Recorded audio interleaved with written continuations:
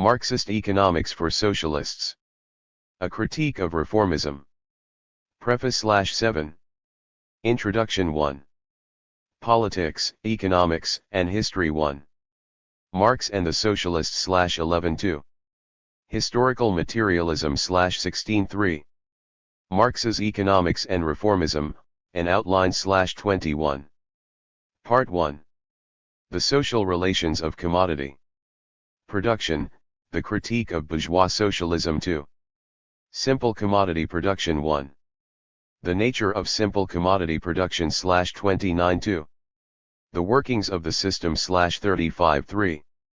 Artisanal Production and Bourgeois Socialism/46. Exploitation and Surplus Value 1. The Social Relations of Capitalism/52-2. How Capitalism Works/57-3. Prudhonism and Capitalism/71. Living with Commodities 1. Commodity Fetishism/76-2. Commodity Production and the Superstructure/83. How Exploitation is Concealed/85. Part 2.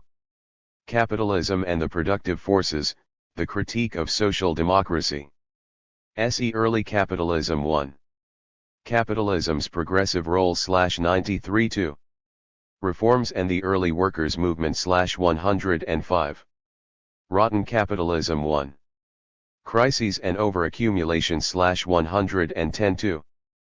Progress, Collapse, or Decay. /119-3. Revolution or Reform. /125. Capitalism since the War 1. The Reprieve /134-2.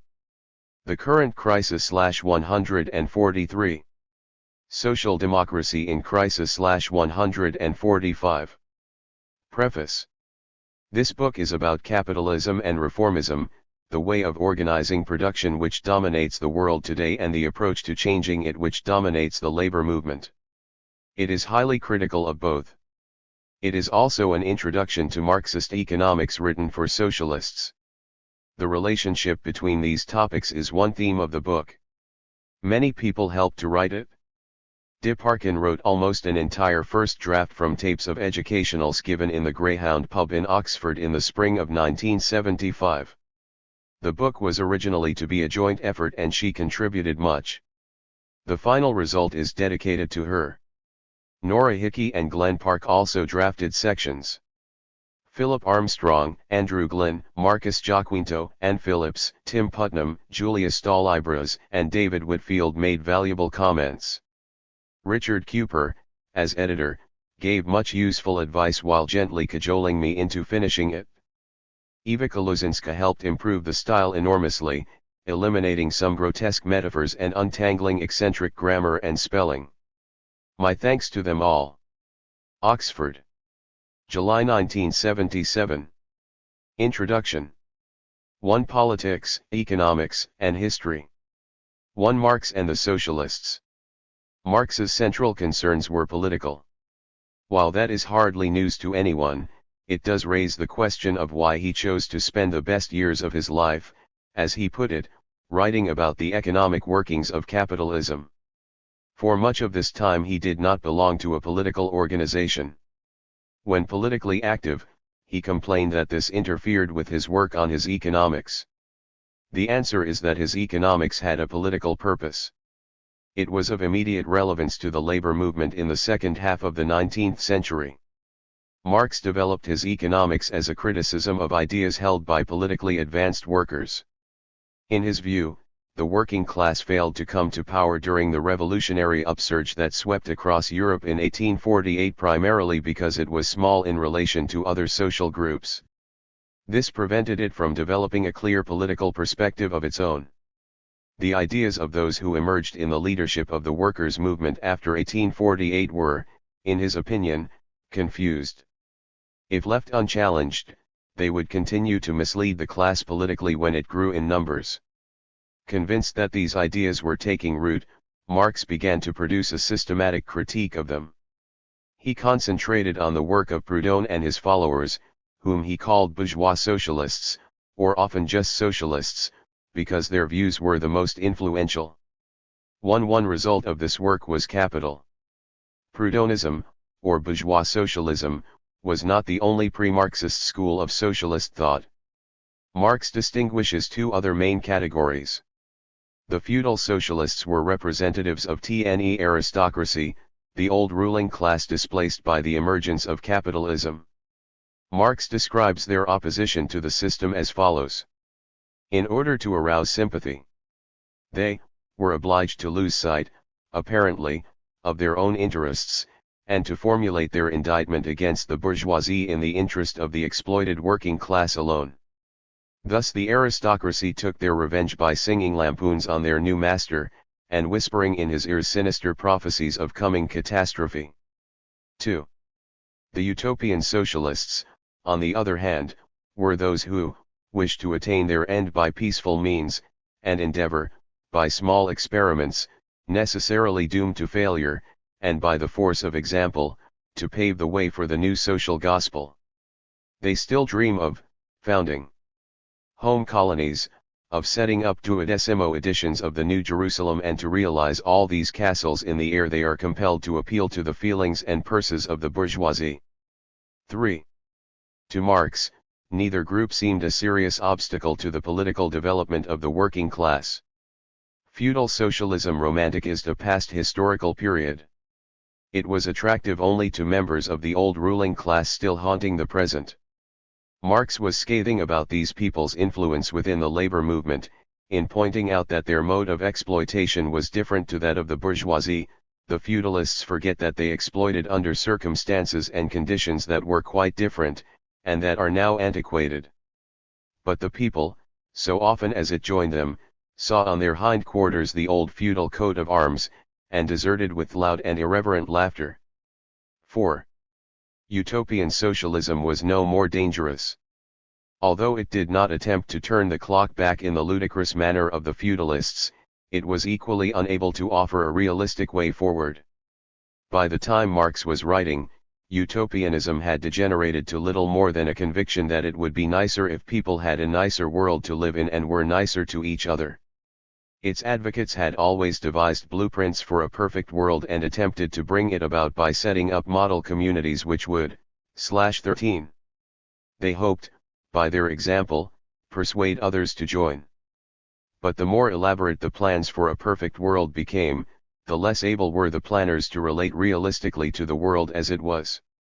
The utopians came to view the growing class struggle between proletariat and bourgeoisie, workers and capitalists, as at best a distraction from the task of building socialism in one village and at worst an obstacle to it.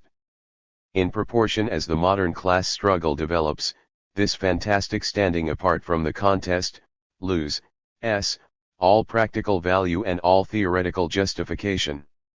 Therefore, although the originators of these systems were, in many respects, revolutionary, their disciples have, in every case, formed mere reactionary sects. They, therefore, violently oppose all political action on the part of the working class. Such action, according to them, can only result from blind unbelief in the new gospel. 5. In contrast, bourgeois socialism did not merely counterpose an alternative ideal society, based on a revival of feudalism or the creation of workers' cooperatives, to the existing one. Its ideas and practice related, albeit in a confused way, to the real world. Its supporters played an active role in the class struggle. Thus Proudhonist ideas seemed to many workers to make sense. Marx did not doubt the bourgeois socialists' subjective commitment. He had great personal respect for Proudhon, who underwent considerable hardship to study and carry out political activity. Neither Proudhon nor his followers were deliberately misleading the proletariat. But, because they failed to understand the real nature of capitalist society, they were incapable of devising a viable strategy for transforming it. Marx devoted a good deal of time to demonstrating that certain bourgeois socialist proposals were misconceived and impractical.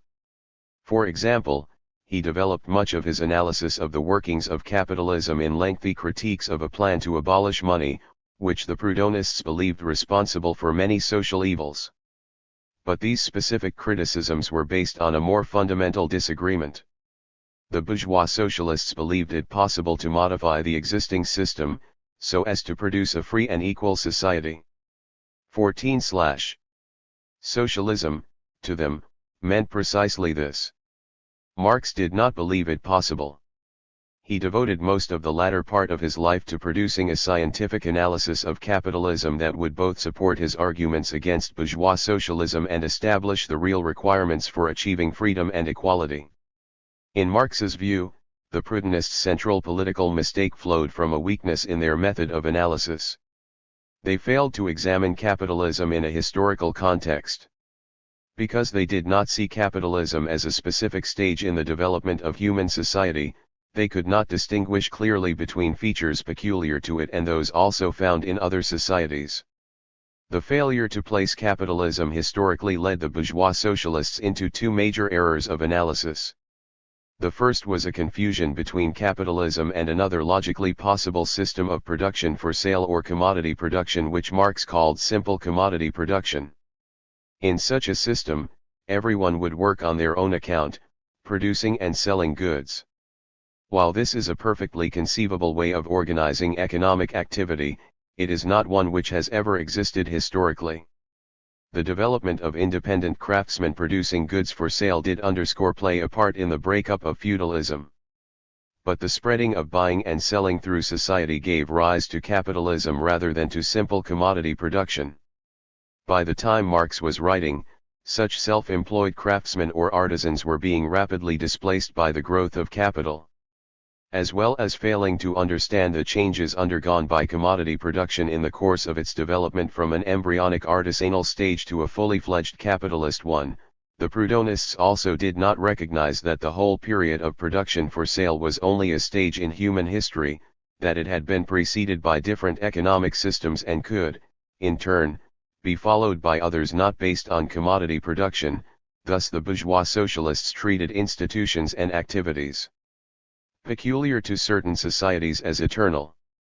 Activities such as buying and selling, for example specific to societies based on commodity production, were in their view as inevitable and immutable as the existence of gravitational pull was. The Proudhonists' politics followed logically from their unhistorical analysis. Confusion between capitalism and simple commodity production, which unlike capitalism need not involve unequal or coercive relationships between people, led them to believe it possible to modify capitalism so as to achieve a free and equal society. Confusion between features specific to commodity production and those common to all social systems restricted them to a program for reforming a society based on production for sale. They simply could not see that any other economic system was possible. By arguing that capitalism need not be exploitative, the Proudhonists were in effect defending the system. Their attitude to capitalism as a way of organizing production was at root complementary to that of the bourgeoisie.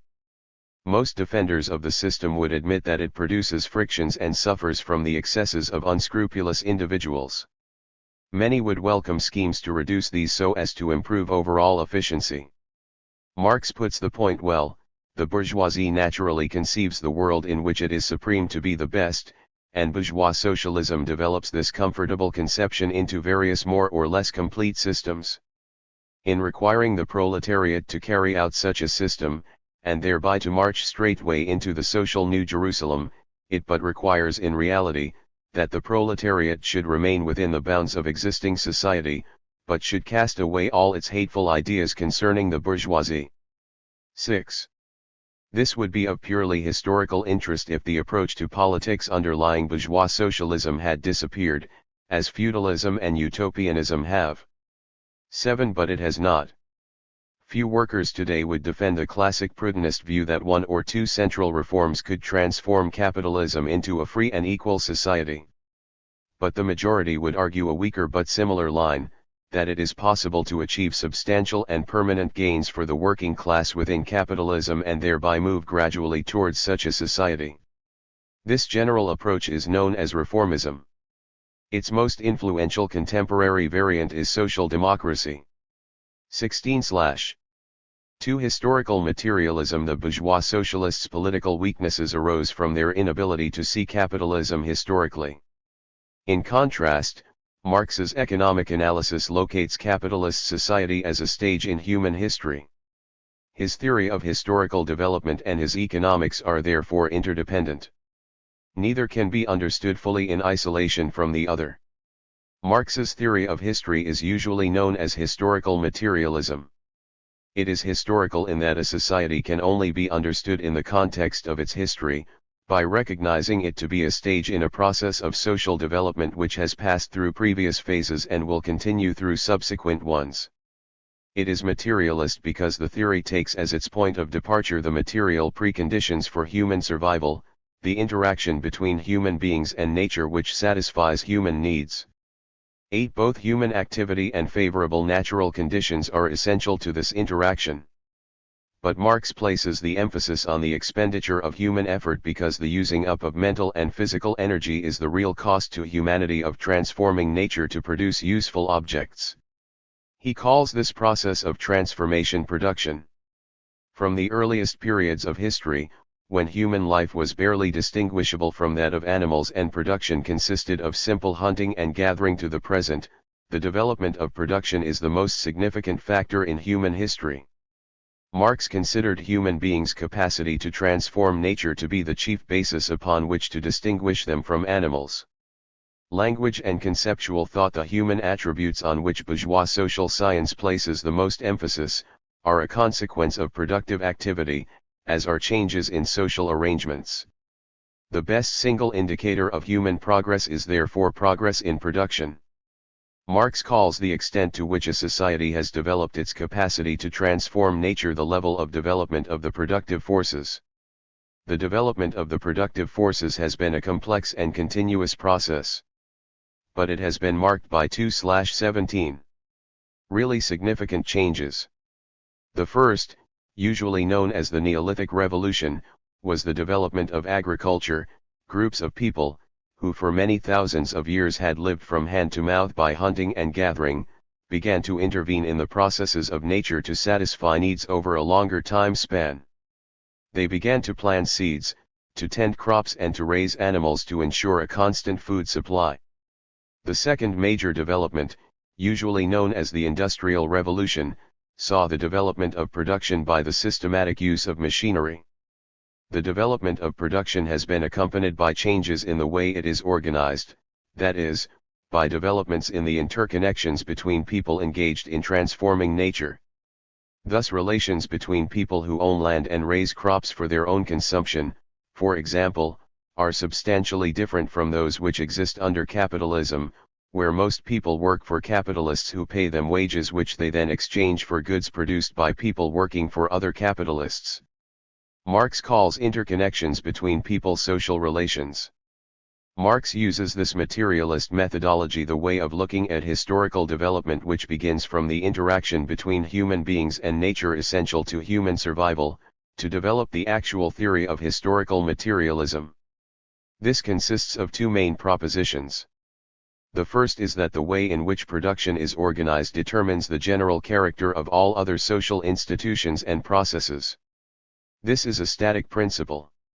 It applied to relationships within a given society, not to the process of historical change. According to this principle, sound analyses of the legal and political systems or of the ways of looking at the world that characterize a particular society must take as their starting point an examination of the economic system, because that is the chief determinant of other aspects of society.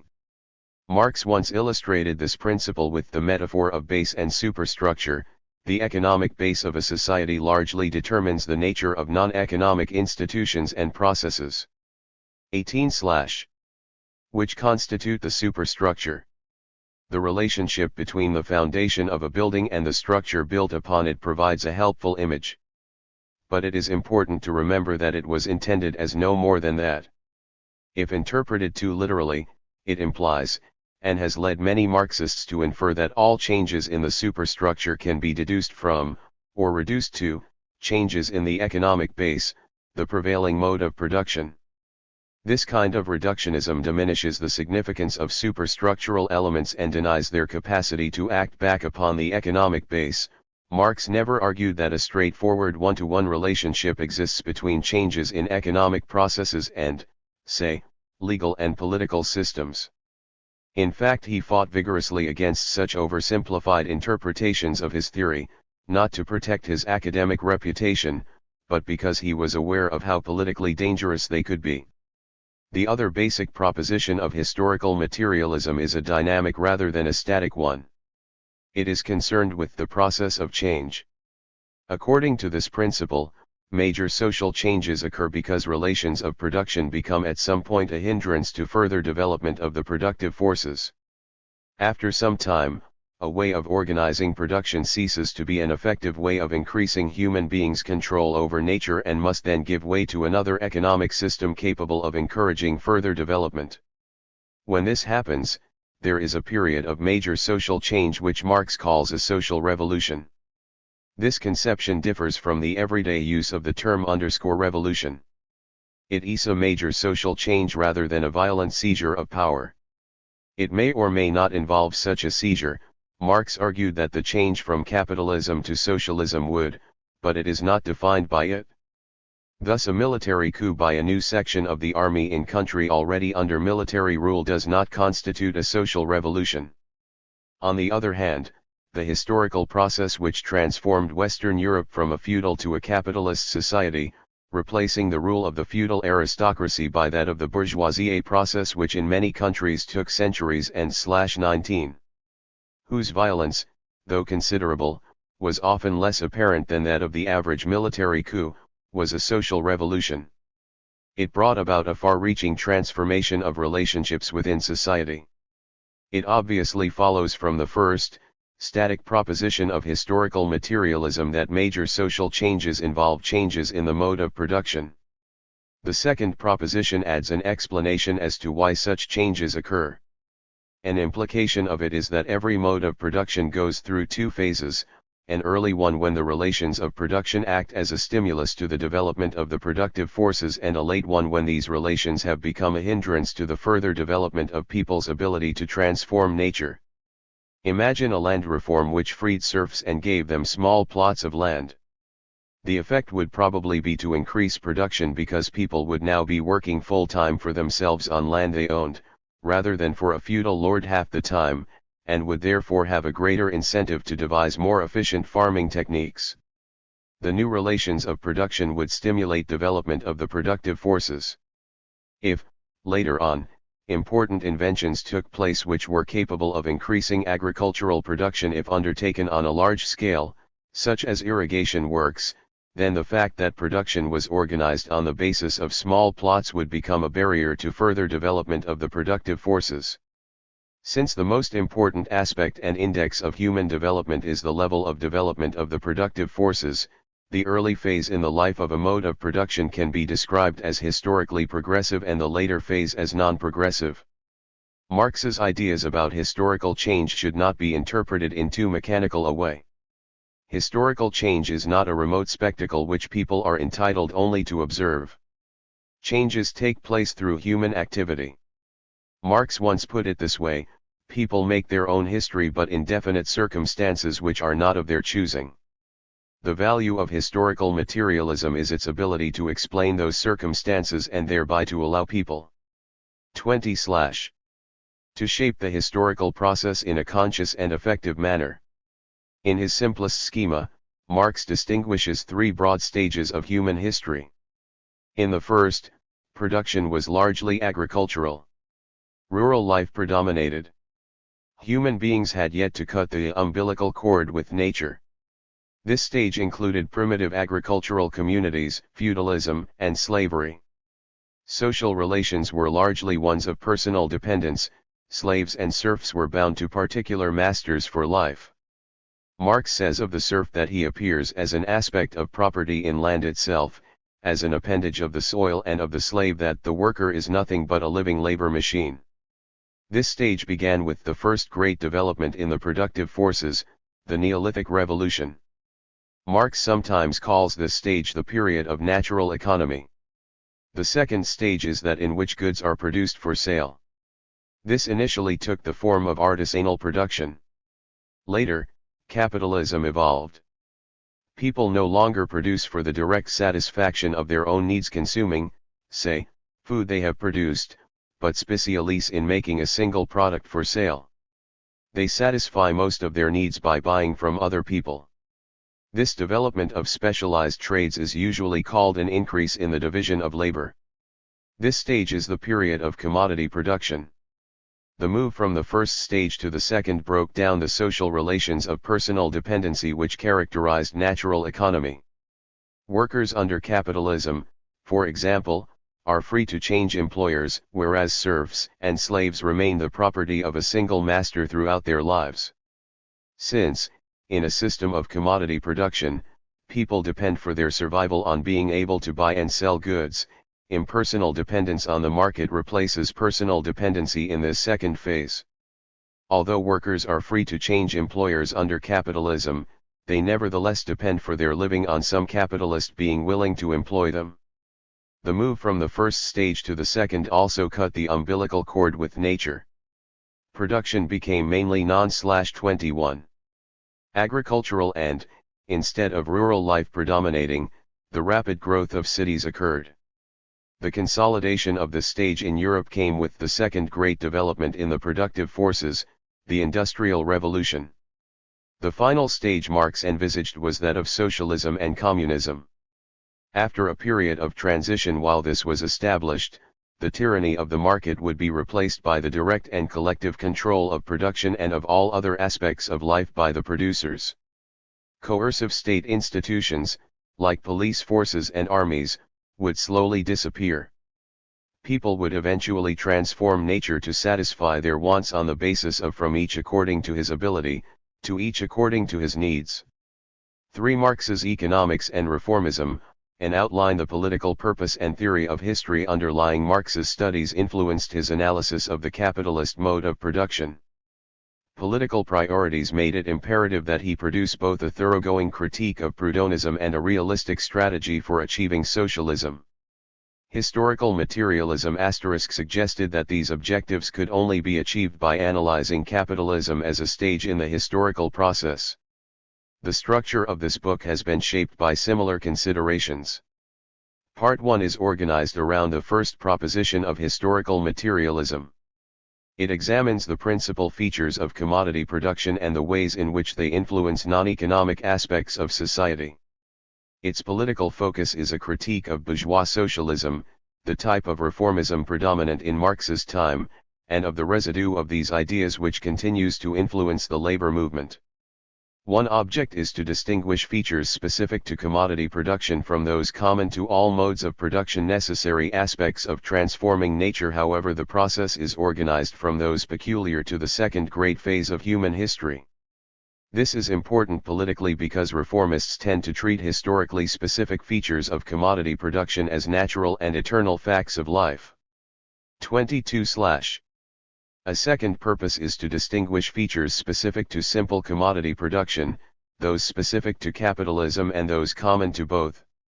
This is important politically because of the Proudhonists' confusion between these two logically possible types of commodity production. A third task is to establish the nature of social relations within capitalism. This is crucial politically. If relationships between people in production are essentially free and equal, the Proudhonist perspective is perfectly reasonable. Reforms to remove such inequalities as exist would improve the operation of the system and create a free and equal society. If, on the other hand, capitalist social relations are necessarily unequal or coercive, reforms are insufficient to create such a society, and the bourgeois socialists were misleading both themselves and the working class by suggesting otherwise. More mundanely, this part is also concerned with how capitalism works. It is important to know this, not in order to devise ways to make it work better, which is why bourgeois economists and some reformists examine its operation, but to assess critically specific proposals for reforms, to distinguish between schemes which, if implemented, would benefit workers and ones which would be against their interests. Part 1 closes with an examination of ways in which commodity exchange affects the rest of society, how, to return to the metaphor, the economic base determines the superstructure. This fulfills two important political functions. One is to indicate the historically specific nature of many institutions and activities. This provides a justification for a more radical approach to many aspects of everyday life than that offered by reformists. Secondly, by showing how the mode of production influences people's ideas, it gives an insight into the pervasive influence of many incorrect notions. Marx was very concerned with this. He referred to some of his economic writings as a critique of political economy, an exposure of the mystified ways in which economists in particular think about capitalism. Part 2 is structured around the second proposition of historical materialism. It examines the development of capitalism/23. From progressive to non-progressive phases. Its political focus is a critique of social democracy, the type of reformism predominant today. This part opens with an examination of the progressive role which early capitalism played. A discussion of the implications of this for political strategy follows. These two sections are important for understanding the origins of reformism and its transformation from a Prudenist to a social democratic form. The remainder of the book is concerned with the development of capitalism and reformism during the 20th century. The division of the workers' movement into social democratic, reformist, and revolutionary camps in the opening decades of the century is located in disagreements over the limits to capitalism's historically progressive role. The implications for political strategy of the different analyses are discussed. The final chapter examines post-war developments. It relates both the changes of form and the increase in influence of social democracy to the relative stabilization of capitalism. In conclusion, there is a discussion of the implications of the present crisis for the future of both capitalism and reformism. An analysis of the history of capitalist development and its inherent limits is central to the building of a revolutionary alternative to reformism within the labor movement. It was just such an analysis, especially of the development of the producers themselves, the working class, which enabled Marx to progress beyond a moral critique of the way things were. As a revolutionary, his concern was to establish how they could be changed. Unlike the utopians, he was neither puzzled nor disappointed by the growth of the class struggle. He welcomed it. He recognized that capitalism, by developing the working class, was creating its own grave diggers. Part 1. The social relations of commodity production, the critique of bourgeois socialism. 2. Simple commodity production. This chapter looks at a logically possible way of carrying out economic activity which Marx called simple commodity production. There are two reasons for beginning with this. The first is expositional. Simple commodity production, as the name suggests, is a simpler form of commodity production than capitalism. As such, it provides a convenient way of examining features common to both systems without immediately encountering all the complexities of capitalism. The second reason is political. A confusion between simple commodity production and capitalism underlay many of the bourgeois socialists' errors. An understanding of both systems clarifies these mistakes.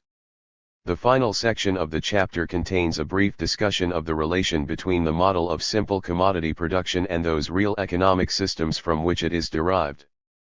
An understanding of the historical context in which Proudhonism arose renders comprehensible its widespread appeal. 1. The nature of simple commodity production. Imagine an idealized country village. The thatched cottages around the green buzz with activity. There is a blacksmith at his forge and a weaver at his loom, a butcher, a baker, and maybe even a candlestick maker. All the requirements for life are produced in the village and surrounding farms. The community is self-contained and self-sufficient. But no single inhabitant is self-sufficient. Nobody lives by consuming only goods they themselves produce. Saturday is market day. Farmers come in with cattle and vegetables. The #30/ cobbler has a shoe stall and the weaver sells cloth. People live by selling most of their produce and buying from other villagers. What are the characteristic features of this way of organizing production? One is that the individual producers, usually known as artisans, own all the requirements for undertaking production. For production to take place in any system, the following elements are necessary: 1. Laborers, workers themselves. 2. Objects of labor, materials to work on, land, wood, iron, etc. 3. Means of labor, tools to work with, axes, saws, lathes, etc. Without these, no transformation of nature would be possible. When analyzing a society, it is important to discover who owns the various elements of production. They may be owned by the laborers themselves, in either an individual or a collective manner, or by another group of people. Any group other than the producers which owns a requirement for production constitutes an exploiting class in a society divided into classes. Under slavery, the producers themselves are the property of slave owners. Under feudalism, the land, the most important object of labor in an agricultural society, is owned by feudal landlords. Under capitalism, the machines and factories, means of labor, are owned by capitalists. Slave owners, feudal landlords, and capitalists are exploiting classes in their respective societies. By owning an element of production, an exploiting class is able to appropriate some goods produced by the laborers. For this to be possible, the productive forces must have developed sufficiently to permit the production of a surplus, that is, products over and above those required to keep the workers alive and to replace materials used up and tools worn out in production. The chief exploiting class in a society is usually also the ruling class. A precondition for a group establishing itself in a position of political authority over others is its emancipation from the need to work to produce its own consumption requirements. Under simple commodity production, all requirements for /31 production are owned by individual artisans. They are free and hence own themselves. They own the land they work on, the buildings they work in, and the tools they work with. The farmer owns land and a plow. The blacksmith owns his forge, anvil, and metal. There is neither an exploiting nor a ruling class under simple commodity production. It is not a class society. A second important characteristic of simple commodity production is that a developed division of labor exists. People do different jobs. They work on different objects of labor with different means of labor to produce different goods. The blacksmith hammers metal on his anvil to produce horseshoes. The cobbler shapes leather into shoes. They each specialize in producing a narrow range of goods. No one produces everything that he or she consumes. A developed division of labor is not found in all economic systems. Under feudalism, for example, many serfs produced almost the whole range of goods necessary for their subsistence. They worked on their own land for so many days a week, producing their own food, and on the lord's land for the remaining days. Many people gathered their own fuel, made their own clothing, and so on.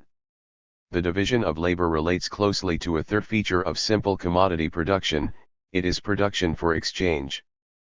People specialize in making a narrow range of goods which they exchange for other people's specialties.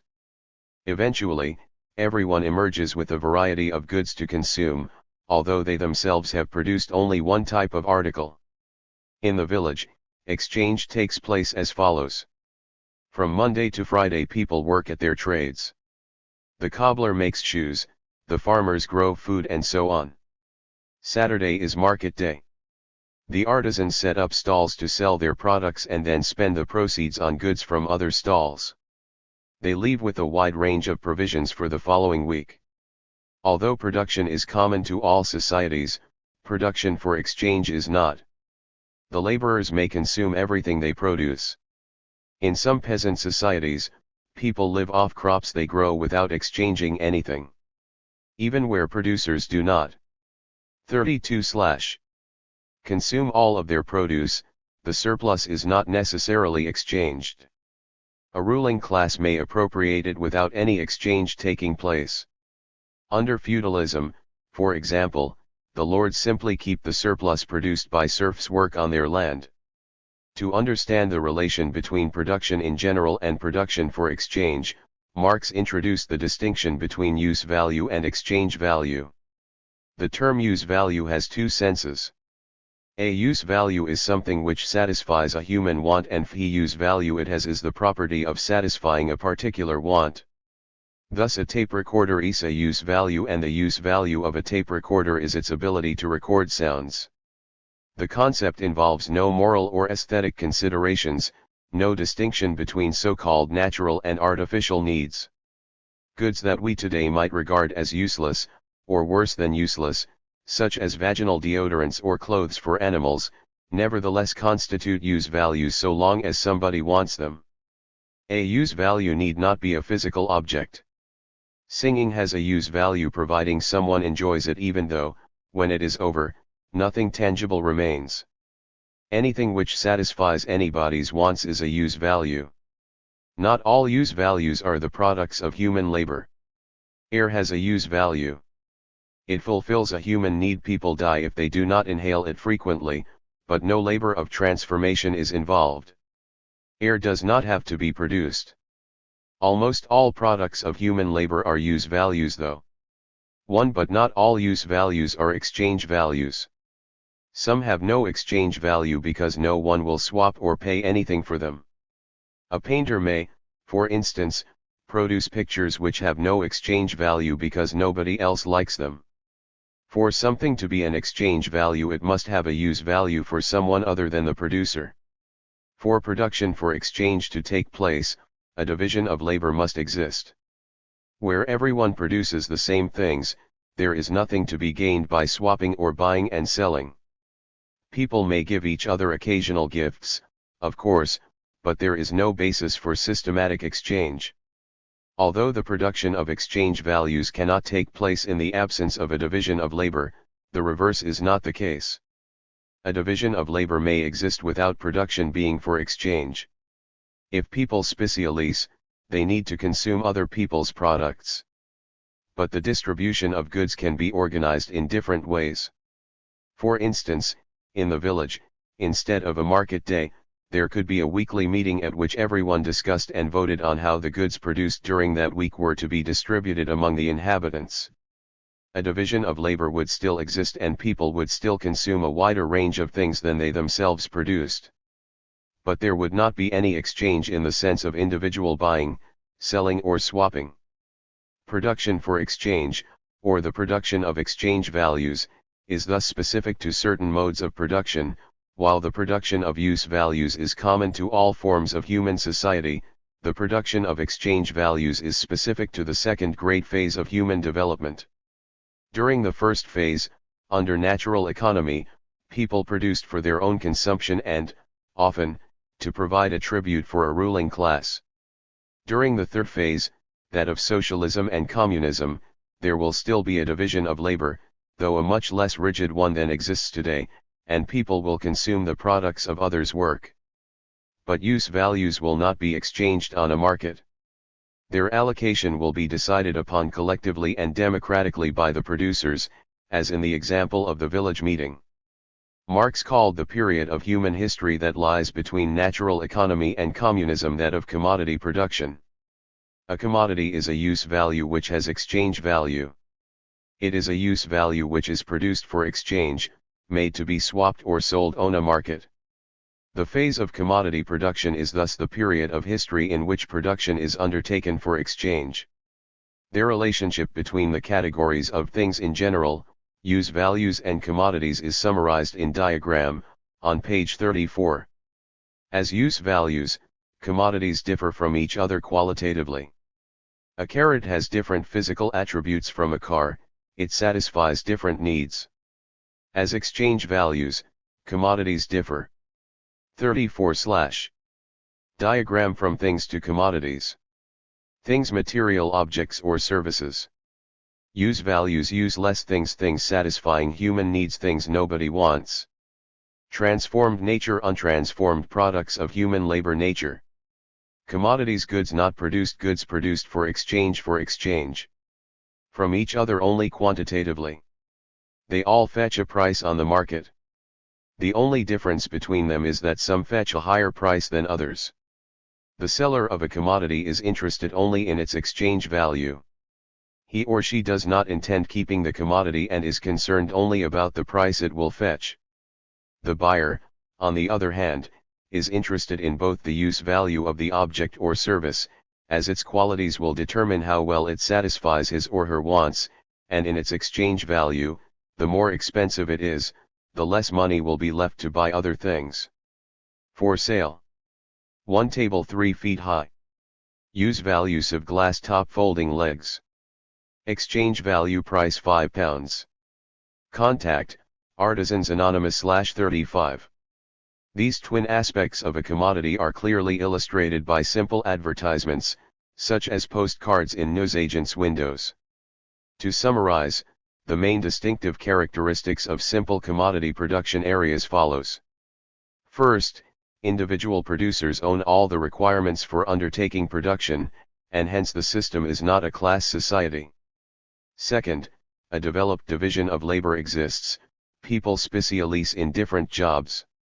Finally, production is undertaken for the exchange value of commodities, the price they will fetch on the market rather than for their use values. To the workings of the system, it is easy enough to understand how the system works for an individual artisan. Take the shoemaker, for example. He arrives on market day and sets up his stall. He sells his shoes for the highest price he can persuade people to pay and spends the money on leather, thread, and so on to make more shoes and on food, clothing and other goods to keep himself alive and well so that he can work the following week. He shops around the market to buy these as cheaply as possible. It is more difficult to discover how simple commodity production works as far as society as a whole is concerned. What ensures that various articles are produced in the proportions that the inhabitants require? There is no overall direction as to which goods are to be produced by whom. It seems perfectly possible that quite the wrong balance of goods might be produced. Suppose everyone decided to produce clothes one year, there would be no food. Or a village might find itself with 10 blacksmiths and no cobbler. A complex interrelationship exists between the production of different goods. If a certain number of shoes are to be produced, not only are the right number of cobblers required but also sufficient farmers raising cattle and tanners turning the hides into leather. Tailors require cloth. Bakers need flour. If the desired balance of consumer goods is to be produced, the necessary objects of labor must be available in the correct proportions. 36. The problem is to explain how the sum of individuals' decisions, made without consultation with each other on the basis of expectations about which trades will yield the highest income for a week's work, makes any overall social sense. How does a system which is anarchic, as Marx put it, avoid continually breaking down? To what, in the absence of any central planning, is the mechanism which allocates total human labor between the production of different commodities in workable proportions? Marx's solution to this problem is the famous law of value.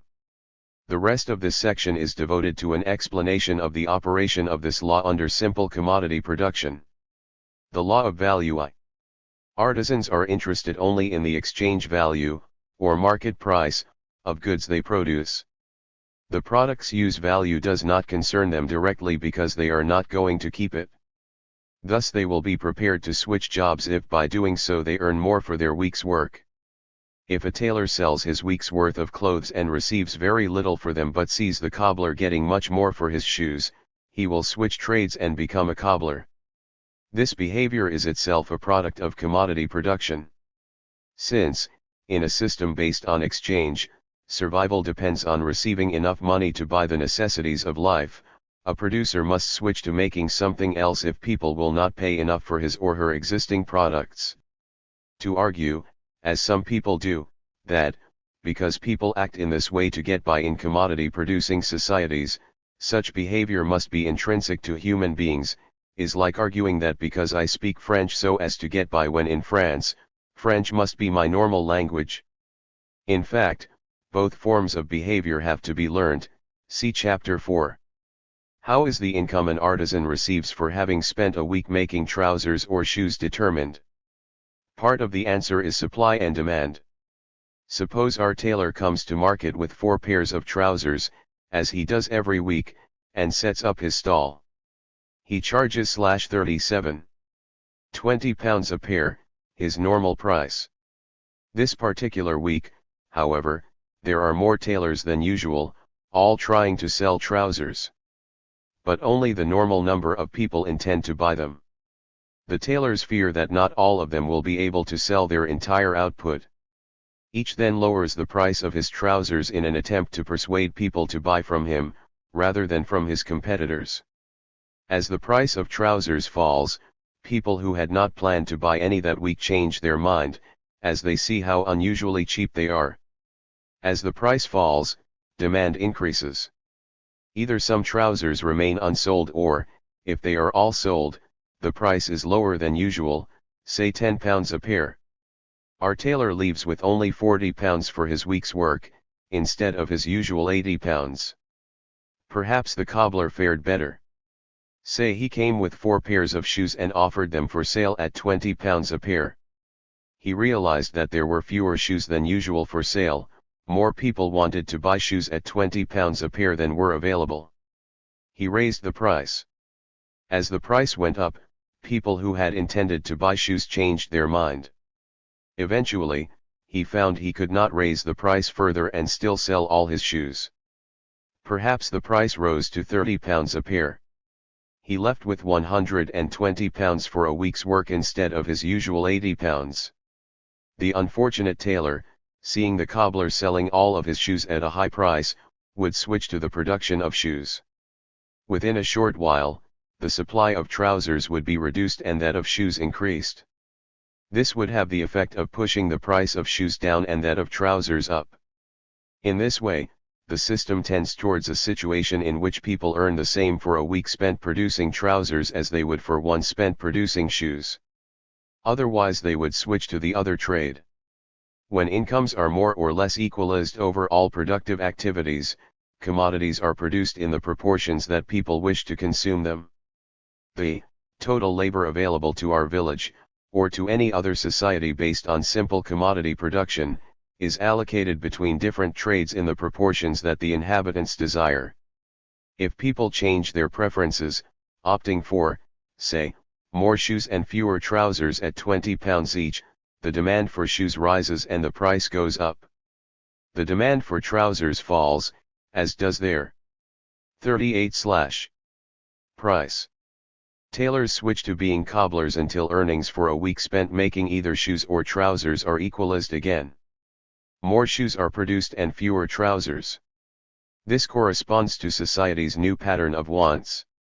As for the balance between materials and final goods, if an unusually large number of people decide to make shoes and there is no leather, this will force up the price of leather, just as the price of shoes was forced up when they were scarce.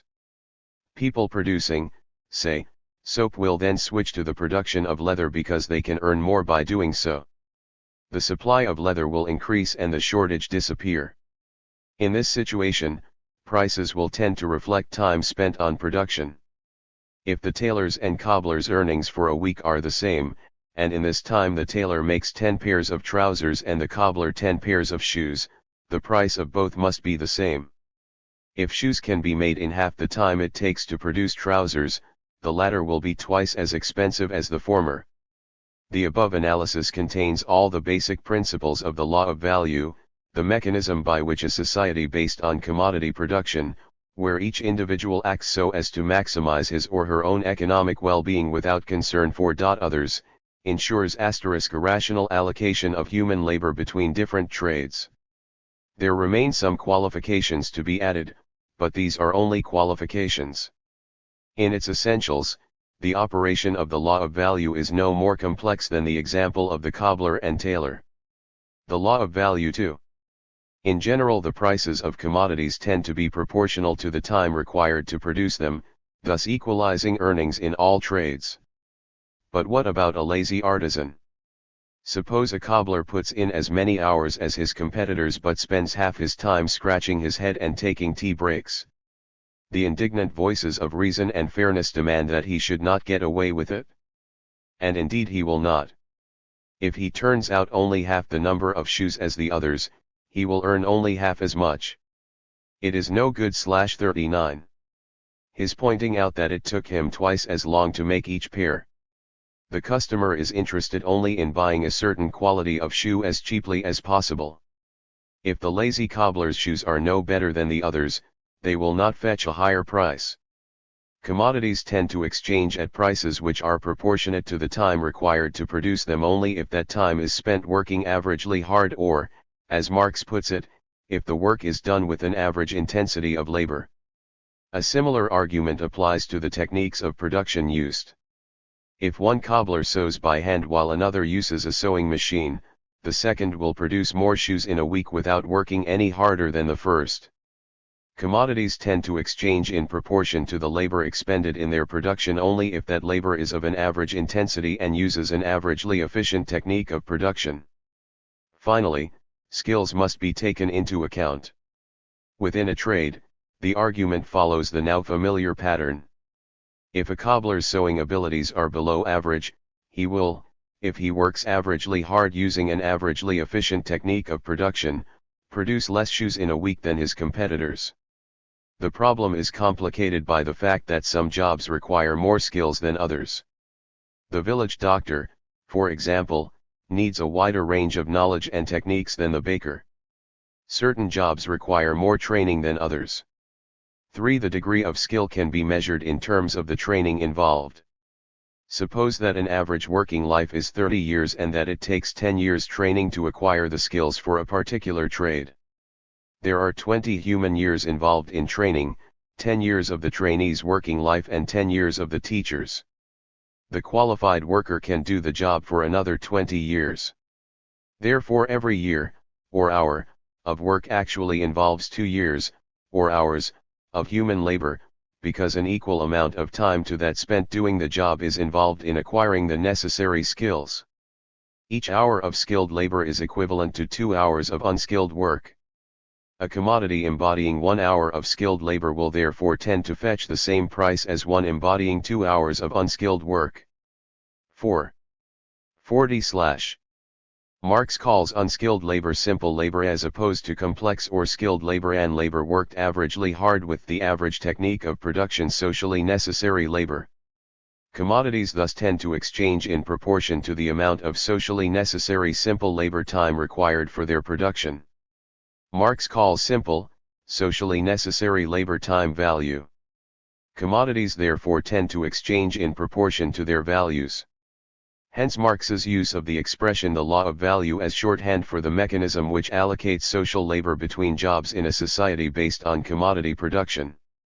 The relationship between actual labor performed and its equivalent in terms of value is very important to commodity producers.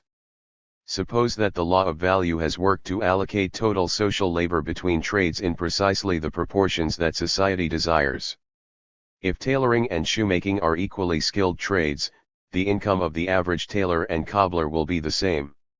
If the average output of both trades is 4 pairs of shoes or trousers per week, then both will sell for the same price. Now suppose that a particular cobbler has only half as efficient a technique of production as the average, say he has no sewing machine and has to stitch by hand. Although he works just as hard as his competitors, he is only able to produce 2 pairs of shoes a week. His shoes sell at their value, but, because the value created by his labor is only half the actual hours performed, his income is only half the average. This is of more than academic interest to him.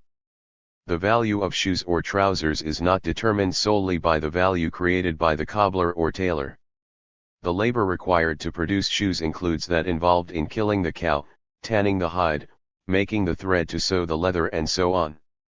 All the constituent elements of the final product contain value, which therefore has to be traced back like the house that Jack built. The value created by labor engaged in producing the materials from which the commodity is made is transferred to the final product. It would be clear that the value of the work of tanning and so on is transferred to the shoes if one person /41 performed all the operations, from killing the cow to hammering on solace. It is less apparent if the final producer starts with materials produced by someone else. But, from the point of view of society as a whole, the process is identical. It is the total labor required to produce shoes from beginning to end which determines their value. The cobbler adds value, by his labor of stitching, to that transferred from the materials on which he works. The practical importance of this can be seen in the way labor is allocated and prices are determined. When the cobbler has sold all his shoes, he has to spend some of his earnings on leather and thread to make the following week's batch. Only after he has replaced the materials used in making this week's shoes can he spend money on himself, on food, clothes, and whatever else he needs. It is the money he can spend on himself that interests him. He would be no better off receiving £15 a week more for his shoes if the price of a week's worth of leather and thread rose by £15. When considering whether to switch jobs, he will want to know the tailor's earnings after replacement of the materials used to make trousers. If the cobbler earns £80 a week and spends £15 on leather and thread, he has £65 left for himself. If the tailor makes £85, but has to spend £20 on cloth, they are equally well off. The cobbler would gain nothing by becoming a tailor. The effect of people switching jobs if they can earn more by doing so is to create a tendency for incomes to be equalized after replacement of materials used up in the work process. Thus commodities tend to exchange at rates proportional to their total value, that is, value transferred plus value added. Account must also be taken of the labor engaged in producing tools. Value is transferred to a commodity from means of labor as well as its objects. But the value embodied in a needle is not transferred to a pair of shoes all at once. The same needle is used to make many pairs, and so its value is only transferred slowly. If it can be used to sew 10 pairs of shoes, after which it is too blunt to be of further use, 1/10 of its value is transferred to each pair of shoes. Again, it would be clear that value is transferred from means. 2. 42/ of labor to final products if the same person produced both. Suppose Robinson Crusoe needs to dig some holes. He has to decide whether to dig with his bare hands or to spend time making a spade.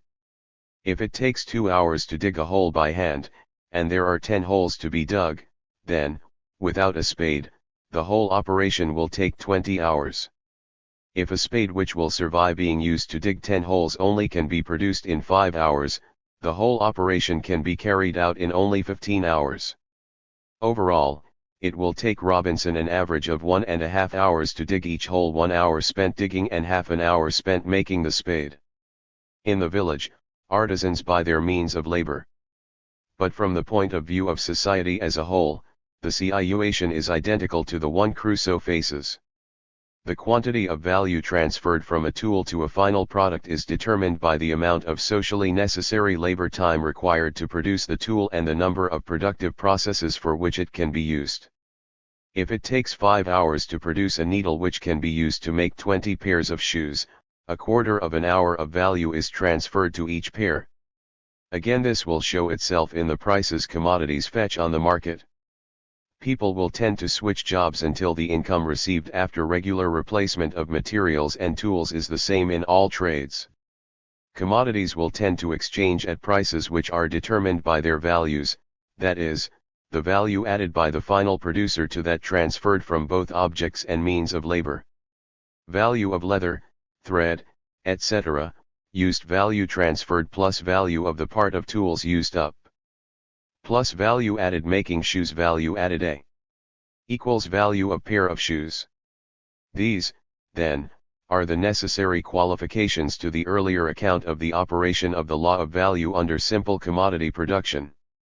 People tend to switch jobs if they can. 43. Earn more for a week's work in another trade after taking account of the money that must be set aside to replace both materials and tools. This tends to produce a situation in which the prices of commodities are proportional to their values, that is, the equivalent in terms of simple socially necessary labor time of the actual time expended both directly and indirectly in their production. This, in turn, tends to produce a situation in which total social labor is allocated between trades, and hence different goods are produced, in the proportions that society as a whole desires. Value, exchange value, and price. A commodity is both a use value and an exchange value. It has properties capable of satisfying a human want and is exchangeable on a market. The operation of the law of value under simple commodity production tends to produce a situation in which commodities exchange at rates proportional to their values. In short, the exchange value of a commodity tends to be determined by its value. How is the exchange value of a commodity expressed? In what units can it be measured? One answer is values, hours of simple socially necessary labor time. Under this system, the exchange value of a product is measured by the amount of society's labor expended in the production of other goods which can be obtained in exchange for it.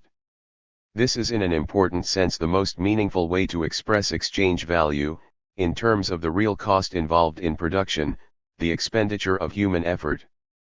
But it is not possible in practice to express exchange value in terms of value. The socially necessary labor time required to produce something is never apparent. Even if the actual labor time is known, it is not possible to evaluate how much of it is socially necessary.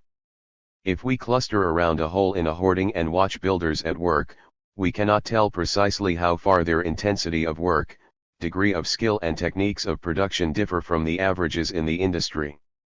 Commodities are 44/ not stamped with their values in hours, minutes, and seconds.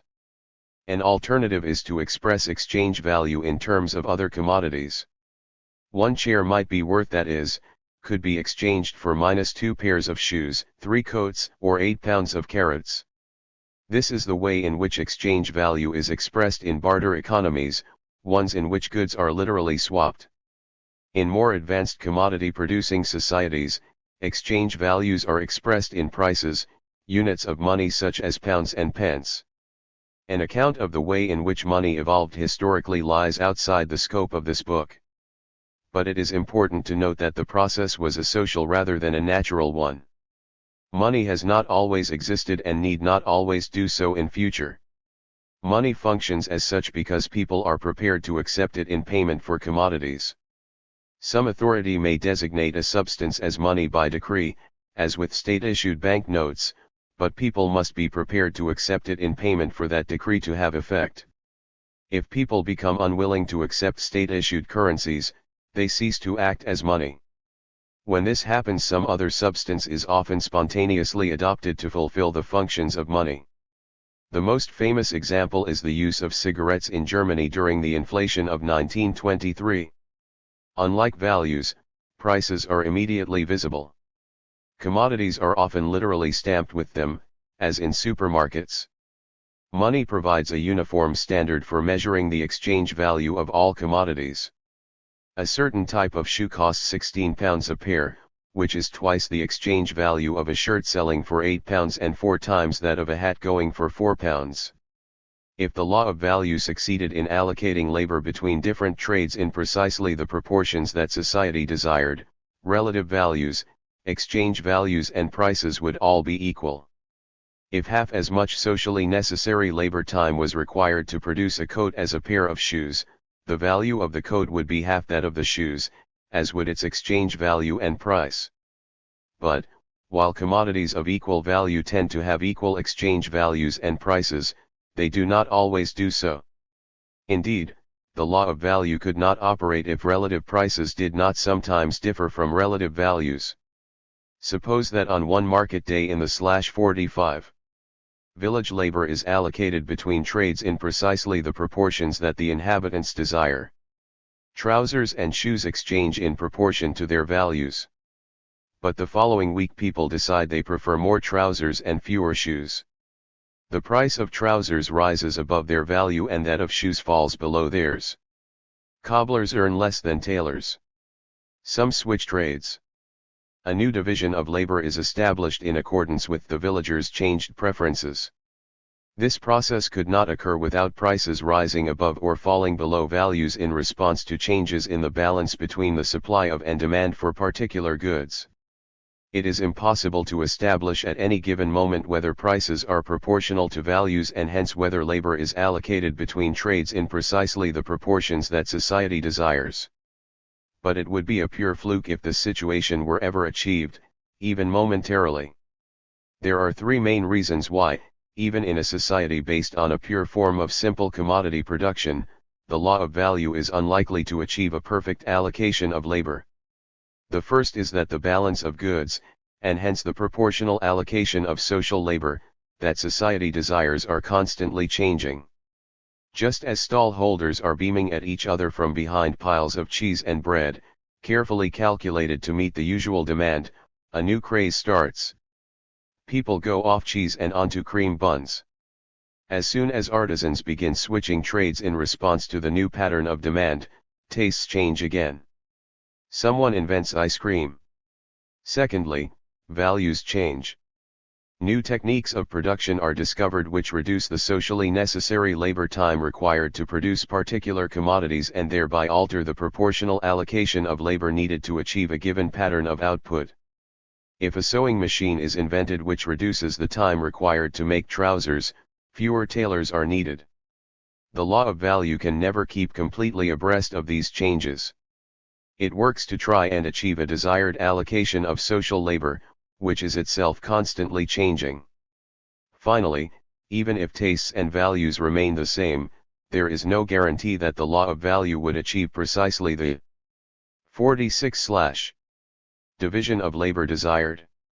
There is no mechanism to ensure that when people switch jobs, the right number do so. Suppose society's preferences change so that 10% or fewer trousers and 10% or more shoes are required. The price of trousers falls and that of shoes rises. Tailors earn less than cobblers. Each tailor must make a decision about whether to change trades by guessing how many others will do so.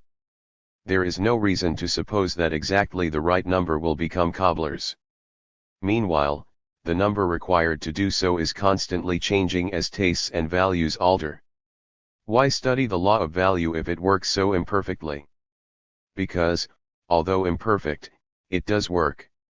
Economic systems which are not consciously directed require a regulating mechanism. Social labor must be allocated between trades in proportions which, although never perfect, are good enough to prevent permanent and chronic shortages occurring. Societies based on various forms of commodity production have existed for long periods of time, and it is the operation of the law of value, albeit imperfect, which has sustained them. 3. Artisanal production and bourgeois socialism. How do people relate to each other in economic activity under simple commodity production? On what social relations is it based? When analyzing the social relations of any economic system, Marx distinguished two aspects, or levels, of the overall process of expending effort to satisfy human needs. Nice, that of the labor process, the actual process of transforming nature to produce use values. Marx called this the level of the appropriation of nature or that of production. It includes only the labor process itself. The social relations here are those of the workplace. The other aspect of economic activity is the distribution of use values, the process whereby elements of production and products pass from producers or owners to the people who use them. Marx calls this the level of the appropriation of the product or that of circulation. Social relations here include all economic relations between people outside of the labor process. 47. In the model of simple commodity production outlined in the two previous sections, no social relations exist at the level of production. The labor process is an individual interaction between each artisan and nature. The baker works on his own kneading dough to bake bread. The blacksmith hammers at his anvil alone. Because there are no social relations within production, there can be no question of inequality or of the coercion of some people by others in the labor process. Each artisan has control over the elements of production and can choose the manner and pace of work. Of course, there are pressures on all artisans to work efficiently. If they are lazy or use a relatively inefficient technique, they will earn less than their competitors because the value they produce in a week will be lower. But these constraints are imposed by the operation of the law of value via the market, that is, by the social relations of circulation.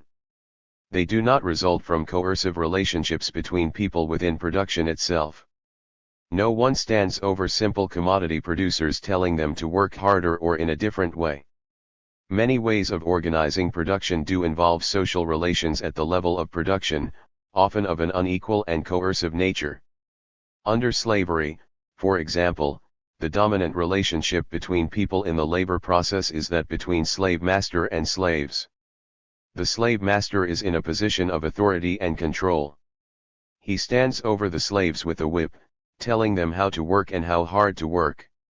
In our model of simple commodity production, social relations exist only in circulation. People relate to each other in exchange. They meet at the market to buy and sell commodities. The nature and significance of these relationships are discussed in detail below, Chapter 4. For the moment, the important thing is that they are relations of freedom and equality. Everyone is in turn both a seller and a buyer. Whether buying or selling, no one is compelled to do so from or to a particular person or at a particular price. Of course, if anyone charges too much for their goods, no. 48/1 will buy from them. Similarly, if they are not prepared to pay enough, no one will sell to them. But the prices that prevail are not fixed by anyone in a position of authority or control. The only coercion that exists is the economic pressure of market forces, regulated by the law of value. This tends not only to affect everyone equally, but also to allocate labor to the production of different goods in more or less the proportions society desires and to ensure that a similar income is received for a week's work in all trades. In short, it tends to produce an equitable outcome. Simple commodity production, then, is a logically possible way of organizing economic activity on the basis of free and equal relationships between people. No society organized in this way has ever existed. Of course, economic activity seldom, if ever, takes place in exact accordance with the principles of a model. Societies frequently include several economic systems. In Britain today, for example, whilst production is predominantly organized along capitalist lines, other forms of economic activity nevertheless take place, including artisanal production by the self-employed. The operation of the principal economic system in a society also invariably differs in detail from that of a model. Complications and distortions are always present in actual historical situations. The purpose of a model is to abstract from inessential complications and thereby illuminate the basic features of a system. But simple commodity production is even further distanced from historical reality. Production by artisans did take place on a significant scale during the period of transition from natural economy to fully fledged commodity production. But it never became the dominant form of economic activity. At first, it existed under the wings of feudalism. By the time production for sale became general, artisanal activity had been eclipsed by the rise of capitalism. Moreover, even in its heyday, artisanal production involved unequal, hierarchical, and coercive social relations. At the level of production, the basic unit of the system was the family rather than the individual. Within the family, the father often played a hierarchical and coercive role.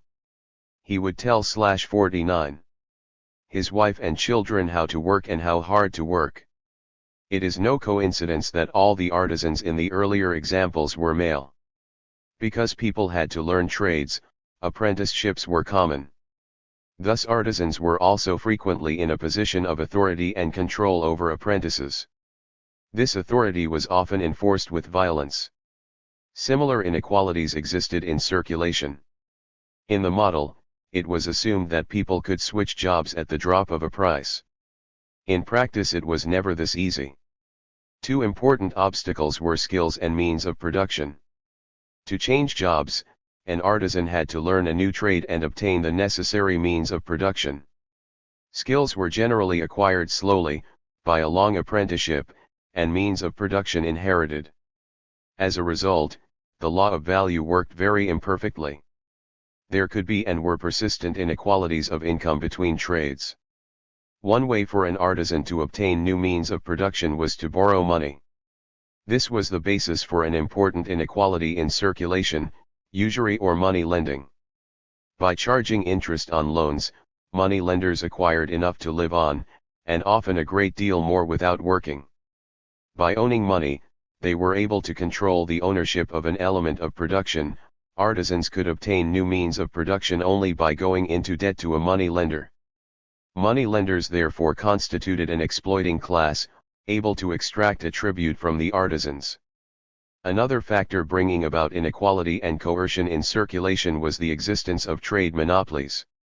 If a group had control over essential objects of labor, such as raw cotton imported from abroad, then artisans needing that commodity were forced to buy from this group. Since the group did not face any competition, it could change a price in excess of the commodity's value. Since the artisans were dependent on the group for an essential object of labor, they could be forced to sell the finished goods back to the group, this time at a price below value. Finally, since the group faced no competition on the market, the finished goods could be sold to consumers above their value. 50. By having such a monopoly, a group could dictate who the artisans bought from and sold to and the prices at which they did so. By selling commodities above their value and buying them below it, those who maintained the monopoly could make a profit. Like the money lenders, they constituted an exploiting class which, by controlling one of the elements of production, usually an object of labor, could extract a tribute. Marx called the members of this class merchant capitalists.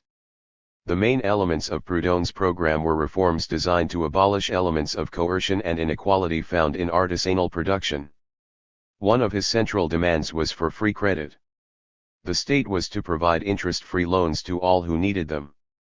This reform would have done away with usury and abolished the money lenders as a class. It would also have made it easier to change trades, thus assisting the operation of the law of value. The abolition of trade monopolies, also central to Proudhon's program, would have eliminated the main basis for merchant capital. It would have abolished one of the major unequal and coercive relations between people and again facilitated the operation of the law of value. Some of the Proudhonists' other proposals were completely misguided, such as their plan to abolish money, which they believed responsible for many of the distortions afflicting an essentially equitable society.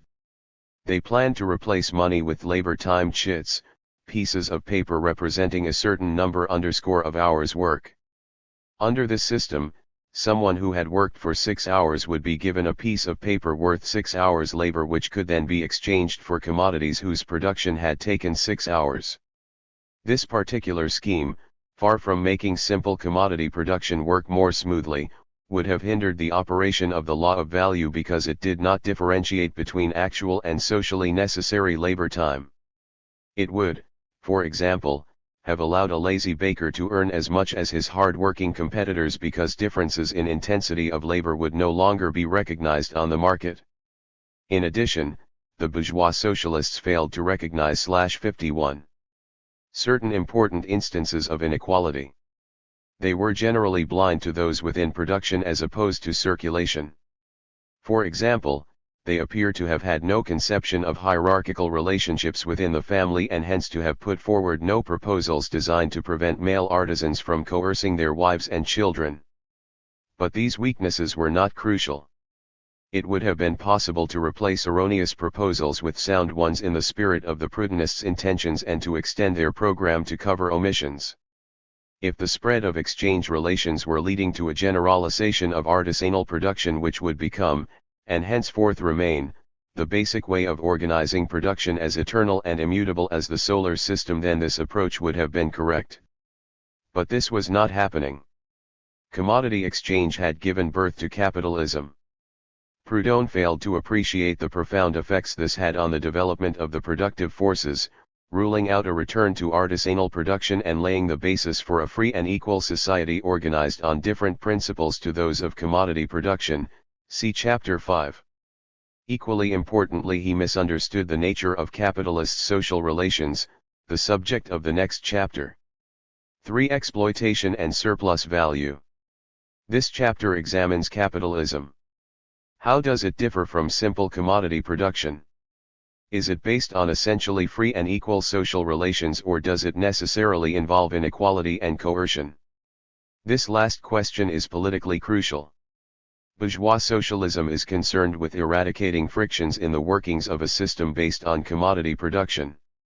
It is a viable approach to creating an egalitarian community if, and only if, the system to which it is applied is capable of functioning without inequality and coercion. Is capitalism such a system? 1. The social relations of capitalism. Circulation under capitalism.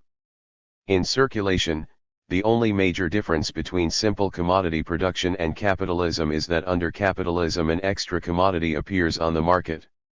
This is workers' capacity for labor. Under simple commodity production, artisans own means of labor, work on their own account and sell products.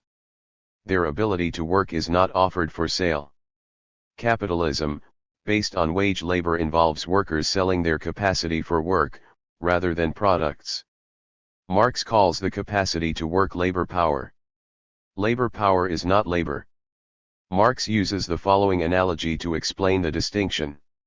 Just as the human body is permanently capable of digesting food, though the process of digestion takes /53 place only when food is consumed, so labor power is the capacity to work while labor is the actual process of working.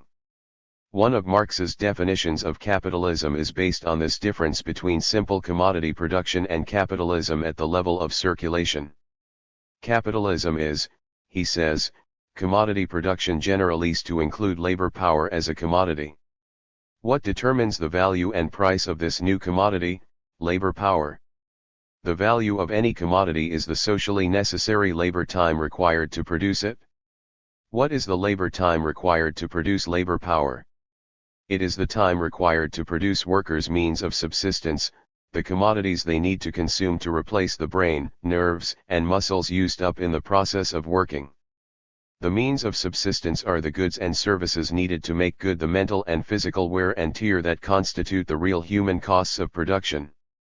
Means of subsistence should not be thought of too narrowly. They include more than minimum physiological requirements for survival. For one thing, they include goods needed to bring up future generations of workers. Their upbringing is primarily the responsibility of their parents, whose means of subsistence must therefore include enough to support children if capitalism is to exist for more than one generation. But means of subsistence include more than minimum requirements for the physical survival of workers and their dependents. Workers must do more than survive, they must turn up to work each morning. Imagine the reaction if Henry Ford did a little research and then held a meeting of his workforce, saying, "Look, I've worked it out. You only need a certain calorie intake, so much clothing and heating and a house of a certain standard. You can buy all that for £20 a week, so I've decided that's all I'm going to pay you from now on." Means of subsistence include goods which, while not physiologically essential, have become a normal part of day-to-day life.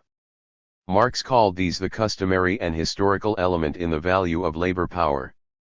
This varies at different times in history and in different places and cultures. Nowadays, beer and cigarettes are as much a part of the means of subsistence as are bread and potatoes. 54/.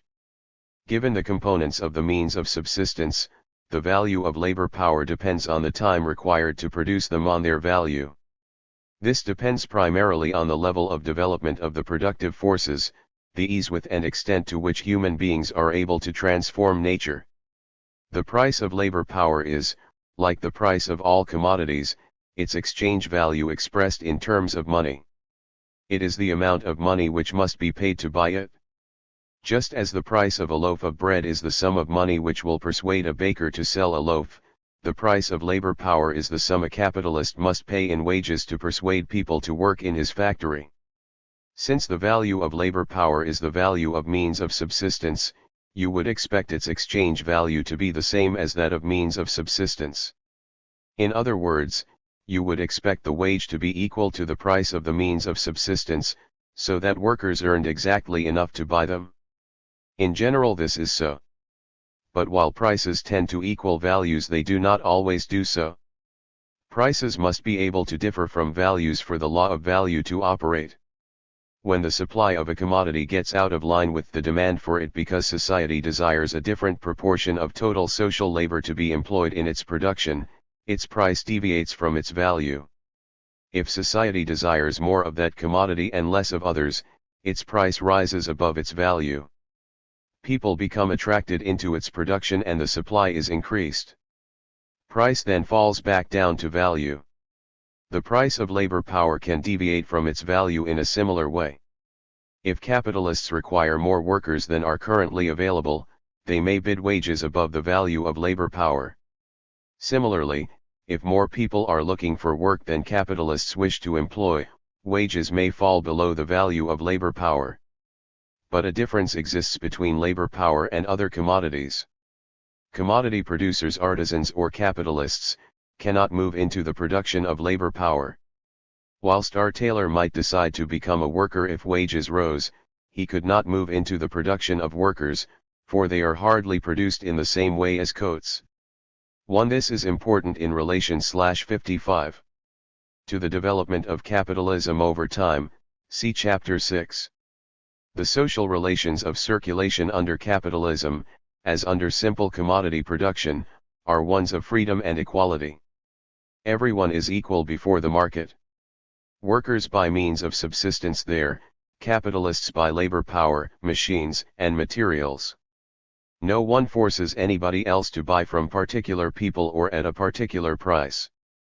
No non-economic coercion exists. Everyone is also a seller on the market. Workers sell their ability to labor and capitalists sell products. Again, there is no non-economic coercion. Nobody is forced to sell at a particular price or to particular people. No fraud is involved. The flowers of freedom and equality bloom. Any pests in the foliage, such as merchant capitalists or money lenders, are no more essential to capitalism than to simple commodity production. No unequal or coercive social relations fundamental to the system have yet come to light. Proudhonism appears to be a viable perspective. So far. Production under capitalism. What happens to commodities once they leave the sphere of circulation? What happens after free and equal exchange has taken place? Once someone has bought a pair of shoes, a tin of beans or a loaf of bread, they can do as they like with them. If they choose to cut the shoes to pieces, pile the tins into models of the Eiffel Tower or use the bread as wallpaper, no one can legitimately object. They own the shoes, the tins, the bread. They have paid the going price and the goods are theirs, to consume however they wish. Apply the same logic to a capitalist's purchase of labor power. Once he has bought it, he owns it, just as he owns machinery and materials.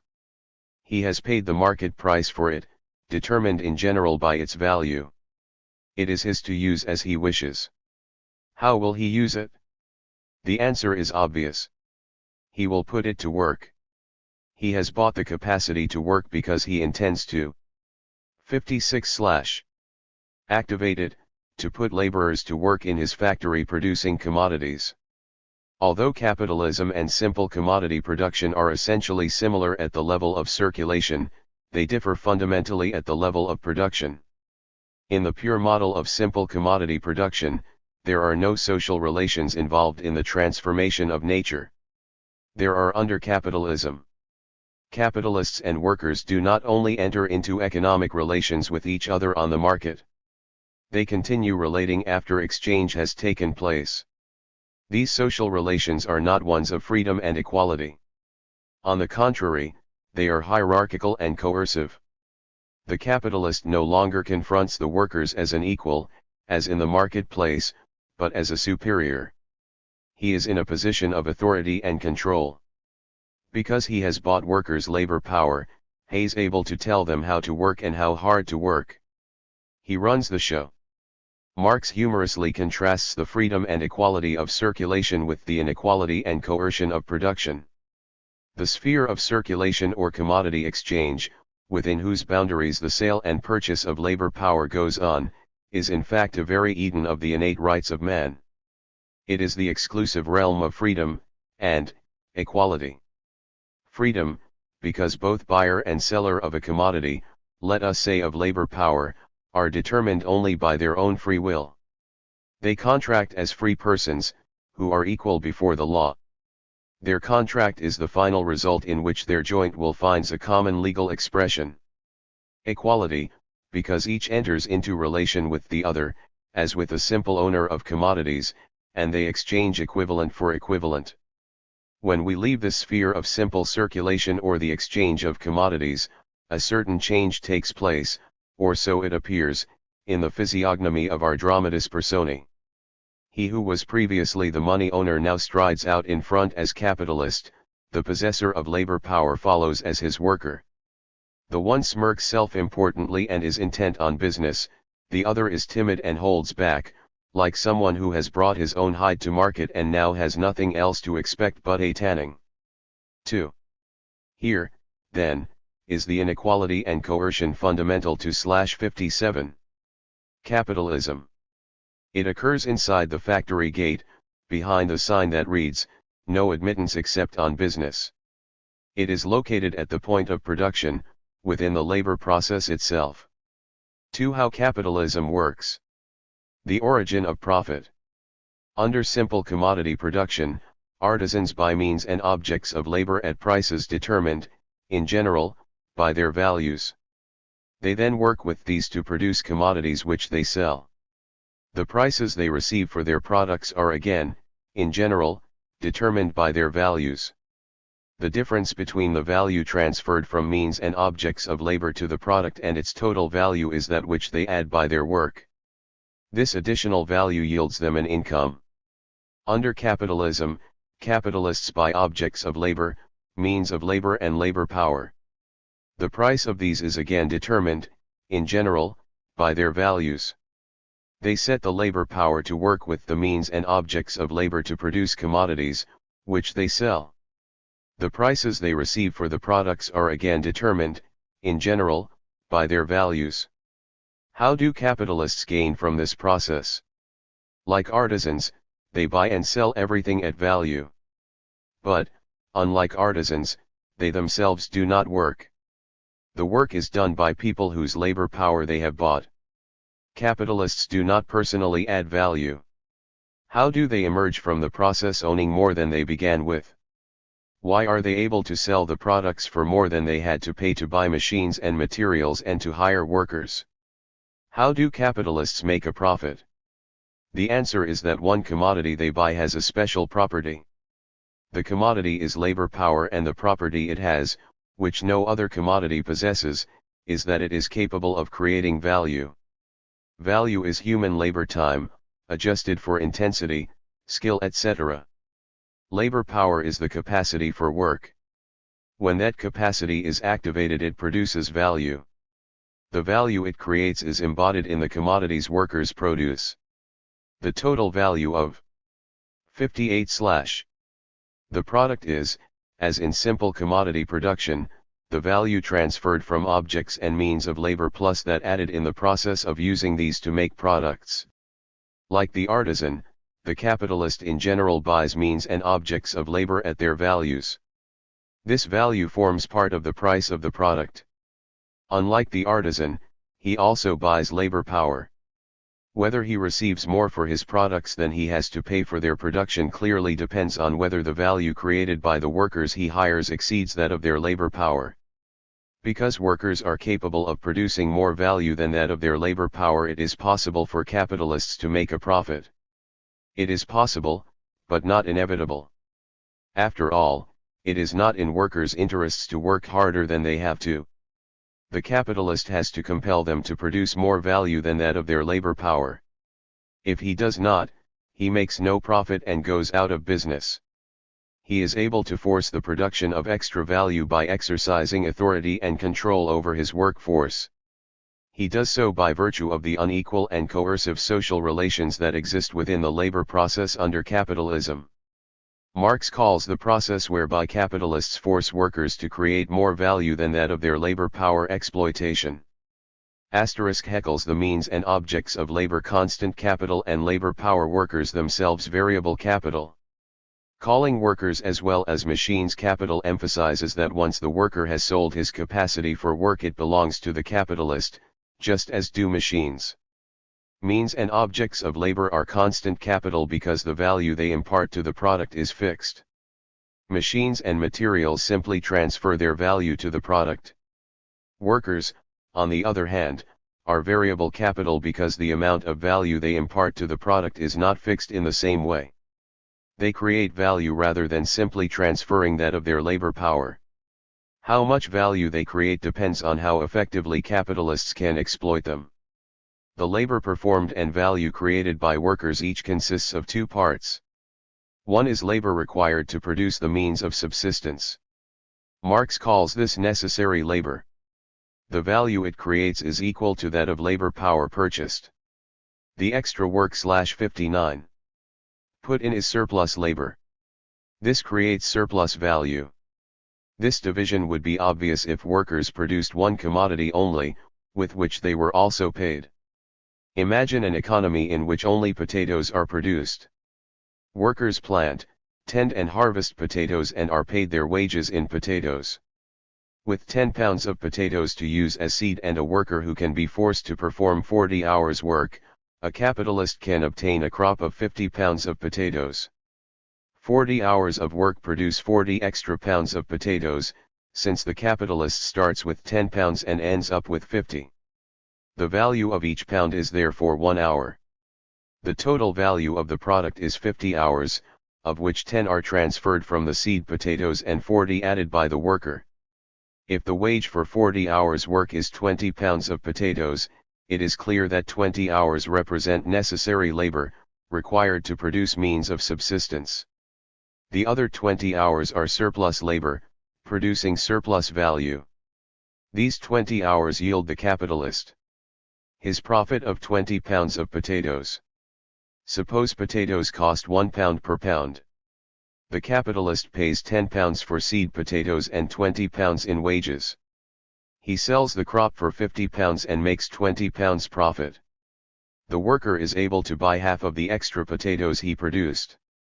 It is still clear that half the labor performed is surplus labor, creating surplus value and yielding the capitalist his profit. 3. In the real world, in which a wide range of goods is produced and consumed, it is more difficult to establish the surplus value produced by a single worker. It is necessary to look instead at the time put in by all workers, at total social labor. The total output produced embodies a certain value. A part of this is value transferred from means and objects of labor, so that some of the gross output must be used to replace machines and materials if society's productive potential is to be maintained. The remainder is net output.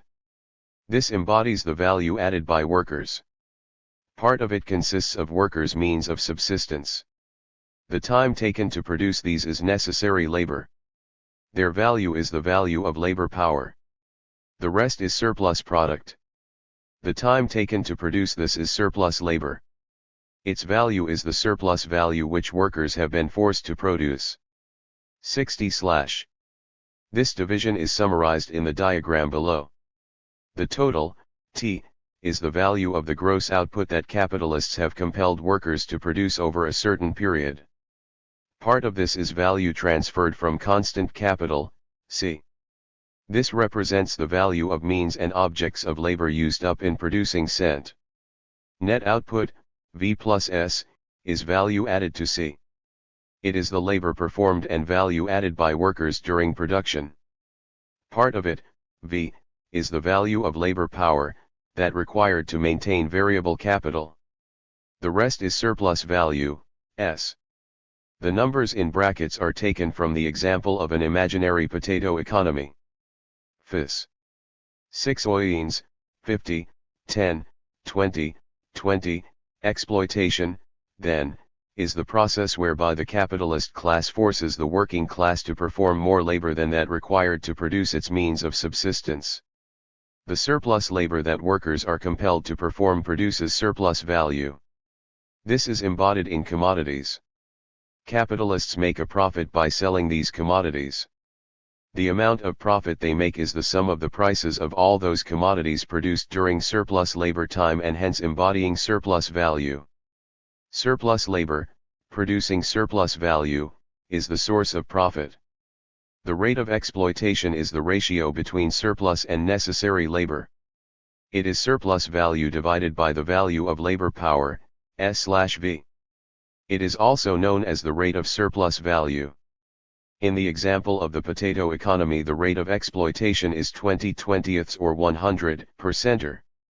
The rate of profit is the ratio between the profit the capitalist makes revenue from selling final products minus the costs of producing them and the money he has to pay out to get production going. In the potato economy, this is S/C plus V equals 20/30ths, or just under 67%. But the rate of profit is not always the ratio between profit and costs.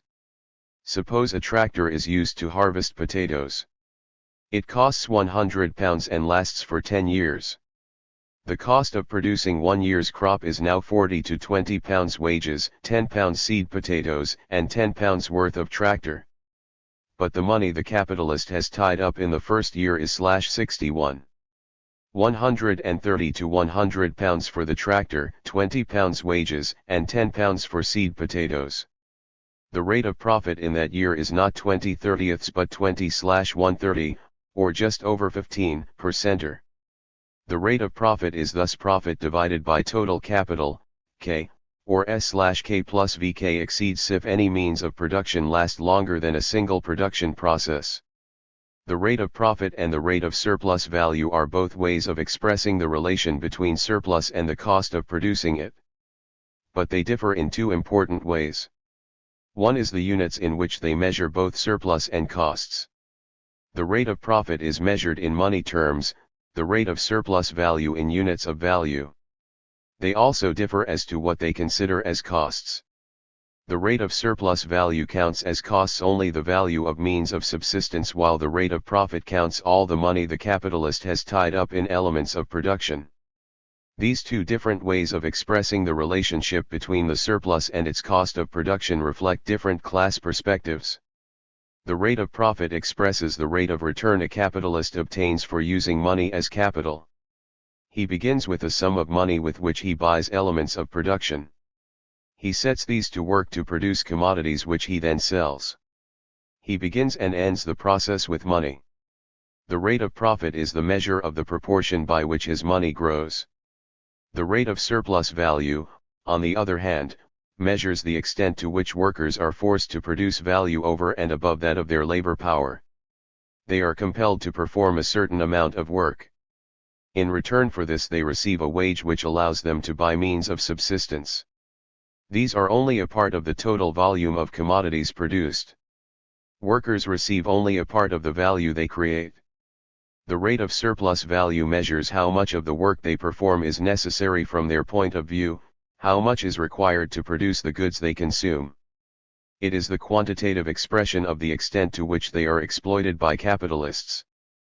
Diagram 2, p. 62, summarizes the processes of exchange under simple commodity production and capitalism. Under the former, artisans go to market with commodities, c, they have produced. They sell these for money, m, which they then spend on. 62/. Diagram 2. 1. Artisan c MC his products, m other products purpose, obtaining. 2. Wage workers different c MC use values labor power m means of subsistence. 3. Capitalists MCM. __ means of production _ negati purpose, labor power increasing tog exchange. 4. Capitalists MT plus OR MCVE re SP equal IP. Other commodities, c. They begin and end the process with commodities. The total prices of both sets of commodities are the same, but the goods are qualitatively different. The purpose of exchange is the acquisition of different use values. Take our old friend the tailor. He arrives at the market with trousers to sell. He spends the money he gets for them on cloth, needles and thread to make more trousers, and on food, tobacco, and the like for himself. Money has been nothing more than a means of exchanging one set of goods for another. It has not stayed in his pocket long enough to wear a hole. For workers under capitalism, the process, though similar, does not begin with products they have made, because these always belong to the capitalists for whom they work.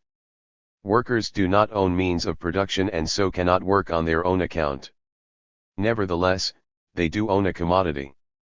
They sell their labor power and spend the wage on means of subsistence. The exchange values of their labor power and of the means of subsistence are the same. Again, money is only a means to an end. The point of the exercise is, as under simple commodity production, the acquisition of different use values. 63. The process is altogether different for a capitalist. It begins and ends with money. There is no qualitative change, only a quantitative one. He finishes up with more money than he began with, M instead of M. The purpose is not the acquisition of different use values, but an increase in the amount of exchange value under his control. Means and ends are reversed for him. The secret of how, unlike artisans and workers, the capitalist finishes up with more exchange value than he began with lies in the fact that the exchanges he makes are separated, by the process of production, p. The capitalist spends his initial money capital on means and objects of labor, M plus 0, and labor power, IP. He then sets the labor power to work and, using his position of authority and control in the labor process, forces workers to perform surplus labor. The commodities they produce embody more value than those he bought and therefore sell for more money. The capitalist makes a profit. This is summarized in the fourth part of diagram 2. This profit has not been made in exchange, where everything has been bought and sold at value, but in production, where exploitation has taken place. Marx said of his analysis of the source of profit, I furthermore show in detail that even in the exchange of commodities, only equivalents are exchanged. The capitalist, as soon as he paid the worker the actual value of his labor power, proceeded to acquire the surplus value with all the right in the world, that is, with the right that corresponds to this mode of production. 4. Exploitation is not an aberration from free and equal commodity exchange. It is rather the logical and, within its own terms, rightful product of it once labor power becomes a commodity. It is fully consistent with both the letter and spirit of the rules of exchange and therefore cannot be abolished by an appeal to, or tinkering with, those rules. 64. The operation of the law of value under capitalism. Capitalism, like simple commodity production, lacks central direction or planning. Each capitalist decides on the type and quantity of products to produce. Each worker decides which commodities to spend his wage in. Thus the same problem arises as with simple commodity production: how is labor allocated in proportions which ensure that a workable balance between the production of cornflakes, hairsprays and other commodities is achieved? The mechanism is once again the law of value. This works in essentially the same way under capitalism as under simple commodity production. Capitalists are in business for profit. They are interested in the exchange value of their products in relation to the costs of producing them, not in their use values. They will therefore switch to producing other commodities if by doing so they can make more profit. If a type of commodity is in relatively short supply, its price will rise. Capitalists producing it will make more profit than usual. Other capitalists will tend to move into its production because profits here are higher than average. This will increase supply and reduce price. Conversely, if a commodity is relatively oversupplied in relation to society's wants, its production will yield below average profits. Capitalists will tend to move out of its production, reducing supply and increasing price. Changes in the allocation of social labor are brought about in this way. If capitalists decide to produce fewer cars, there is less demand for car workers. Some are sacked. If capitalists decide to produce more shoes, more jobs become available in shoemaking. Some workers are compelled to move out of the motor industry and into shoemaking if they are to find employment. As under simple commodity production, individuals, both capitalists and workers, switch from one line of production to another on the basis of economic self-interest. This tends to produce a situation in which goods are produced in the relative proportions that society as a whole desires. 65. This tendency will never work itself out perfectly. As under simple commodity production, tastes and production techniques change and the mechanism suffers from imperfections. Nevertheless, it works sufficiently well to prevent chronic and permanent shortages. Under simple commodity production, the operation of the law of value, the mechanism which allocates labor to the production of different goods, tends to bring about a situation in which relative prices are directly proportional to values. Under capitalism, however, the tendency is towards an equal rate of profit, revenues minus costs expressed as a proportion of money tied up in production in all industries, since this is the only situation in which capitalists have no incentive to switch to the production of other commodities. As more expensive means of production are required to produce some commodities than others, the proportions of money tied up in plant and machinery and in labor power differ between industries. Thus the prices of commodities involving outlays on plant and machinery larger than average in relation to labor power tend to be relatively higher than their values so as to yield the average rate of profit on capital employed. Conversely, the prices of commodities which involve a low expenditure on means of production in relation to labor power tend to be relatively lower than their values. A simple example may serve to illustrate the point. Consider two capitalists in different industries. Both employ 10 workers at a weekly wage of £50 each and both use £100 worth of materials per week. One uses machinery costing £10,000 which lasts for 100 weeks, the other machinery costing £1,000 and lasting for 10 weeks only. The prices of labor power, materials, and machinery are directly proportional to their values, £1 purchasing 1/2 hour of embodied labor. The rate of exploitation is 100%. The value of gross weekly output is 600 hours in each firm, 50 transferred from machinery, 50 transferred from materials and 500 added. 250 hours surplus value is produced in each case. If output prices were directly proportional to values, both capitalists would make £500 profit per week. But, this would mean very 66 different rates of profit. For these to be equal, the price of the product requiring the more expensive machinery in its production must exceed that of the other. Marx calls the exchange rates between commodities which the operation of the law of value tends to establish under capitalism prices of production. These are the relative prices which yield an equal rate of profit in all industries. Because some commodities sell below their value and others sell above theirs, the profit each capitalist appropriates is not directly proportional to the surplus value his workers produce. Thus the divergence between prices of production and values influences the division of the spoils between the exploiters. But the fact that commodities tend to exchange at prices of production rather than values does not invalidate any important element in the account of capitalism given so far.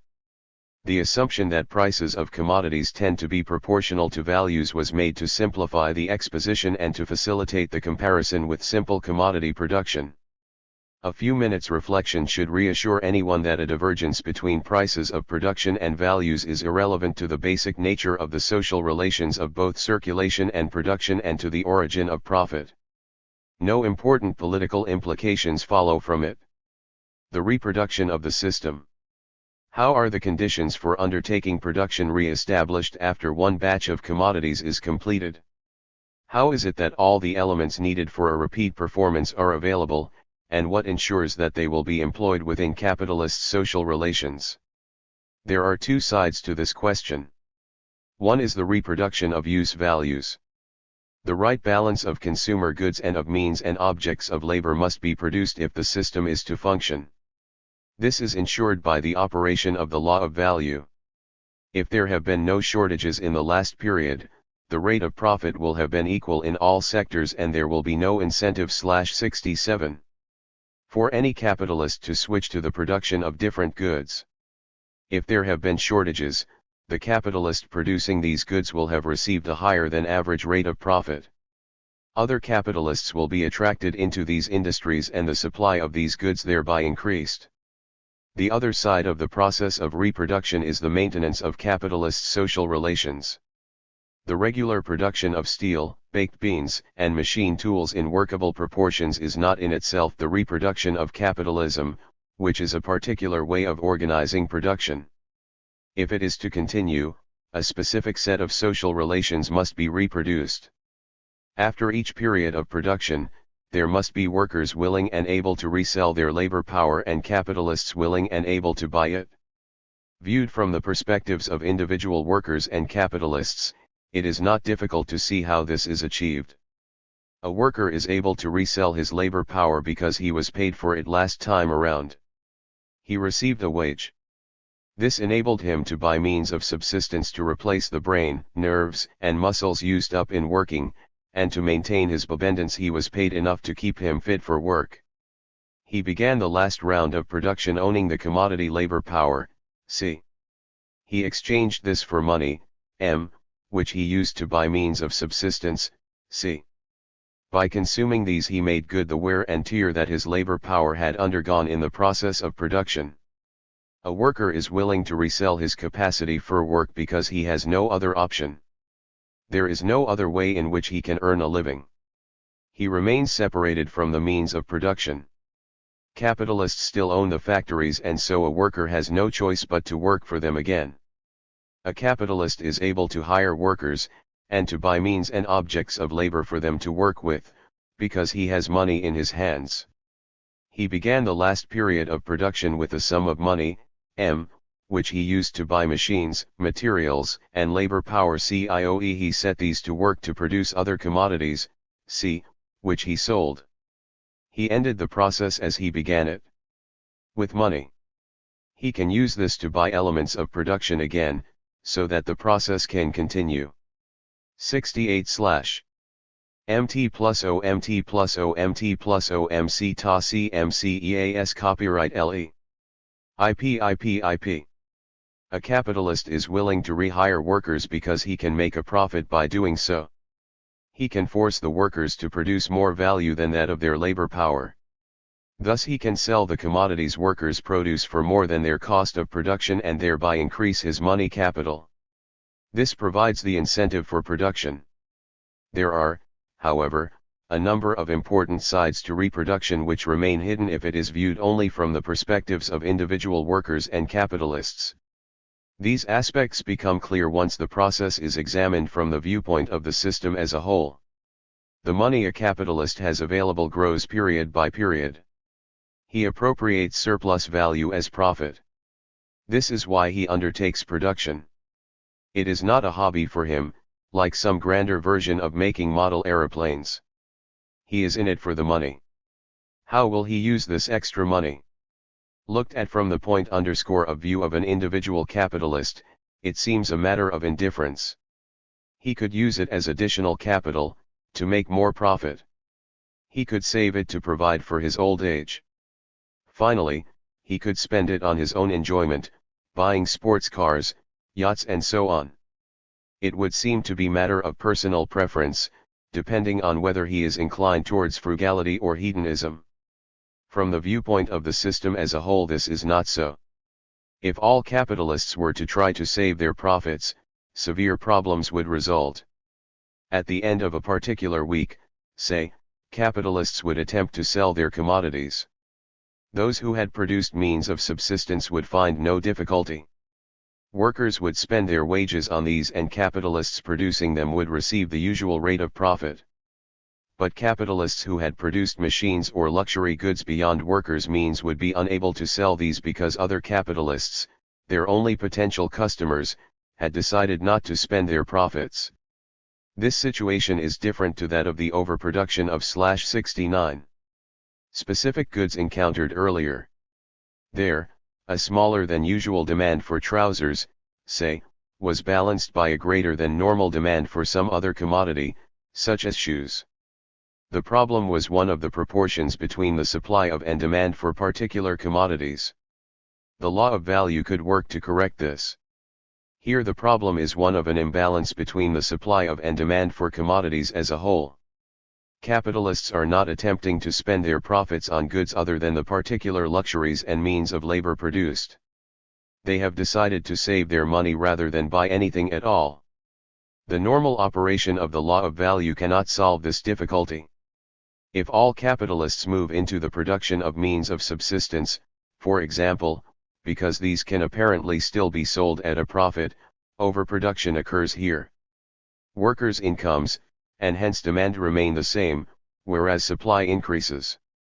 Goods remain unsold or, if prices fall sufficiently to allow all goods to be sold, no profits are made.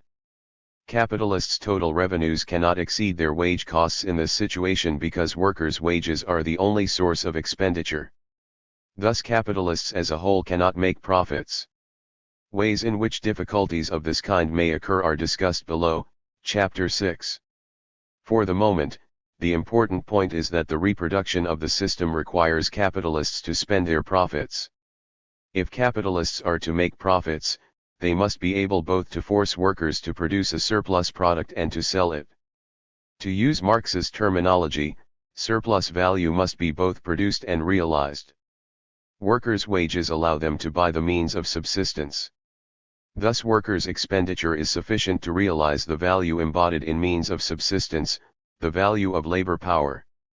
Surplus value must be realized by capitalists. Thus the capitalist class can only make profits so long as it also spends them. If capitalists do not spend their profits, buying goods from each other, the surplus product cannot be sold, surplus value cannot be realized, and so profits cannot be made. Fortunately for the system, capitalists are compelled to 70/ spend most of their profits on acquiring more elements of production. Capitalism is competitive. If one capitalist decides to save for his old age while his competitors use their profits as additional capital, he will get into trouble. His rivals will acquire more modern machines and be able to produce goods more cheaply. The commodities his workers produce will embody more labor time than those sold by his competitors, more than is socially necessary.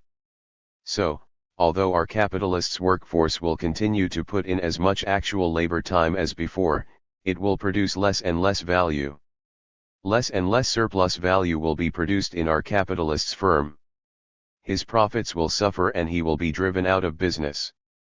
To survive, a capitalist must act frugally and use profits to expand his capital. So capitalist reproduction normally takes place on an expanded scale. It involves the use of previously produced surplus value, or profit, as additional capital. Reproduction takes place by means of the accumulation of capital. The ongoing cycle of production and exchange tends to expand continually.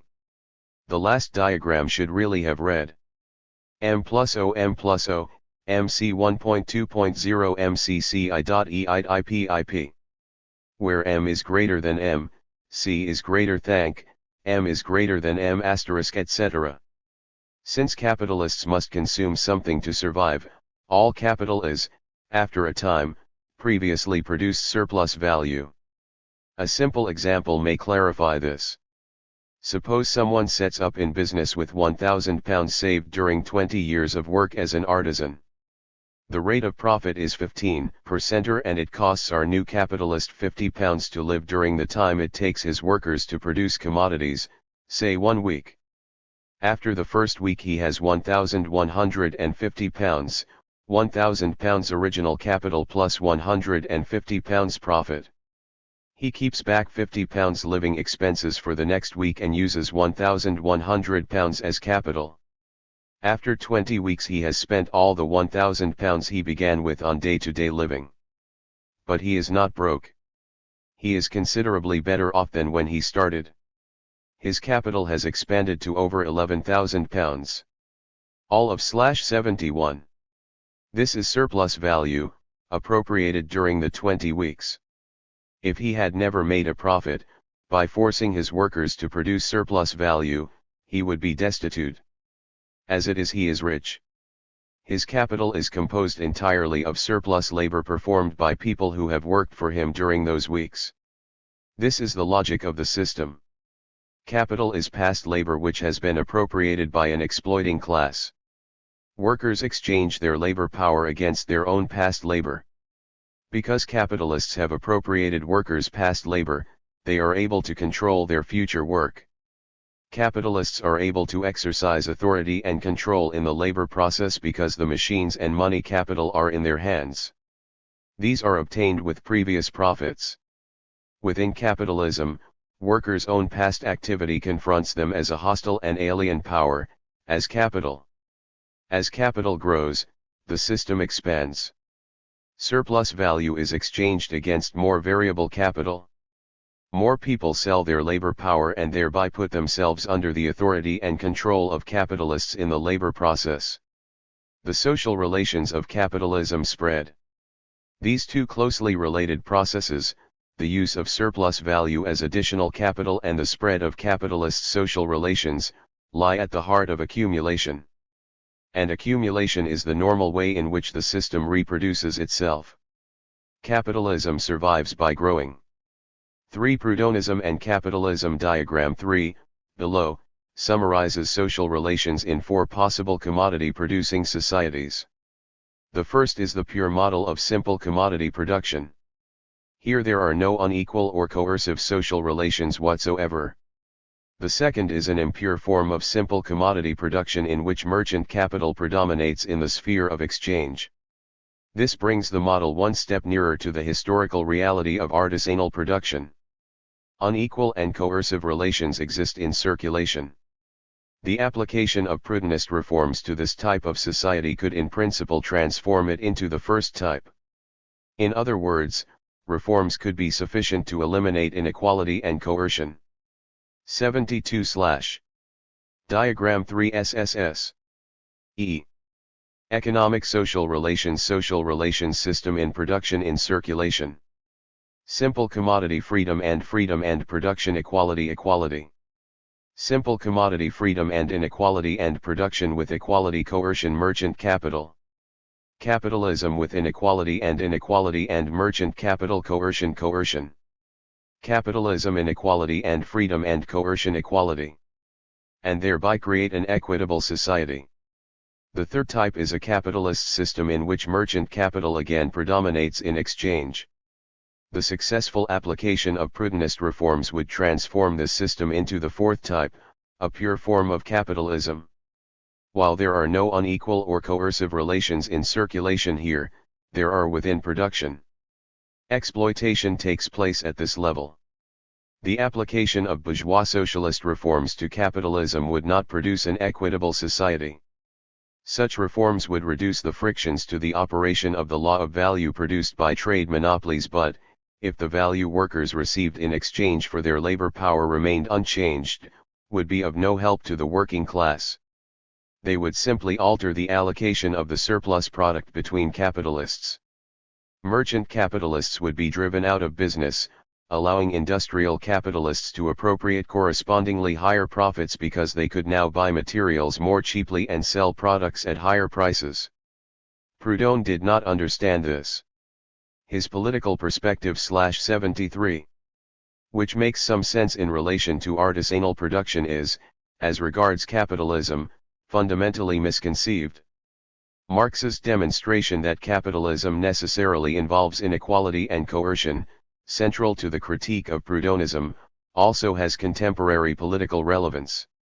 While the most influential variety of reformism today rests on rather different errors, Part 2, a significant residue of bourgeois socialist thinking nevertheless exists within the labor movement. Many people believe that the problem is not the existence of capitalism as such but rather that of particular types of capital. Scapegoats change. Sometimes, financial institutions and speculators are singled out, sometimes big, monopoly capital. Of course, certain sections of capital do at times act in particularly unscrupulous ways and make disproportionately large profits. But as with the example of merchant capital above, if the value of labor power remains unchanged, this affects only the distribution of surplus value between different sections of capital.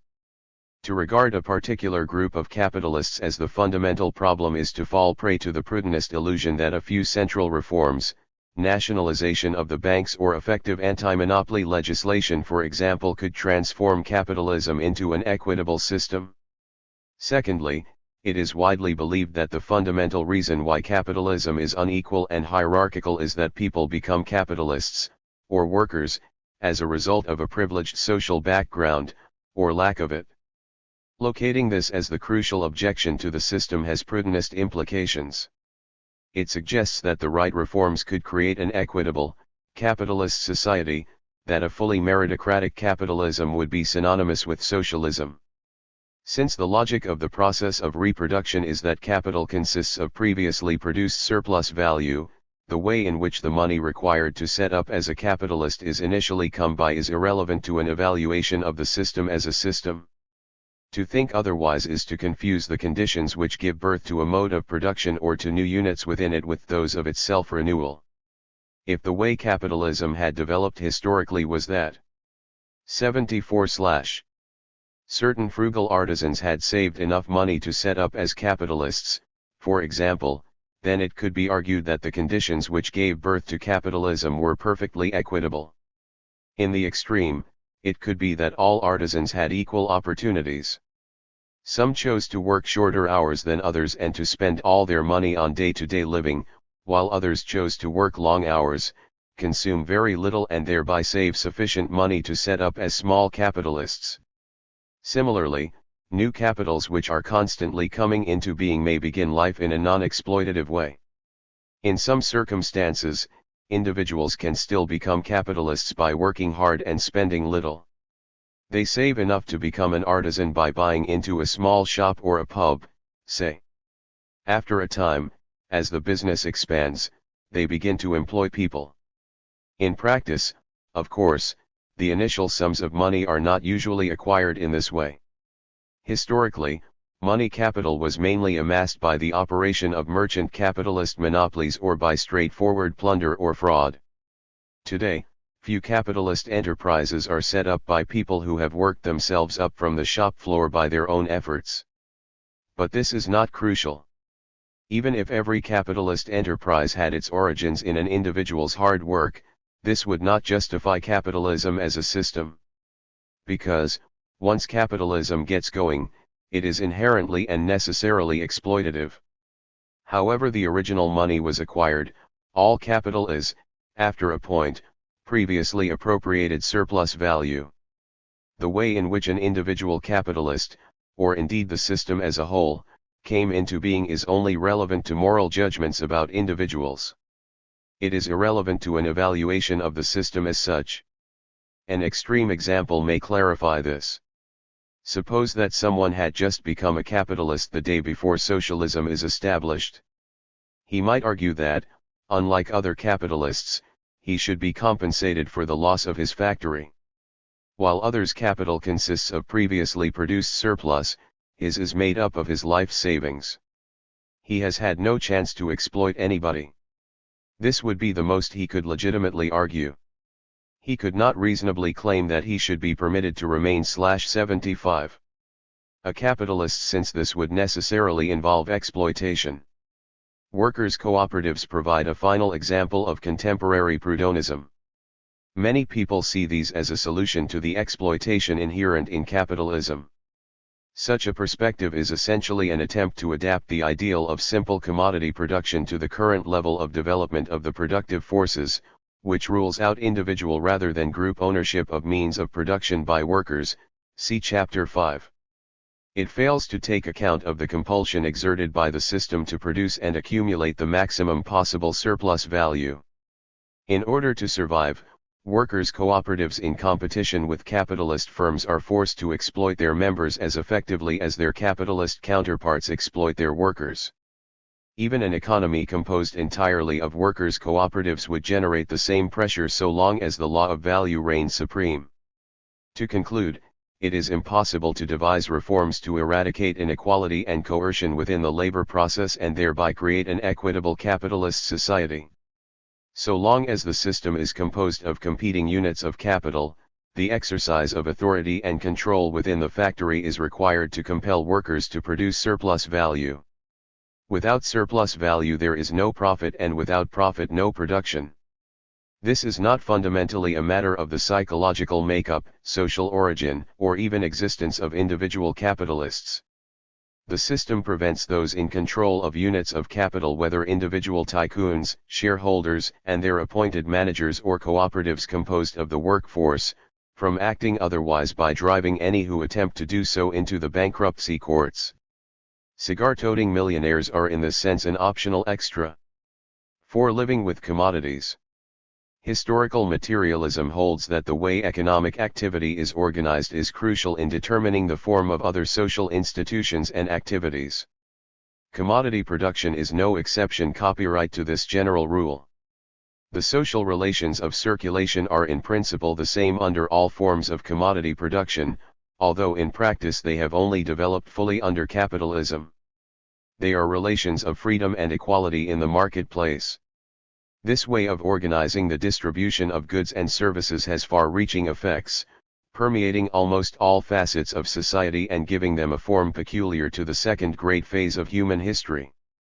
The first section of this chapter traces ways in which relations of exchange influence people's perceptions of economic activity. Section 2 deals with their effects on other aspects of society.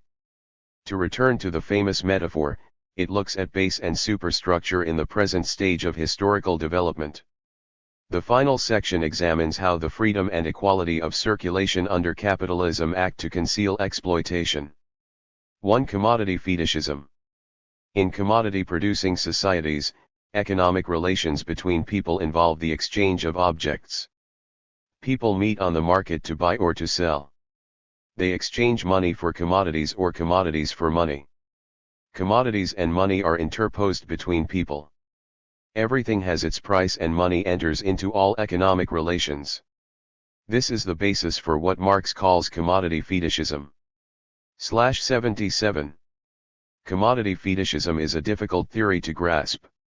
This is partly because the term fetishism is rarely used in its original sense today. The dictionary definition of a fetish is an inanimate object worshipped by primitive peoples for its supposed inherent magical powers. It has usually been created by the so-called primitive peoples. Today, however, fetishism has become associated almost exclusively with sex. But commodity fetishism is difficult to understand for a more basic reason. We live in a world in which it exists. We are under its sway. It influences our perceptions and hinders thinking in ways other than those dictated by it. There are two sides to commodity fetishism. Marx calls the first mystification. This describes the effect of commodity production on people's perceptions of its workings.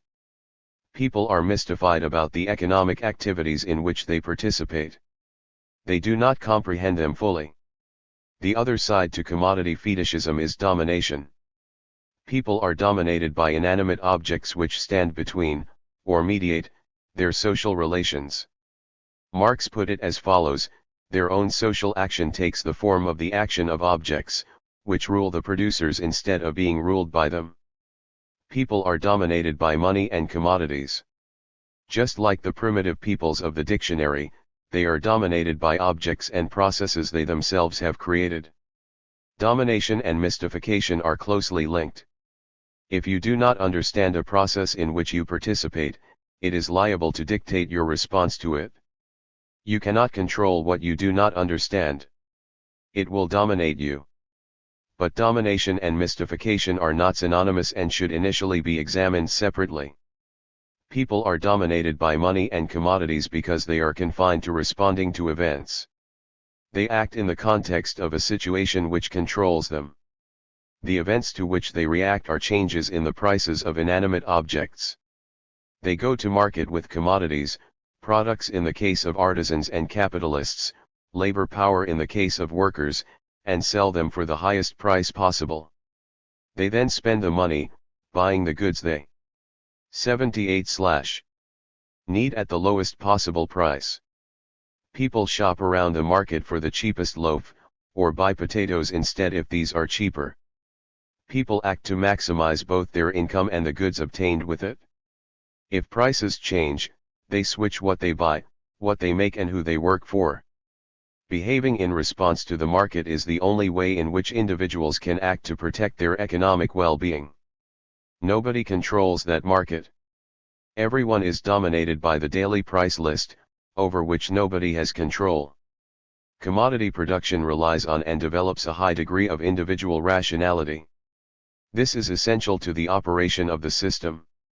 Without it, the law of value would not be able to work to allocate labor between industries in workable proportions.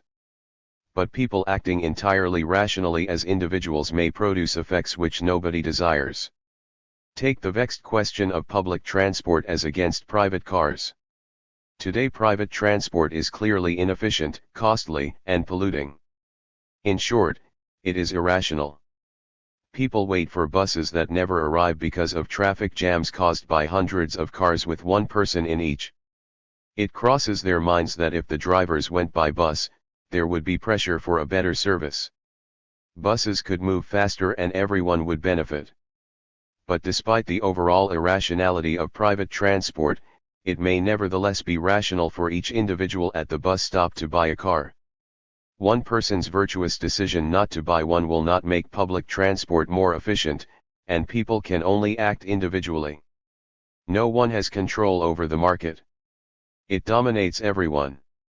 Commodity production involves impersonal domination.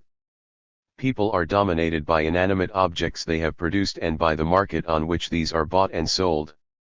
Impersonal domination did not occur in the first great phase of human history. Under natural economy, domination was of a personal kind. People were dominated by specific individuals, not market forces, slaves throughout their lives by their master, serfs by their lord. Workers under capitalism are, of course, dominated in the labor process by their employer, but they are not forced to remain under the control of any particular one. They can acquire another by changing jobs. Although they cannot escape the /79 tyranny of capital, they can elude that of an individual capitalist. It may appear paradoxical to argue that people are dominated by commodities and also mystified by them. If domination is real, people are not imagining it. They react to changes in the market because it is in their interests to do so. Where is the mystification in that? It derives from two features of commodity production. Firstly, the fact that the system evolved in a spontaneous manner. Serfs did not sit down one day, decide to abolish feudalism and institute artisanal production. No conscious decision was made. Secondly, the fact that commodity production is not consciously directed. It works on the basis of the decisions of individuals acting in their own interests.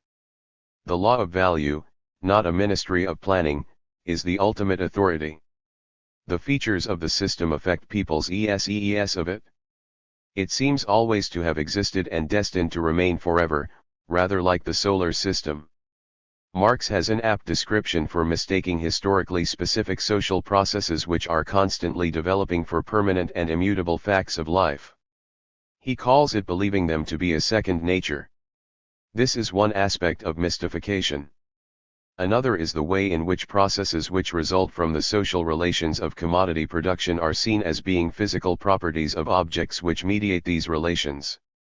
Marx writes of the fetishism peculiar to bourgeois political economy, the fetishism which metamorphoses the social, economic character impressed on things in the process of social production into a natural character stemming from the material nature of these things. He gives a number of examples. One concerns interest-bearing capital. In a mystified view of the workings of capitalism, it becomes a property of money to generate value and yield interest, much as it is an attribute of pear trees to bear pears.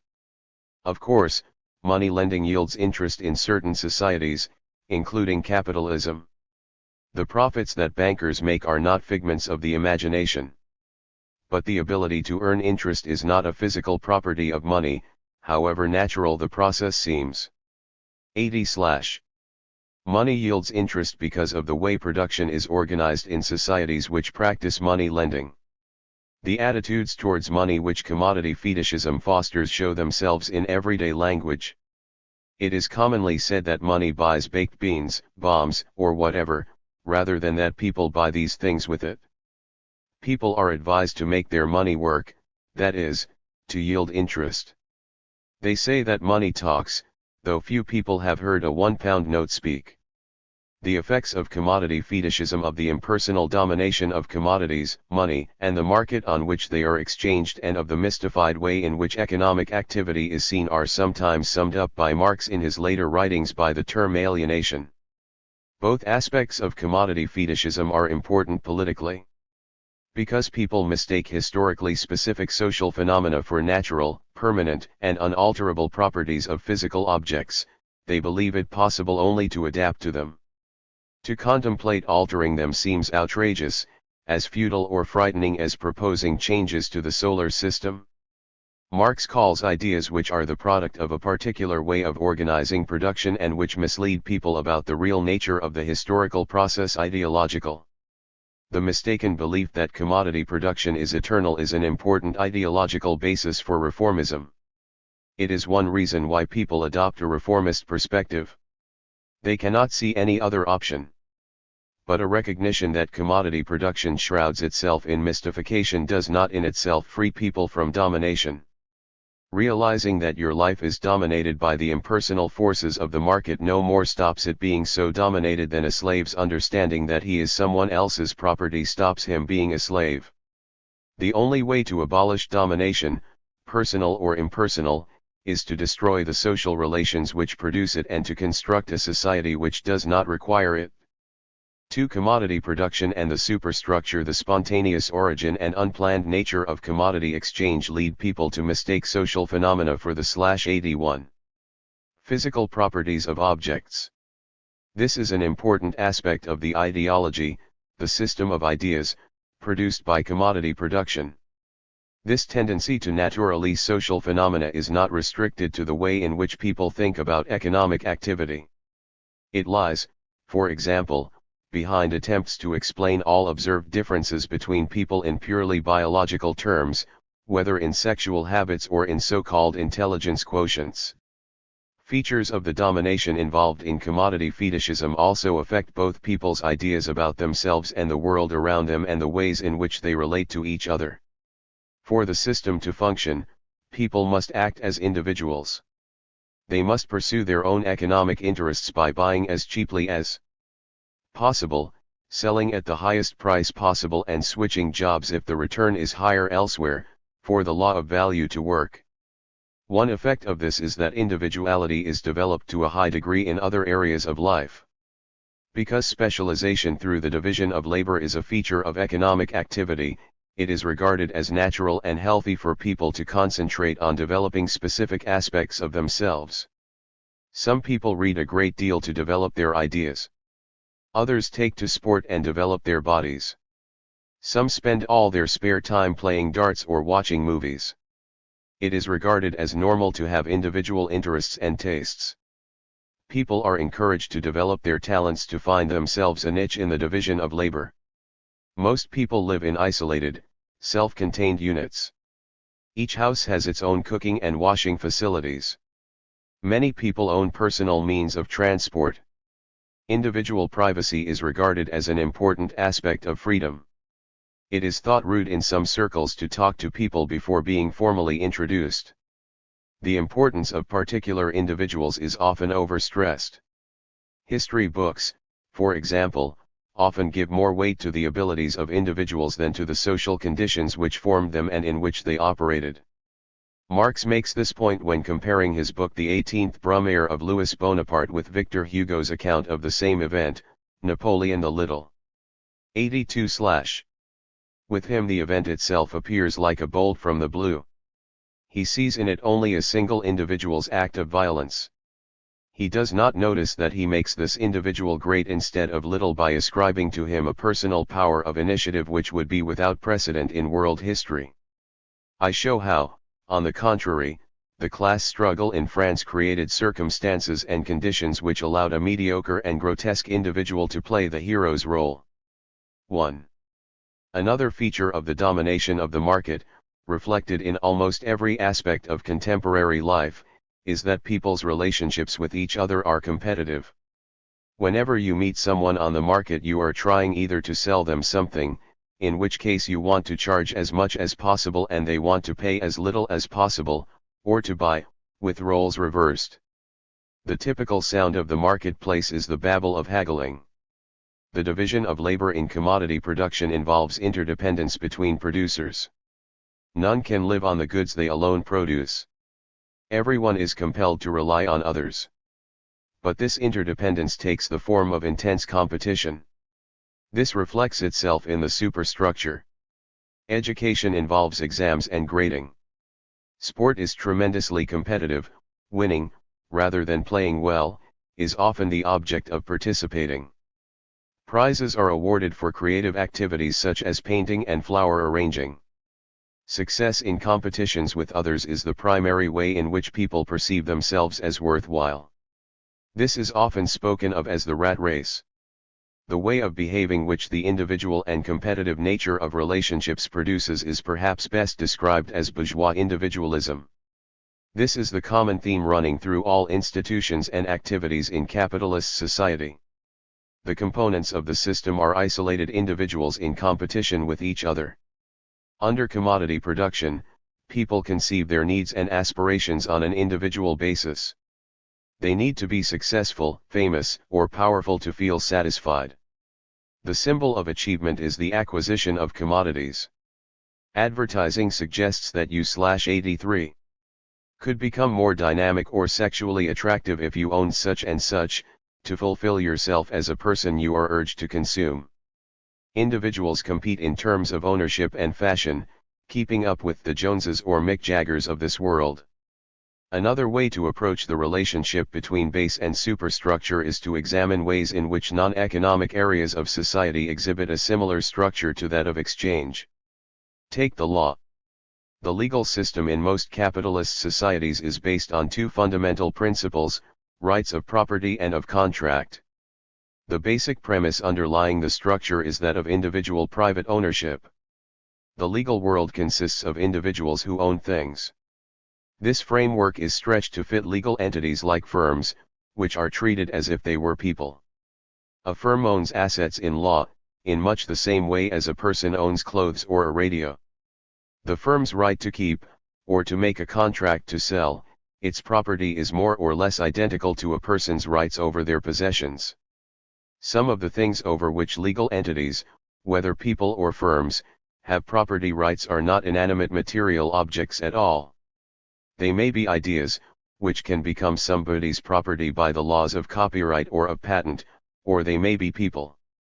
Custody cases, for example, are essentially about which member of a separated couple will own the children. The legal world, then, is a world of commodities. It sanctifies and regulates the principles of the market. Everything from Westminster Abbey to Woolworths is somebody's property and can only change hands by means of a freely agreed contract to buy and sell.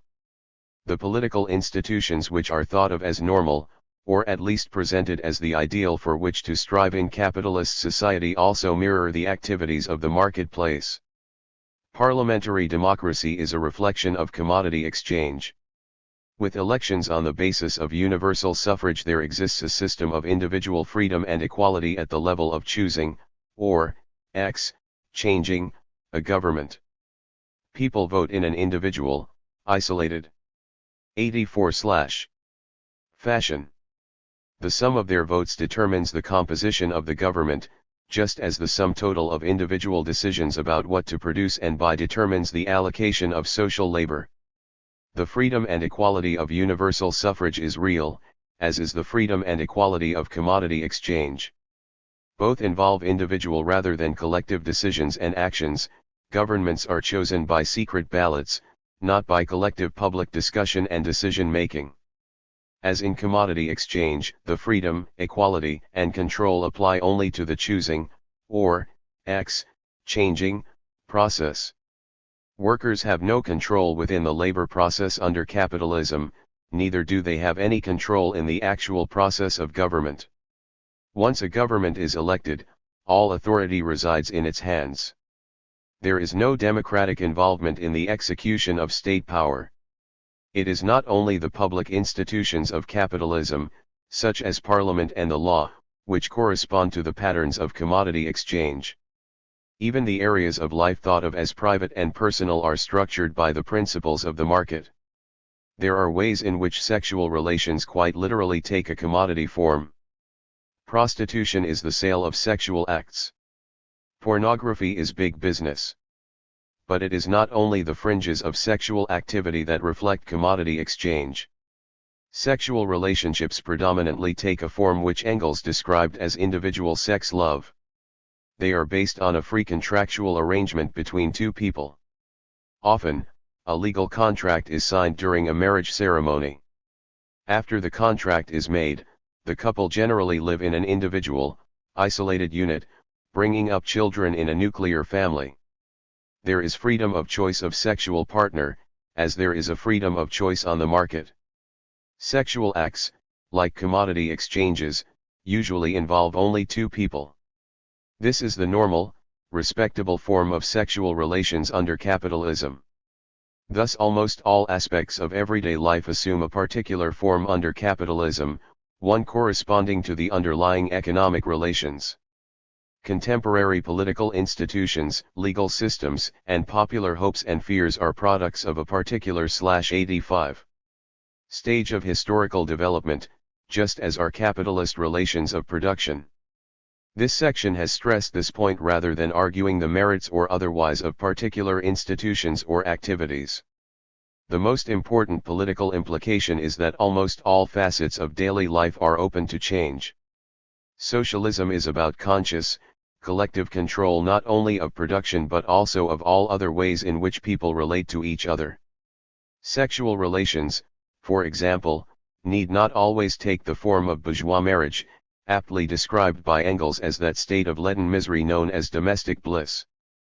3. How exploitation is concealed. Commodity fetishism and the other aspects of the superstructure discussed in the first two sections of this chapter are all effects of the social relations of commodity exchange.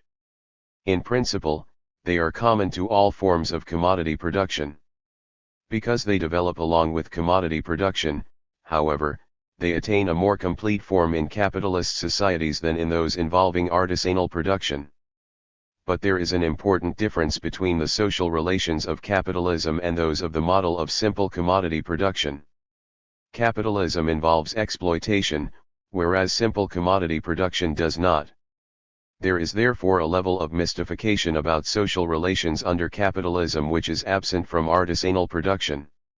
As well as the fetishism which treats historically specific relations between people as eternal relations between objects, there is the commonly held belief that capitalist production does not necessarily involve unequal and coercive relations between people.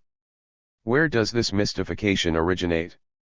How is exploitation concealed within capitalism? One feature of capitalism which acts to hide exploitation is the wage form. Workers acquire means of subsistence by being paid wages which they spend on commodities.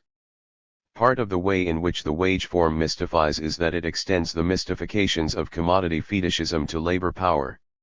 Since labor power is 86/ bought and sold like any other commodity under capitalism, it is not exempt from the general confusions that exist about commodity production. To work for an employer who pays a wage seems as natural as it is, say, for money to bear interest. But there is a more insidious way in which the wage form hides exploitation. Wages are normally paid after the work has been performed, at the end of the week rather than the beginning. While commodities are normally paid for when they change hands, workers are paid for their labor power only after it has been consumed in the production process. This may not seem important. The only real economic effect is that the worker gives the capitalist a week's interest-free credit. But the delay in payment induces confusion as to what precisely the capitalist is buying from the worker. Because payment is made after the work has been done, it seems as though it is the labor performed, rather than the capacity for work, that is exchanged for a wage. The capitalist appears to buy labor rather than labor power. Wages, so people believe, tend to reflect the value produced by their work. They do not. They reflect only the value of labor power, the work involved in producing the capacity to work. Misunderstanding about the nature of wages arises in part because services, sold as commodities, tend to fetch a price which reflects their value, the work put in. Under simple commodity production, a window cleaner, for example, would tend to receive the same for an hour spent cleaning windows as would a tailor for an hour spent sewing trousers. Similarly, a capitalist firm of window cleaners tends to receive the same rate of profit as a capitalist firm of tailors. The operation of the law of value ensures this in both cases, Chapters 2 and 3. Capitalist production is, for the capitalist, a means of producing a profit. He has no other reason for undertaking production. Employing workers would be futile if it did not yield a profit. To ensure this profit, capitalists must force workers to produce surplus value. If workers had to be paid the equivalent of the value they produced in capitalists' employment, no production would take place. 87. The illusion that wages represent the entire value produced by the worker is nevertheless strong. One of the central planks of reformism is the idea that a just wage is possible within capitalism. A fair day's work for a fair day's pay. Under feudalism, the existence of exploitation is generally plain. The lords clearly get the benefit of the time serfs spend working on the lords' lands. The serfs work on their own behalf to reproduce their labor power, and that performed on the lords' lands and producing a surplus are generally separated both in time and space.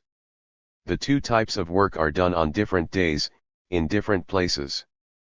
Under slavery, necessary and surplus labor are not separated in this way. This gives rise to the illusion that all slave labor is surplus labor. After all, the slave master owns both the slave and the product. He pays no wages. But slaves must be kept alive if they are to continue working. Their owner must provide them with means of subsistence.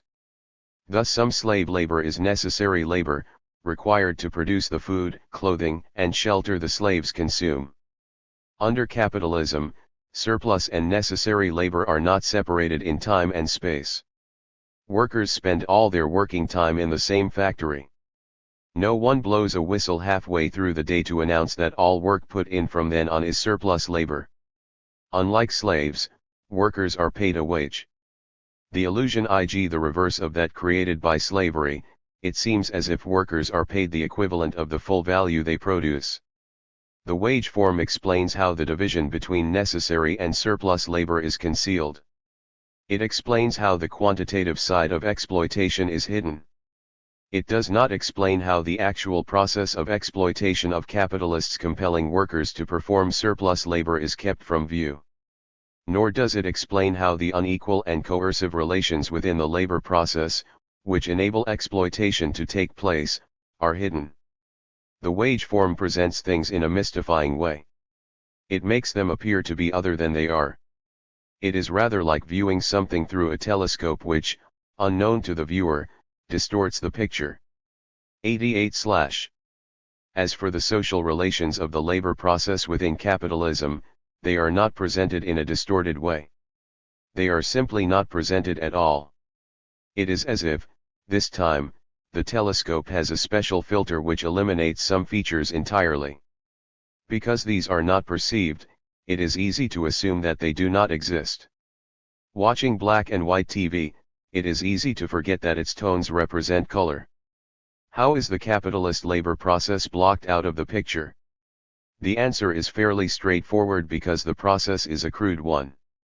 Bourgeois ideology, the way of looking at the world produced by the capitalist mode of production, relates only to the level of exchange. It simply does not take account of the way in which production, the most basic of human activities, is carried out. Both legal systems and notions of morality within capitalism generally ignore the coercive social relations of the labor process. The law, for example, makes no distinction between the ownership of consumer goods and of means of labor. They are indeed equivalent at the level of exchange. The buying and selling of both involve free and equal social relations, the prices of both tend to reflect their values and so on. The law simply codifies this and institutes sanctions against people who violate the principles of exchange, by theft, for example. It takes no account of the different ways in which the commodities are used, consumer goods individually, means of production within a labor process which violates all bourgeois principles of freedom and equality. Similarly, a capitalist or artisan agreeing to deliver a commodity in 3 weeks' time has the same legal status as an individual worker agreeing to work for a particular capitalist for a specified period. The law simply enforces the freedom and equality of voluntary agreement. It takes no account of the fact that the labor contract involves the worker in a situation which violates those same principles of freedom and equality which the law is supposedly protecting. 3. The tendency of the capitalist mode of production to produce a superstructure based on the principles of exchange has other politically important effects. It means that capitalism is able/89 to produce a far more liberal superstructure than those other class societies. This allows real gains to be won by the exploited classes. Universal suffrage, the right to free expression and so on are real advances for the working class. This liberalization of the superstructure is possible because, under capitalism, unlike other exploitative modes of production, real freedom and equality exist in circulation. This liberalization of the superstructure is, of course, only a tendency. There are others countering it. Universal suffrage and the like have seldom been granted by the bourgeoisie without a fight. Constant vigilance is required to protect them. The nature of the counter-tendencies and their strength in different historical periods are discussed below, Part 2. But whilst capitalism does not always generate a liberal superstructure, it does at times allow and even tend to produce one. It is unique as a class society in this respect. The gains which this allows must not be underrated. It is nevertheless important to see the freedom and equality of commodity exchange and their superstructural effects in context. They are part of a system of production which is hierarchical and coercive. The freedom and equality of the marketplace are the means of imposing and maintaining the unfreedom and inequality of the labor process. It is therefore sometimes necessary for workers to forfeit some of that freedom and equality to make gains in the struggle against the capitalist class. Many working class victories have involved a restriction on individual freedom of exchange in the interests of workers as a whole. The formation of trade unions is an attempt to establish a monopoly position in the market for labor power in order to increase wages. The right to a closed shop is the right to prevent individual workers from making free contracts with an employer. Picketing is a weapon to enforce these restrictions on individual freedom. Whether specific freedoms should be supported depends on who benefits from them. Freedom is not universally noble and good. To treat it as such is to fall into the trap of fetishism, seeing a historically specific social institution as a natural and eternal ideal. Take freedoms of speech and organization. These always 90/ have a context. To discuss them outside of one is about as sensible as saying that a bread knife is a useful tool without taking account of whether it is in the hands of a friend making sandwiches or those of a homicidal maniac. The securing of such freedoms by fascist parties, for example, constitutes a major setback for the working class. This concludes Part 1, which has examined some important characteristics of commodity-producing societies. It has traced out the fundamental social relations of capitalism and the ways in which they are mediated by commodities and money. It has been concerned with structural features of the system and with their effects on other social institutions and activities. The analysis has had a central political purpose. It was designed to provide both an explanation of the basis for bourgeois socialism, the type of reformism predominant in Marx's day, and a criticism of it. It located the origin of Proudhonism in the overlap between artisanal production and capitalism and in a confusion between simple commodity production and capitalism, resulting from the misleading appearances of the latter. The critique focused on a demonstration that inequality and coercion are essential to capitalism. Part 2 examines the development of capitalism over time.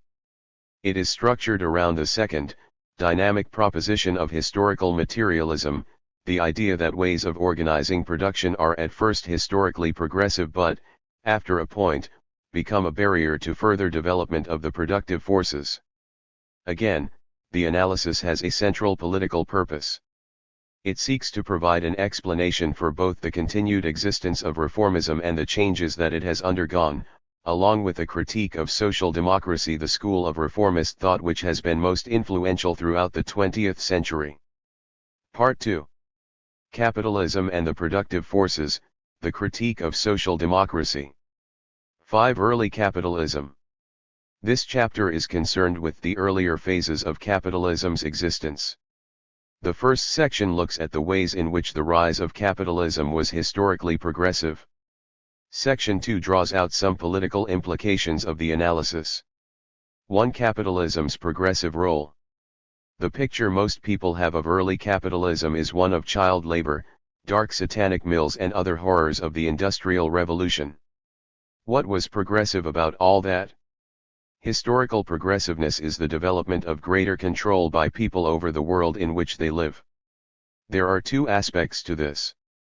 One is the extent to which people are able to transform nature to satisfy their wants.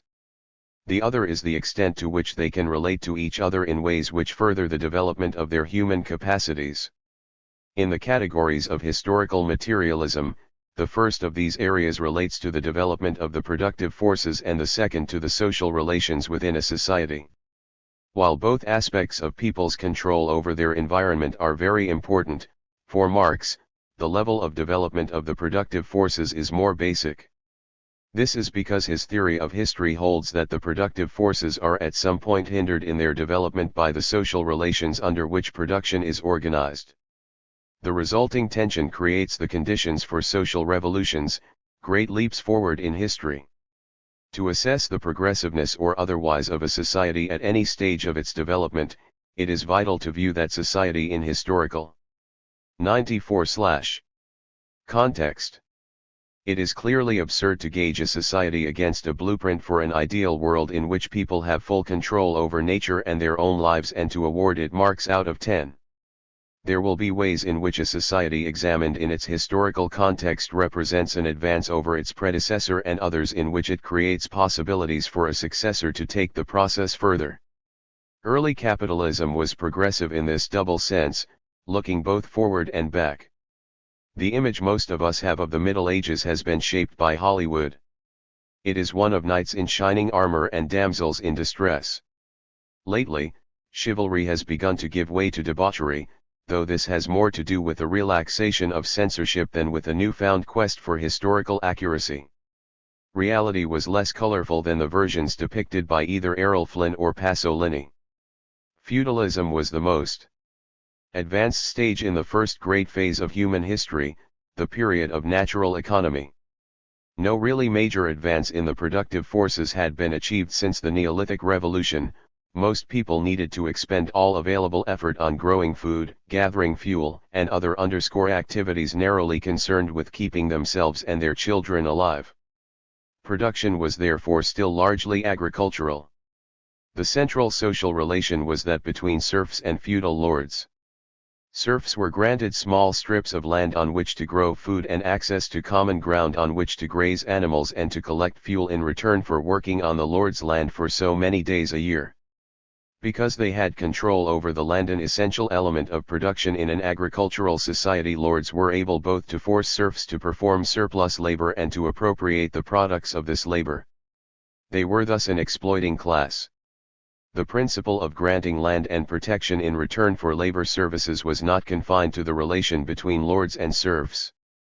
It operated at all levels of feudal society. A lord did not own the land on which his serfs worked. He was granted it by a higher lord in return for labor services.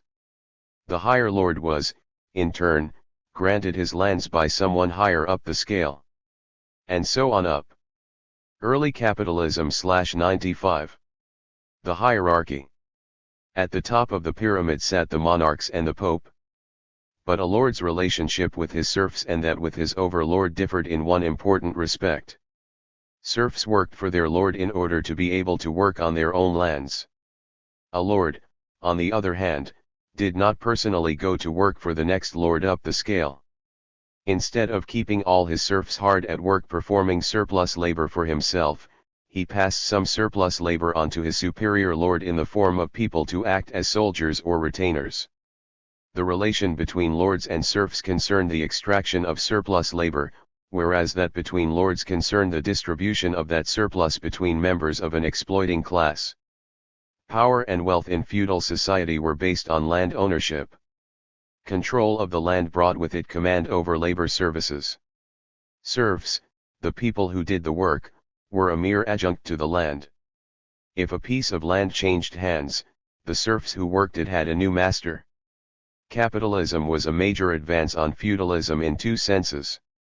First, it cut the umbilical cord tying people to the land.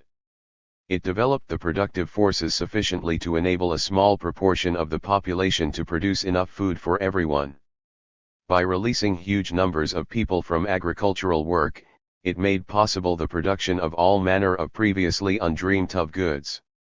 Secondly, the development of capitalism radically undermined relations of personal dependency, replacing dependence on individual slave owners and feudal landlords by impersonal dependence on the market. Despite the limitations of bourgeois individualism, the development of free and equal exchange, parliamentary democracy, equality before the law, individual economic rationality and the other developments described above, Chapter 4, were major advances in people's ability to control their own lives. There is no need to dwell on these points. Looking back over capitalism's shoulder, its development clearly represented an advance on feudalism. But the other side of its progressive role is 96/ less obvious. In what sense is capitalism a necessary bridge on the road to socialism? As the section on the reproduction of capitalism, see Chapter 3, showed, competition between capitalists forces them to extract surplus value from their workers and to accumulate this as additional capital. The pressure of the law of value compels capitalists to reduce their costs as much as possible by keeping wages low, expanding the scale of production and introducing more efficient techniques. Any capitalist who fails to do so will be driven out of business. Capitalists are just as subject to the impersonal domination of the market as are other buyers and sellers of commodities. They are under constant pressure to expand and to improve techniques of production. To survive, they must strive constantly to develop the productive forces. Not all economic systems exert this kind of pressure. By and large it was not present before commodity production. For example, there was little incentive for a feudal lord to develop the productive forces. He would be more likely to use any extra surplus to maintain more soldiers and to dig a deeper moat to protect his station in life. Under socialism there will not be any economic pressure to develop the productive forces.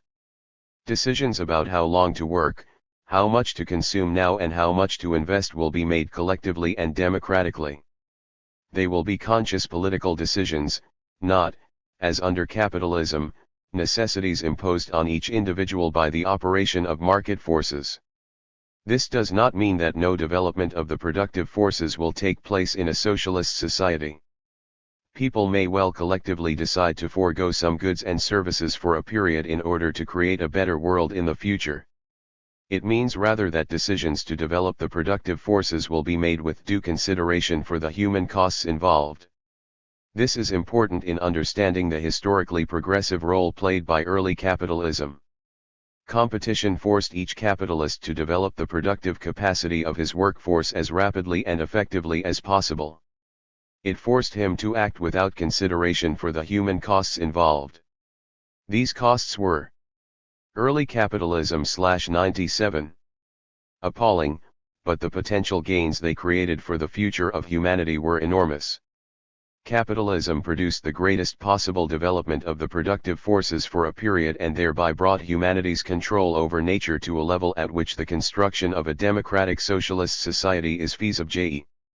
Attempts to build such a society before that development of the productive forces had taken place would have been doomed to failure.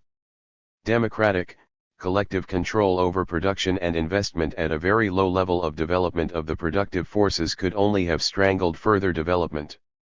It would be quite unrealistic to expect people with a very low standard of living to decide to work hard and to consume little in order to develop productive potential for the future. Capitalism only succeeded in getting them to do so by denying them any choice in the matter. It is important to look at the ways in which capitalism developed the productive forces in some detail, for two reasons. First, it provides a basis for understanding, as far as is possible in advance, the possibilities for, and limitations on, socialism that history has bequeathed. Society can no more shake off its past than human beings can shake off their formative years. Both previous history and an individual's childhood can be transcended to some extent, but in order to do this, to develop society or an individual as far as possible given historical circumstances, it is vital to understand the legacy of that history. To believe that the historical process which provided the building blocks from which socialism has to be constructed can be ignored, and that, with enough good intentions, anything is possible, is to retreat into utopianism. Secondly, it is important to examine ways in which capitalism developed the productive forces to understand how socialism can be brought about. It is not enough to say that the development which has been achieved under capitalism makes socialism possible in principle. Capitalism actually has to be overthrown and socialism built. It is essential to understand how the development of capitalism itself lays the basis for this, otherwise being a socialist would be about as sensible as being in favor of living on Pluto. 98/1 Legacy of the development of the productive forces under capitalism, which relates to the possibilities for and limitations on socialism, is a worldwide division of labor. Within a relatively short time after its initial development in England, capitalism had brought almost the entire world under its sway. It spread outwards like a prairie fire, destroying or permanently scarring and distorting everything in its path. Non-capitalist societies were either wrecked or subordinated to the needs of capital. The motor force behind this was competition. The relentless pressure of the law of value, which forces each capital to strive to appropriate as much surplus value as possible if it is to survive, knows no geographical limit. Capital spread across the world with an insatiable appetite for cheap materials and markets in which goods could initially be sold at a high price because competition was ineffective. Just as more efficient capitalists drove out the less so, capitalism as a whole drove out less efficient modes of production. As capital moved out from the centers where it developed, the state followed. It provided an armed force to subdue the native population and to protect its own national capital from foreign rivals. As well as acting as bodyguard, it provided certain basic facilities for capital. It organized the building of roads, railways, ports and so on to assist in exploitation. When one nation-state gained control of an area for its own capital, it often consolidated its position by exercising formal political control. This was the process of colonization. One important implication of this aspect of the development of the productive forces is that socialism must be constructed on the basis of a worldwide division of labor. Specialization provides enormous benefits in terms of a larger amount and wider range of use values with which human beings can satisfy their wants. As a result of capitalist development, workers in one town today transform materials from a dozen countries into goods to be sold all over the world. To try and return to any kind of national self-sufficiency in this day and age is like attempting to return to artisanal production in the early days of capitalism. Early capitalism/99. In fact, such attempts closely resemble the utopians' plans for model communities. In a world which has been thoroughly internationalist by well over a century of further capitalist development, a single national state today is the equivalent of a village in the 1840s. Attempts to concentrate on building socialism in one country must inevitably lead to a reactionary position, just as the utopians' attempt to build the New Jerusalem in one village did. The class struggle is now an international one. The Vietnamese liberation forces, for example, were not fighting the state power of their own bourgeoisie, which was more or less non-existent, but that of the French and US bourgeoisies in particular.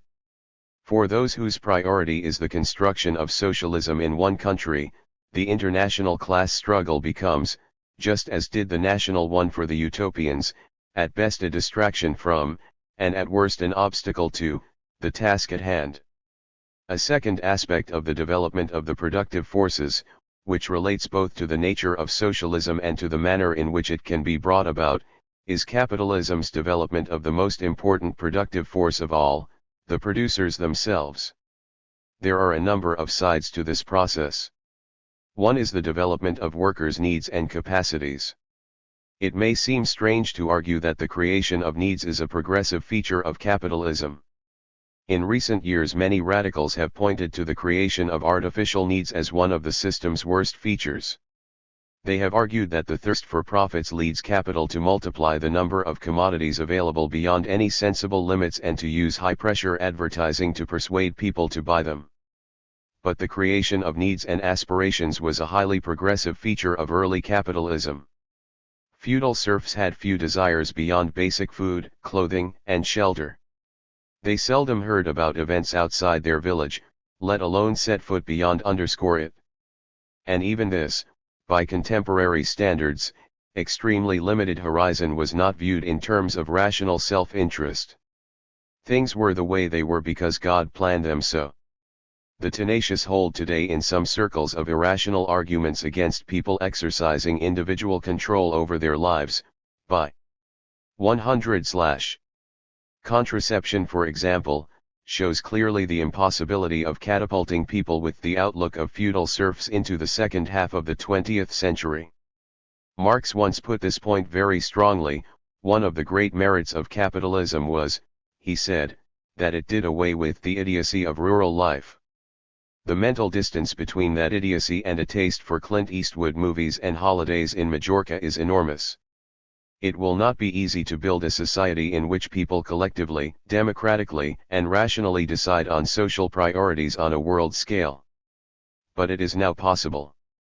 It would not have been had capitalism not developed people's needs, aspirations and capacities. There is a second aspect of the development of the proletariat, which relates to the overthrow of capitalism rather than to the operation of a socialist society. It concerns the way in which capital develops a class which is powerful enough to oust the bourgeoisie. The accumulation of capital is the reproduction of the system on an expanded scale, more capital and more workers. Thus, as accumulation takes place, the proletariat tends to grow numerically and so become stronger. The accumulation of surplus value also tends to increase the size of each unit of capital. As a firm invests its profits, it grows. Marx calls this process the concentration of capital. This tendency is reinforced by another. Firms which fall behind in the competitive struggle experience losses and go bankrupt. Often, they are taken over by more successful rivals. Thus more efficient capitals can grow by means of the accretion of less efficient ones. Marx calls this the centralization of capital. Capital therefore develops a proletariat which tends not only to grow in overall size but also to be concentrated in increasingly larger units of production. In this way, the working class is welded into a powerful social force. The final aspect of workers' development to consider is the way in which capitalism develops a propertyless class with an interest in the abolition of private ownership of means of production and the creation of a classless society. Every exploited class has, by definition, an interest in abolishing the present system of production. It stands to gain from putting an end to early capitalism /101. Exploitation because it suffers from it. But not all exploited classes have an interest in the abolition of private property. In a system of artisanal production dominated by merchant capital, for example, individual producers own means of production. They have an interest in doing away with merchant capital, but not in abolishing private ownership of means of production. They could be expected to fight to retain individual control over their means of livelihood. To understand the specific nature of the exploited class created by capital, it is necessary to look at the changes in the process of transforming nature brought about by accumulation. So far, discussion of the development of the productive forces has been restricted to an explanation of ways in which competition forces capitalists continually to revolutionist techniques of production. This demonstrated how the social relations of circulation, based on free and equal commodity exchange, force capital to bring about changes in production techniques. But changes in the social relations of production itself are also crucial to the development of the proletariat as a class with a unique historical role. Marx distinguishes three stages in the development of relations within the capitalist factory. At first, factories differed little from expanded artisanal workshops. Craftsmen carried out their trade much as before, but gathered together under the same roof. There were some changes, of course. There was, for instance, a saving of means of production. If a particular tool was only used occasionally, a factory employing 30 people might only require 3 or 4, whereas independent artisans would have needed 1 in each workshop. Organization and the exercise of authority also became separated out as specific, independent tasks. Although master artisans had been in a position of authority over apprentices and had played a larger role in organizing the work process than the latter, this task took up relatively little of their time and was not considered to be a specific job. Once a large number of people came to work under the same roof, things changed. To use an analogy of Marx's, while 1 or 2 instrumentalists can play together without outside direction, an orchestra requires a conductor. The question is, who gets the job? In the factories the capitalists did because they owned the means of production. Finally, some processes were now done collectively. If the factory owner required a heavy object moving, for example, he might order everyone to stop whatever they were doing and lend a hand. Such tasks required more people than were found together in an artisanal workshop. Marx took his name for this phase of the capitalist labor process from this feature. He called it cooperation. Despite these differences, normal relations between workers, and those between each worker and his tools, differed very little from those of artisanal production. The intrinsic nature of the work process remained much the same. Craftsmen retained their skills and with them the possibility of becoming independent artisans again if only they could acquire means of production. Capital had yet to devise a distinctive labor process of its own. Marx calls the second stage, which dominated capitalist production from the mid-16th century to the last third of the 18th, manufacture.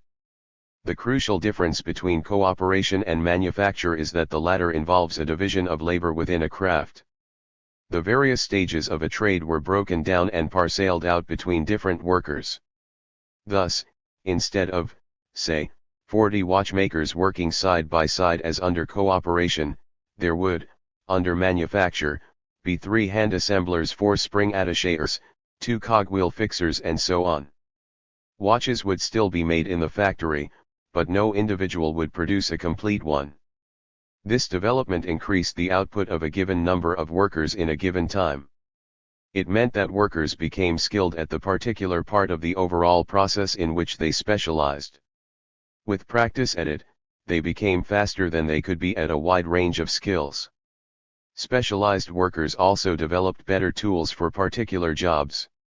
They no longer had to switch from one task to another, and therefore could save the time involved in putting down one set of tools and picking up another. Early capitalism /103. As well as these fairly obvious gains in efficiency, the development of manufacture brought other important but more subtle changes in the labor process. A certain regularity in the intensity of labor began to be imposed within the work process itself. If people worked side by side making complete shirts, they could to some extent choose the pace at which they worked. But once one person stitched on the collar, another the right arm and a third the left, they had to establish a similar rhythm if the overall process were to proceed smoothly. The organizational role played by capitalists also grew in importance. They had to decide how to break down old crafts and distribute workers between jobs. Was it better to have 1 or 5 people sewing fronts, back, collar and sleeves together? How many cutters were needed in relation to machinists? As well as conducting the orchestra, capitalists now had to write the score. Workers gradually lost any chance at all of escaping from the factory to become artisans. The problem was no longer that they simply lacked means of production.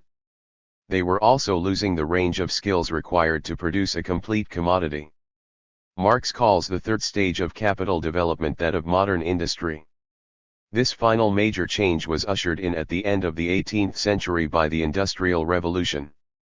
The crucial feature of this stage is that production is organized around systems of machines. The machines are set to work in concert with each other at controlled speeds. Workers have to adapt their operations to the rhythm and pace of the machinery. They become, in Marx's words, mere appendages of machines. The examples of modern industry which most easily spring to mind are relatively recently innovations. Consider a conveyor belt system. Workers stand next to a moving surface onto which a machine lowers bottles, say, every 30 seconds. They have to check that the bottles have caps on, set upright any which topple over and reload the machine with caps from time to time. This basic pattern of work, radically different to craft production, was inaugurated not by the invention of conveyor belts and assembly tracks but by the Industrial Revolution. For example, tending a power-operated loom in the 19th century was an essentially similar operation. 104. With the development of modern industry, capital acquired the way of organizing the work process best suited to its needs. The dependency on old craft skills was broken, so that cheap unskilled labor could be used for many jobs. The machinery, controlled by capital rather than by the workers, determined the pace of work. Stretching the analogy a little, capital now not only conducted the orchestra and wrote the score but had also succeeded in replacing musicians by machine menders who had only to press buttons to perform a symphony. These changes in the process of transforming nature had important implications for the future development of society. First, they ruled out a return to artisanal production and thus rendered Proudhonist programs for establishing a pure form of simple commodity production totally utopian. No one can set themselves up in business with a 2-foot length of a car assembly track and the ability to fit left-hand doors.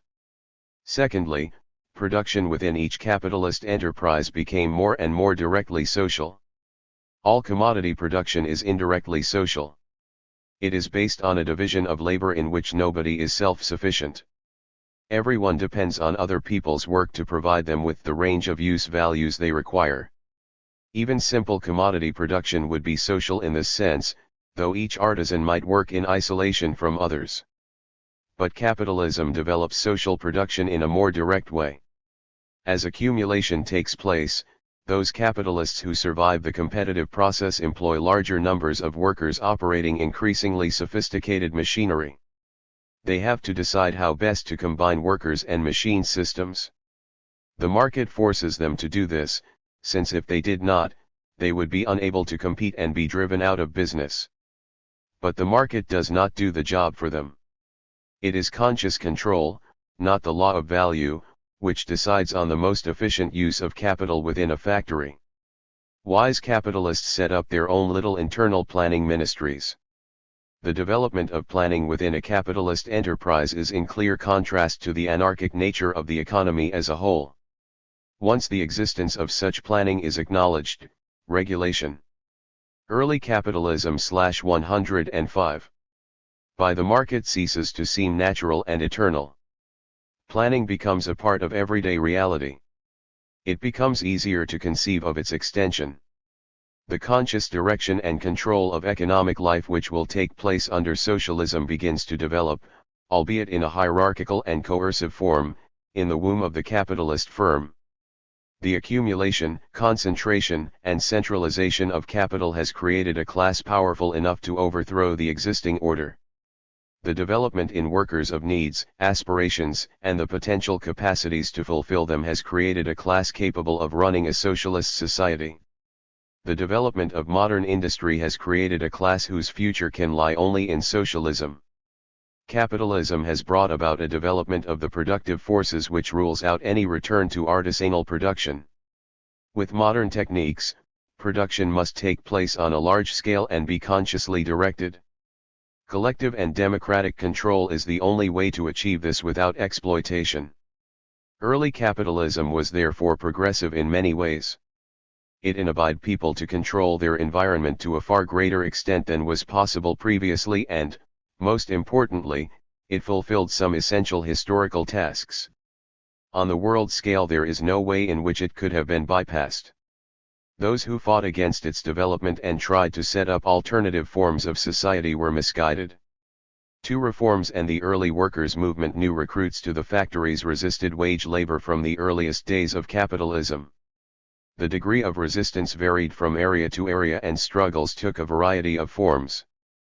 But they had one feature in common, a tendency to view the struggle from the perspective of a desire to return to the old order. Ruined artisans yearned for the good old days of independence, landless peasants for a mythical, liberal feudalism. Both groups tried to reverse the historical process, to run the film backwards.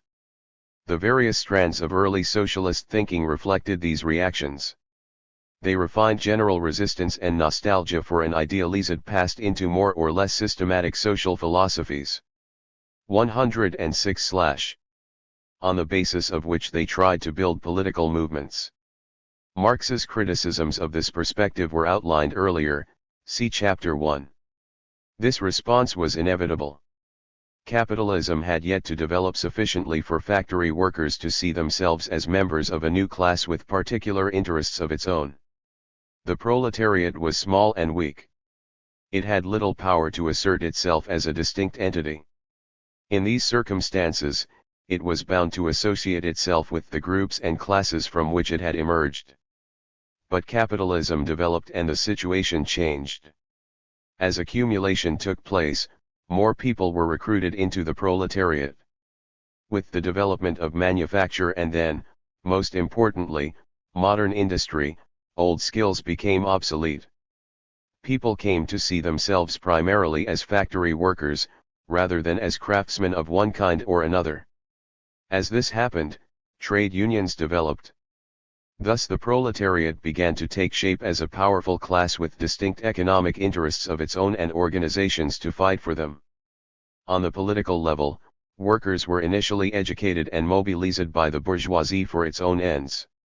As the capitalist class grew in economic importance, it demanded corresponding political power. It fought to wrest control of the state away from the representatives of feudal society. Initially, the bourgeoisie allied with the monarchy against other pillars of the old order, the barons and the church. Later, the capitalist class turned to its own creation, the proletariat, for support in a fight against its former ally. The inherent logic of the accumulation process and the bourgeoisie's need for support against the old order leads it to create a social and political force which is ultimately antagonistic to it. In so doing, it undermines itself from within. It is in the unfolding of this process, rather than in movements to set up model communities or to press through prudentist reforms, that Marxists see the real possibilities for socialism. But the process takes time. During its early development, capitalism was a vital and progressive force. The bourgeoisie was a revolutionary class, destroying the old order and laying the early capitalism /107a necessary groundwork for socialism. The latter was not on the immediate agenda. The proletariat was insufficiently developed to overthrow capitalism and to construct a society capable of serving its interests. For a considerable period, the whole historical movement was, in Marx's words, concentrated in the hands of the bourgeoisie. How were Marxists to operate during this period? What programs and policies were they to put forward? Which groups and organizations were they to support and which to oppose? Marx and Engels laid down general guidelines in the Communist Manifesto. Where no significant workers' movement yet existed, communists were to support bourgeois groups and parties in their fight against the representatives of feudalism. This would hasten the destruction of the old order and promote the development of capitalism and of the proletariat. At the same time, they were to help create independent workers' parties and, once these existed, to work to strengthen them. Priorities were to achieve unity among the workers, to build up their experience of political activity and to educate them in a scientific understanding of the historical process. A crucial aspect of this latter task was criticism of other socialists. These priorities were to take precedence over the winning of individual battles. This perspective implied that when workers' parties were in their early stages, it was often correct to urge them into alliance with parties representing the bourgeoisie. Such alliances would serve three main purposes.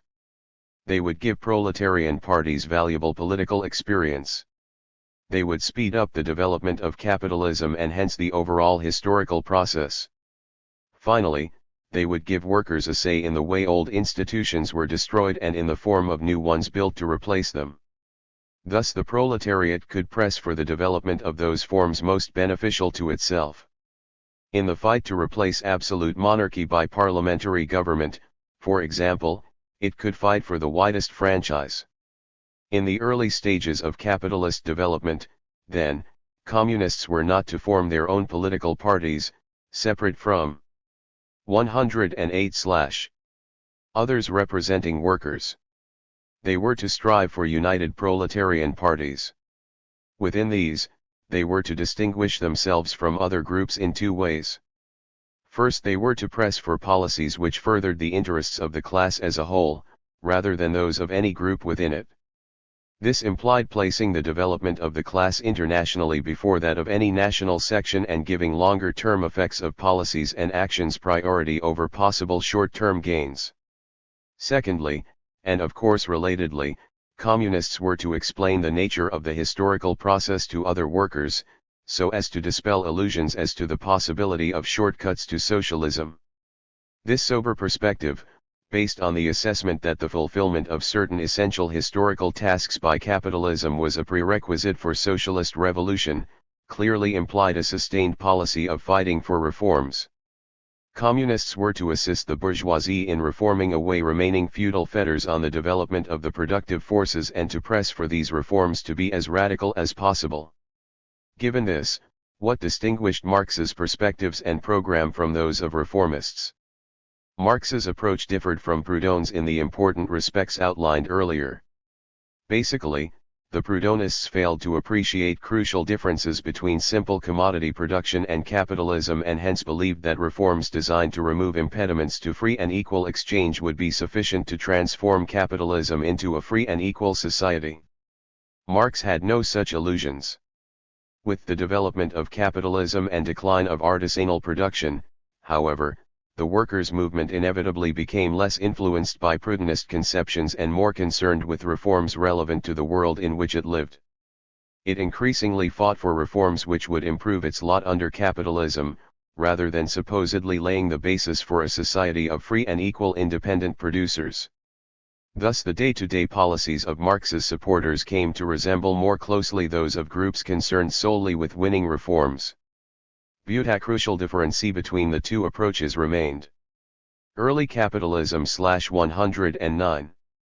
While, for many, reforms were purely an end in themselves, for Marx they were primarily a part of the means to a more important end. The fight for them was one element in an overall strategy, based on perspectives derived from an understanding of capitalism as a stage in the historical process. Marx's analysis indicated that both the possibility of and the need for advancing beyond reforms would increase as the system developed. As capitalism began to outlive its historical usefulness as a world system and become a barrier to further progress, the struggle for reforms within it would develop into one for its revolutionary overthrow. This would not be a mechanically predetermined event, like a solar eclipse. It would rather be a process whose tempo was influenced by the behavior of participants. Workers would both build up their own strength and weaken that of the system by struggling to overthrow capitalism. But a successful outcome was nevertheless ultimately dependent on the world capitalist system becoming an obstacle to further development of the productive forces. Disagreement over this perspective constitutes the fundamental difference between Marxists and reformists. The origins of modern reformism lie in a rejection of Marx's position by prominent members of the international labor movement at the turn of the century and in the organizational split to which this led. This is discussed in the next chapter. 6. Rotten capitalism. This chapter is largely concerned with the debate which took place around the turn of the century about the limits to capitalism's progressive role. The first section examines the relationship between accumulation and crises. This provides a basis for understanding and assessing Section 2, a discussion of different interpretations of the stage of capitalist development reached at the time of the debate. The third section discusses some political conclusions drawn by participants. An examination of this debate is essential to an understanding of modern reformism, the central features of which first emerged at this time. 1. Crises and over-accumulation. 2 aspects of accumulation have been discussed so far: the reproduction of the system, Chapter 3, and the development of the productive forces, Chapter 5. A third aspect, considered here, is the difficulties capitalism experiences in the course of its self-expansion. Marx laid great stress on disruptions in accumulation. He called them crises and wrote that crises, by their periodical return, put on its trial, each time more threateningly, the existence of entire bourgeois society. The productive forces at the disposal of society no longer tend to further the development of the conditions of bourgeois property; on the contrary, they have become too powerful for these conditions, by which they are fettered, and so soon as they overcome these fetters they bring disorder into the whole of bourgeois society. 1/111. In other words, crises are an important aspect of the way capitalist social relations become, after a point, a barrier to further development of human beings' ability to transform nature. Crises characteristically bring unemployment and underscore idle machinery. All the elements of production, materials, means of labor and people to work them, exist side by side. Yet capitalists do not bring together machines and workers because it is not profitable to do so. There could be no clearer indication that the way production is organized can restrict utilization of the productive forces, let alone further development. Crises are thus harbingers of social revolution. Despite the importance Marx attached to crises, he nowhere laid out a systematic analysis of their causes. He intended to do so, but, because crises are among the most complex of economic events, he felt a discussion of them should follow an analysis of all major features and developmental tendencies of the system. As it turned out, he died before completing the task. Marxists have, however, since developed a number of theories based on Marx's fragmentary remarks and, more importantly, his general theoretical framework. This section discusses the more important of these. Reproduction is never entirely trouble-free in any society. The simplest economic system imaginable would run into problems. One in which individuals grew their own food and were entirely self-sufficient, for example, would experience unexpected bad harvests, droughts and so on. More complex societies face further difficulties. Any system involving a division of labor experiences problems in allocating labor between the production of different goods. No mechanism is capable of always achieving a perfect balance. In a socialist society, for example, mistakes in drawing up and implementing economic plans will inevitably occur because future events are necessarily uncertain. In commodity-producing societies, this problem is intensified because production is anarchic. The division of labor is not planned. Instead, it is regulated by the law of value, an imperfect 112/ mechanism at the best of times. Suppose that, as a result of an unexpected change in society's preferences, too many cars have been produced. Capitalists in the motor industry are either left with unsaleable cars or compelled to reduce prices. Their profits suffer. This overproduction of cars is, of course, accompanied by a corresponding underproduction of other goods, which society now desires relatively more of. Thus capitalists in other industries have experienced unexpectedly high demand and made greater than average profits. If the law of value worked to reallocate labor between industries in precisely the proportions society now desired, exactly the required number of capitalists would move from car production into these undersupplied industries.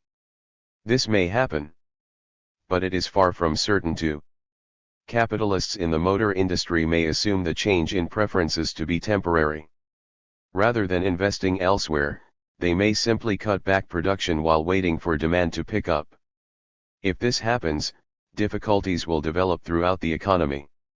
Car producers will reduce their orders for steel, rubber, machine tools, and so forth. Capitalists making materials and machines for the motor industry will experience reduced demand for their products. Their profits will fall.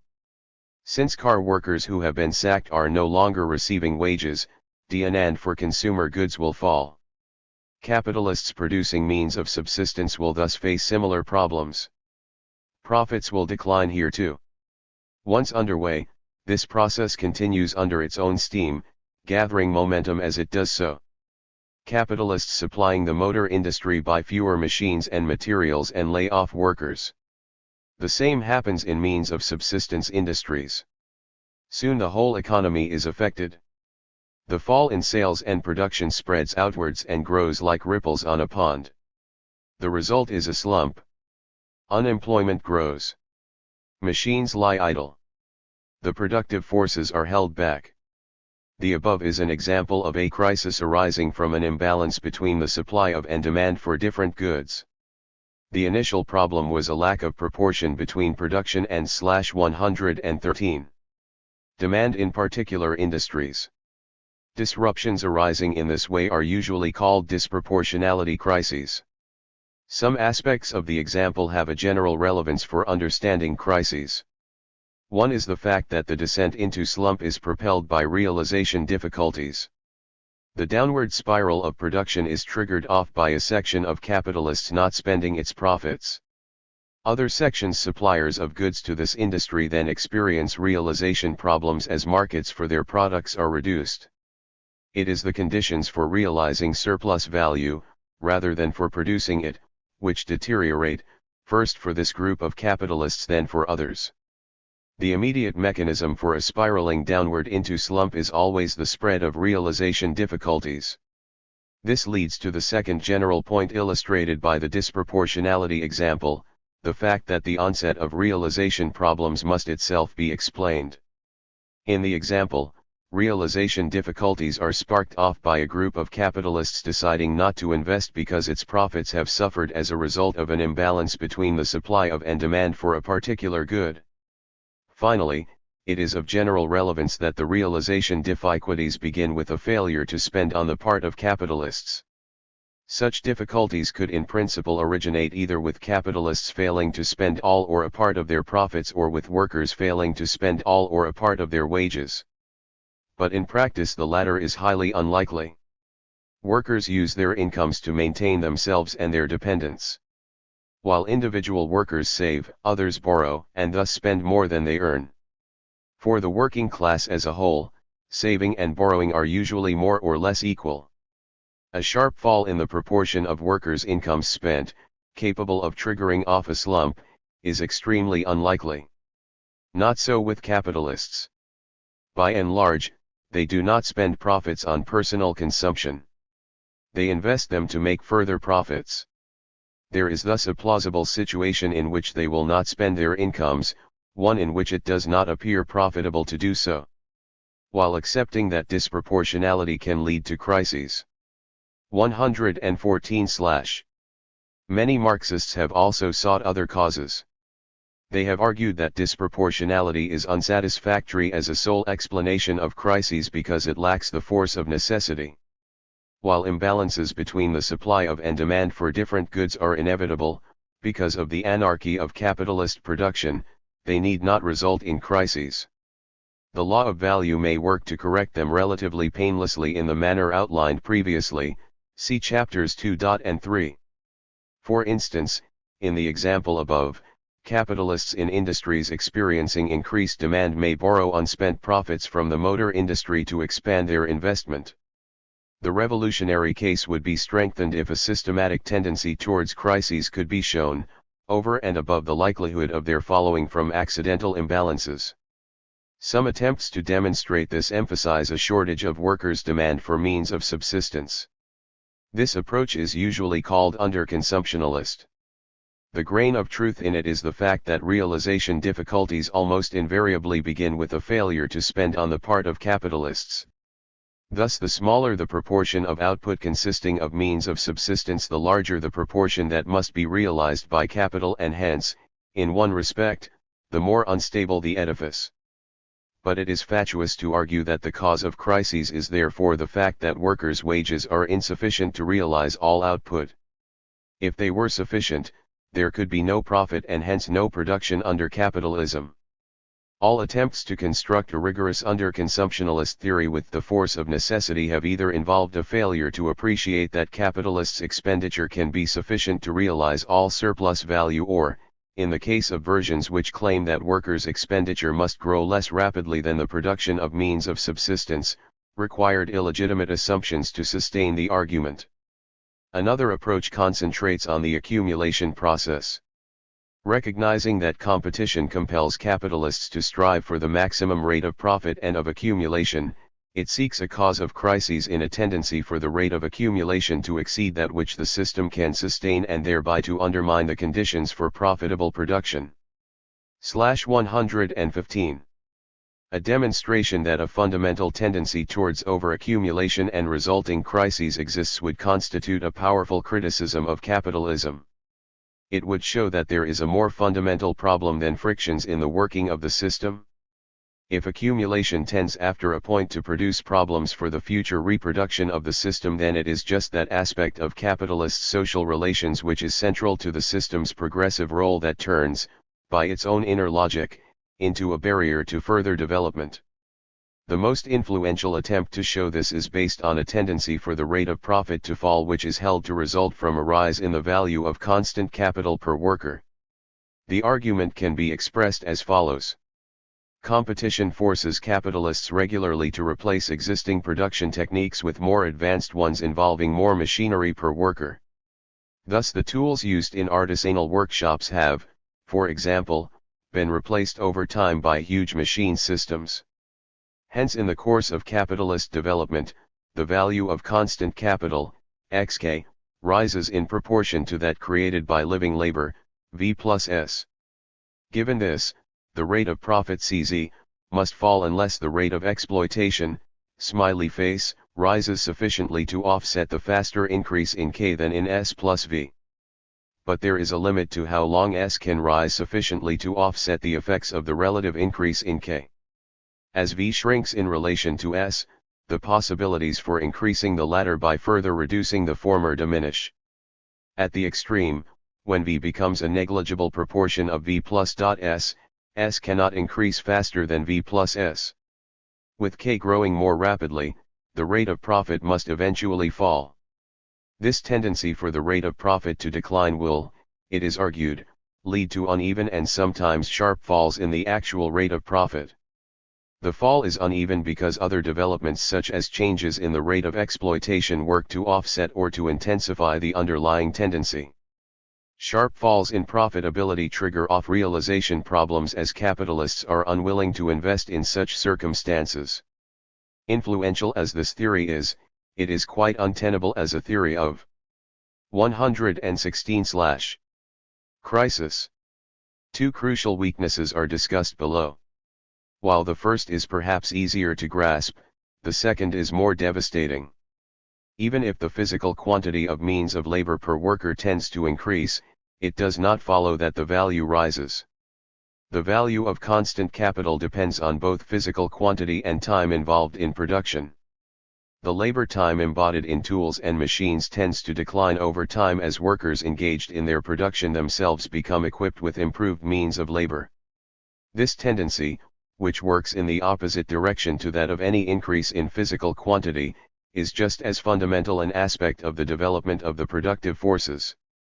Thus the value of a machine tool produced by labor utilizing another such tool may equally well be greater or less than that of a set of files and saws, which the machine tool replaces, produced by workers equipped only with files and saws. No systematic tendency for K to rise in relation to V plus S exists. Further, and this is the second criticism, no new production technique which capitalists decide to introduce ever yields a lower rate of profit than would have accumulation using the old technique. Thus the introduction of a new method of production can never in itself cause a fall in the rate of profit, regardless of whether or not it involves an increase in constant capital per employee. A simple example may indicate why this is so. Formal proofs are cited in the guide to further reading. Suppose a capitalist discovers a new technique of production. If it is more expensive than the old method, he will have no incentive to introduce it. If it is cheaper, he will. In the latter case, his profits rise. Soon all capitalists in the industry adopt the new technique because it reduces costs. So long as output remains the same, the rate of profit in the industry rises above that in the economy as a whole. But other capitalists are attracted into the industry by the high profits. Output rises and price falls until the rate of profit is brought down to that in other industries. If the commodity is a means of production, other capitalists' costs are reduced and the overall rate of profit rises. If the commodity is consumed by workers, means of subsistence become cheaper. If this enables capitalists to pay lower wages, /117. Profits rise. Otherwise workers' living standards improve as they can now buy more goods. The real wage, the amount workers can buy with their wage packets, rises. In no case do profits fall. A general decline in profitability can only occur if a rise in real wages sufficient to offset any effect on the rate of profit of improved techniques takes place. An explanation of crises based on overaccumulation must therefore show how accumulation tends to bring about such a rise. A crucial factor in overaccumulation is the peculiar status of labor power within capitalism. In circulation, labor power is a commodity like any other. It is bought and sold and its price is subject to changes in supply and demand. In production, however, labor power is not a commodity. It is not produced for exchange. The social relations in which conception, birth, and child rearing take place are not those of a capitalist factory. This frustrates the operation of the law of value. If the balance between the supply of and demand for labor power is disturbed, the system initially responds as normal. If demand declines, price falls. If demand rises, so does price. But the response ceases to be normal at this point. With any other commodity, a change in price would prompt one in supply. If price fell, production would become less profitable and capital leave the industry. If price rose, profitability would increase and capital enter. This does not happen with labor power because capital cannot flow into and out of its production. Historically, the supply of labor power has often exceeded demand. This was especially so in the early days of capitalism. The dissolution of feudalism and artisanal production created a flow of potential new workers. The development of manufacture and modern industry increased the range of suitable labor power as skills became less necessary. Women and children were brought into the factories, often displacing men. Marx described the generation of unemployment in the course of capitalist development as the creation of an industrial reserve army. But excess supply of labor power itself works to increase demand. As with any commodity, when supply is high in relation 118 to demand, price tends to be low. Low wages imply high rates of profit and accumulation and hence a rapid growth in demand for workers. Further, while the processes which work to create a reserve army are ever-present effects of accumulation, their quantitative importance tends to decline with the development of capitalism. Once production is predominantly capitalist, the inflow of ruined artisans and the like declines to a trickle. As more and more of the population become wage workers, sources of additional labor power dry up. In developed capitalist societies, the fundamental tendency is therefore for accumulation to exhaust the industrial reserve army. Whenever this happens, the rate of growth of the demand for labor power exceeds that of supply. If this were not so, full employment would never have been achieved since the reserve army would have been growing as fast as demand for workers. Thus the onset of full employment always indicates that the existing rate of accumulation cannot be sustained. Since competition compels capitalists to accumulate surplus value, a reduction in the rate of accumulation requires a corresponding one in the rate of profit. This can be brought about in a number of ways. The simplest is as follows. As labor power becomes scarce, capitalists compete to buy sufficient quantities. The price is bid up. Wages rise. As this happens, capitalists withdraw from operation machinery which, because it is technologically backward or wearing out, can no longer be used profitably at the higher wage level. Eventually, sufficient workers are released from working with old machines to operate all newly installed ones.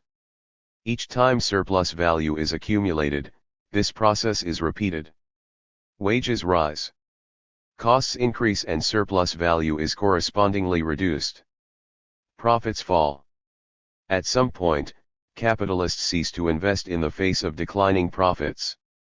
Realization difficulties set in, bringing about a descent into slump. To summarize, the motor force in a downward spiral into slump is the spread of realization difficulties. This process is almost invariably triggered off by some capitalists deciding not to /119 invest. Capitalists so decide when they are dissatisfied with the prospects for profitability. Such dissatisfaction may result from a temporary imbalance generated by the anarchy of production. But a fundamental tendency towards a decline in overall profitability also exists. This flows from a tendency for the rate of accumulation to exceed that which the supply of labor power can sustain. This generates difficulties for the production of surplus value and hence dissatisfaction with the prospects for profitable investment. 2. Progress, collapse, or decay.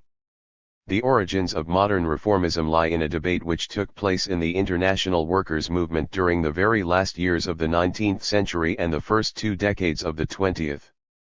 This debate split the movement, first theoretically, then organizationally, into 2 opposed camps.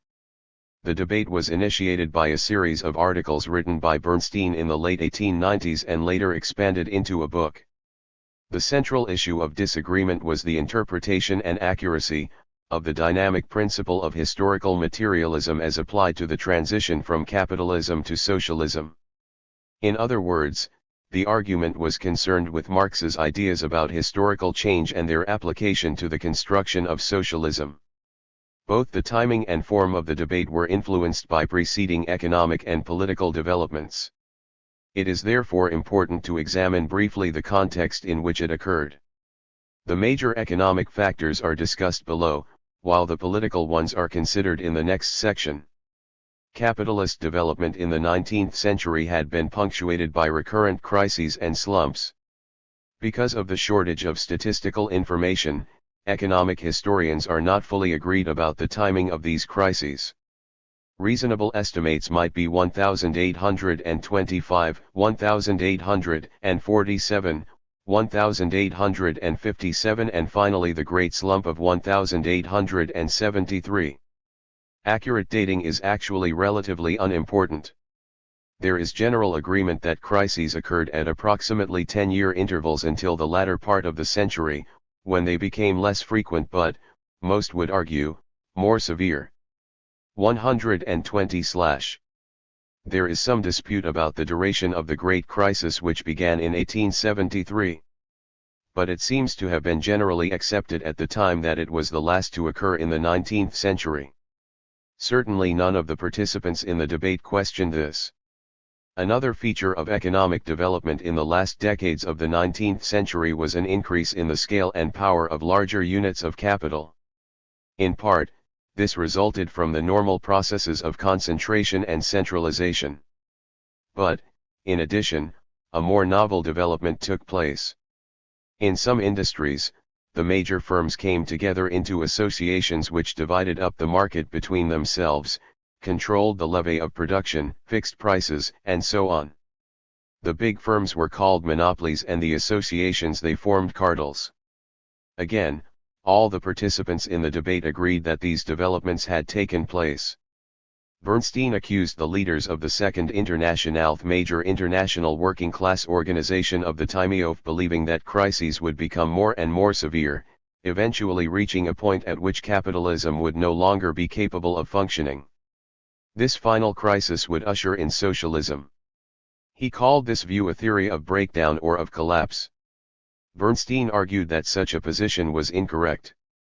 In his opinion, Marx had never envisaged a final breakdown of the system. He had suggested that crises would tend to become more severe but was mistaken. The experience of the period since 1873 had shown that accumulation was becoming more stable rather than less so. The principal explanation for this relative stabilization lay, Bernstein argued, in the development of cartels. By fixing prices, output levels, market shares, and so on between themselves, the cartels were able to effect a degree of planning. Thus major disruptions to production and accumulation could be and were being avoided.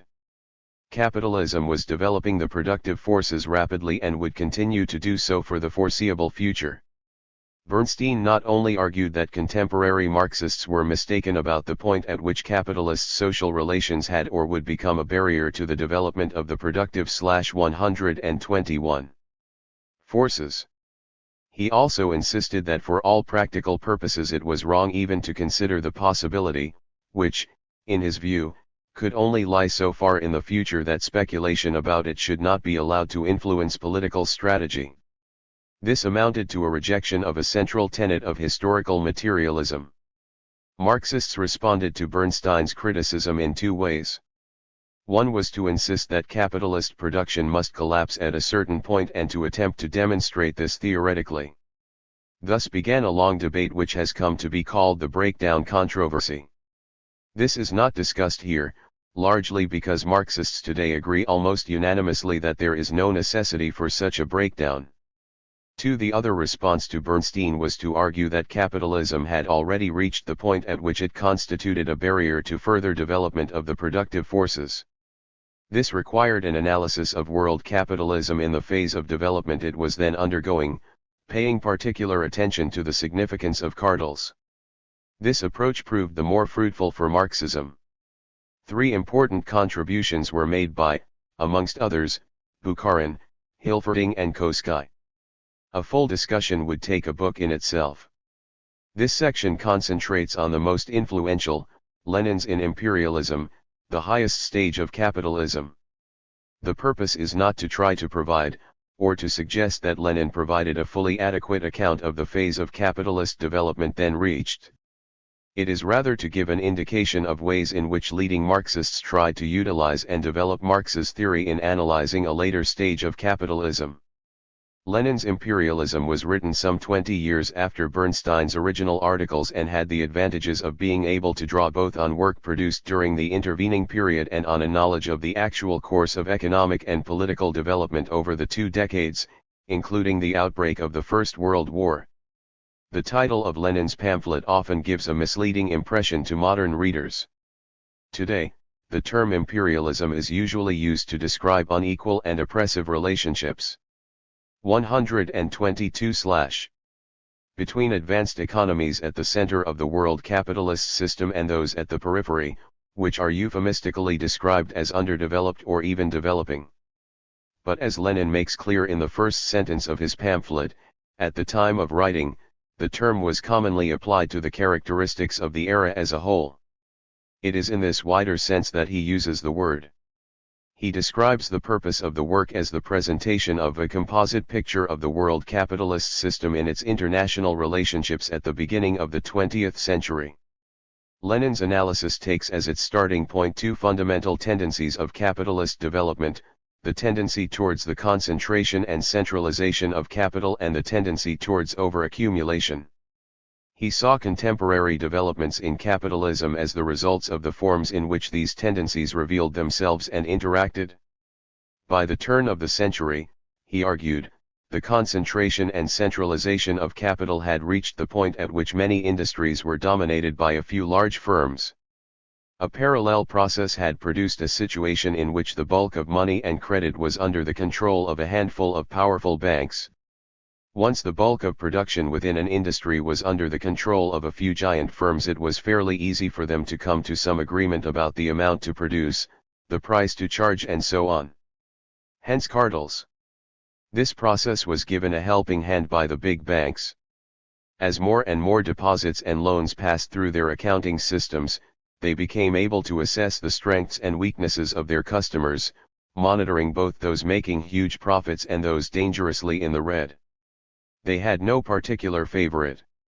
If one firm drove another out of business, they were left with the debts. Banks had an interest in the restriction of cutthroat competition and the formation of cartels. Their control over the purse strings allowed them to play an active role in the process. They could give credit on generous terms to those firms willing to participate in cartels and withhold finance from the unwilling, a powerful lever.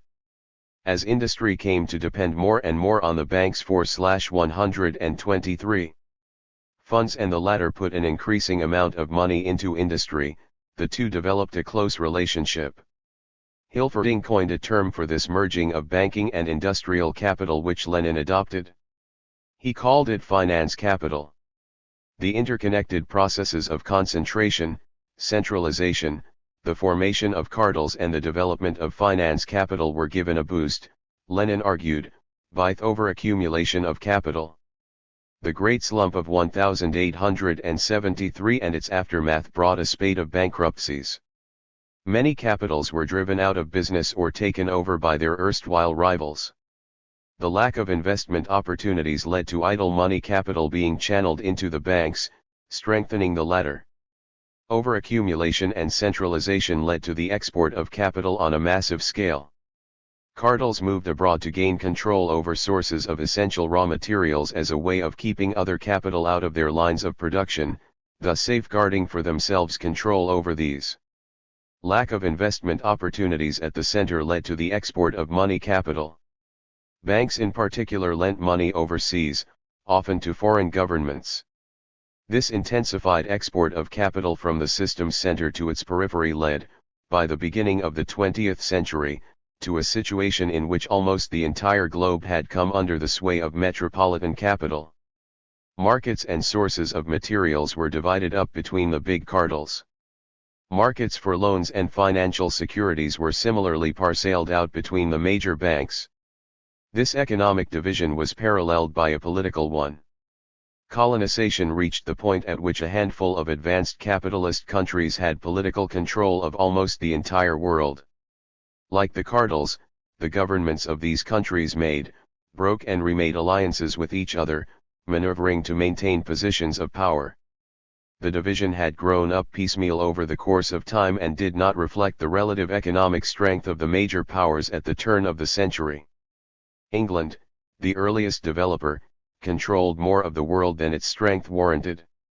As the world was carved up, it became more difficult for late developers.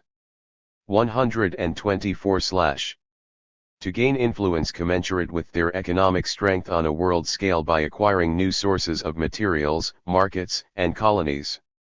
Germany therefore colonized a disproportionately small area, a mere tenth of the size of British possessions, with only a 20th of their population.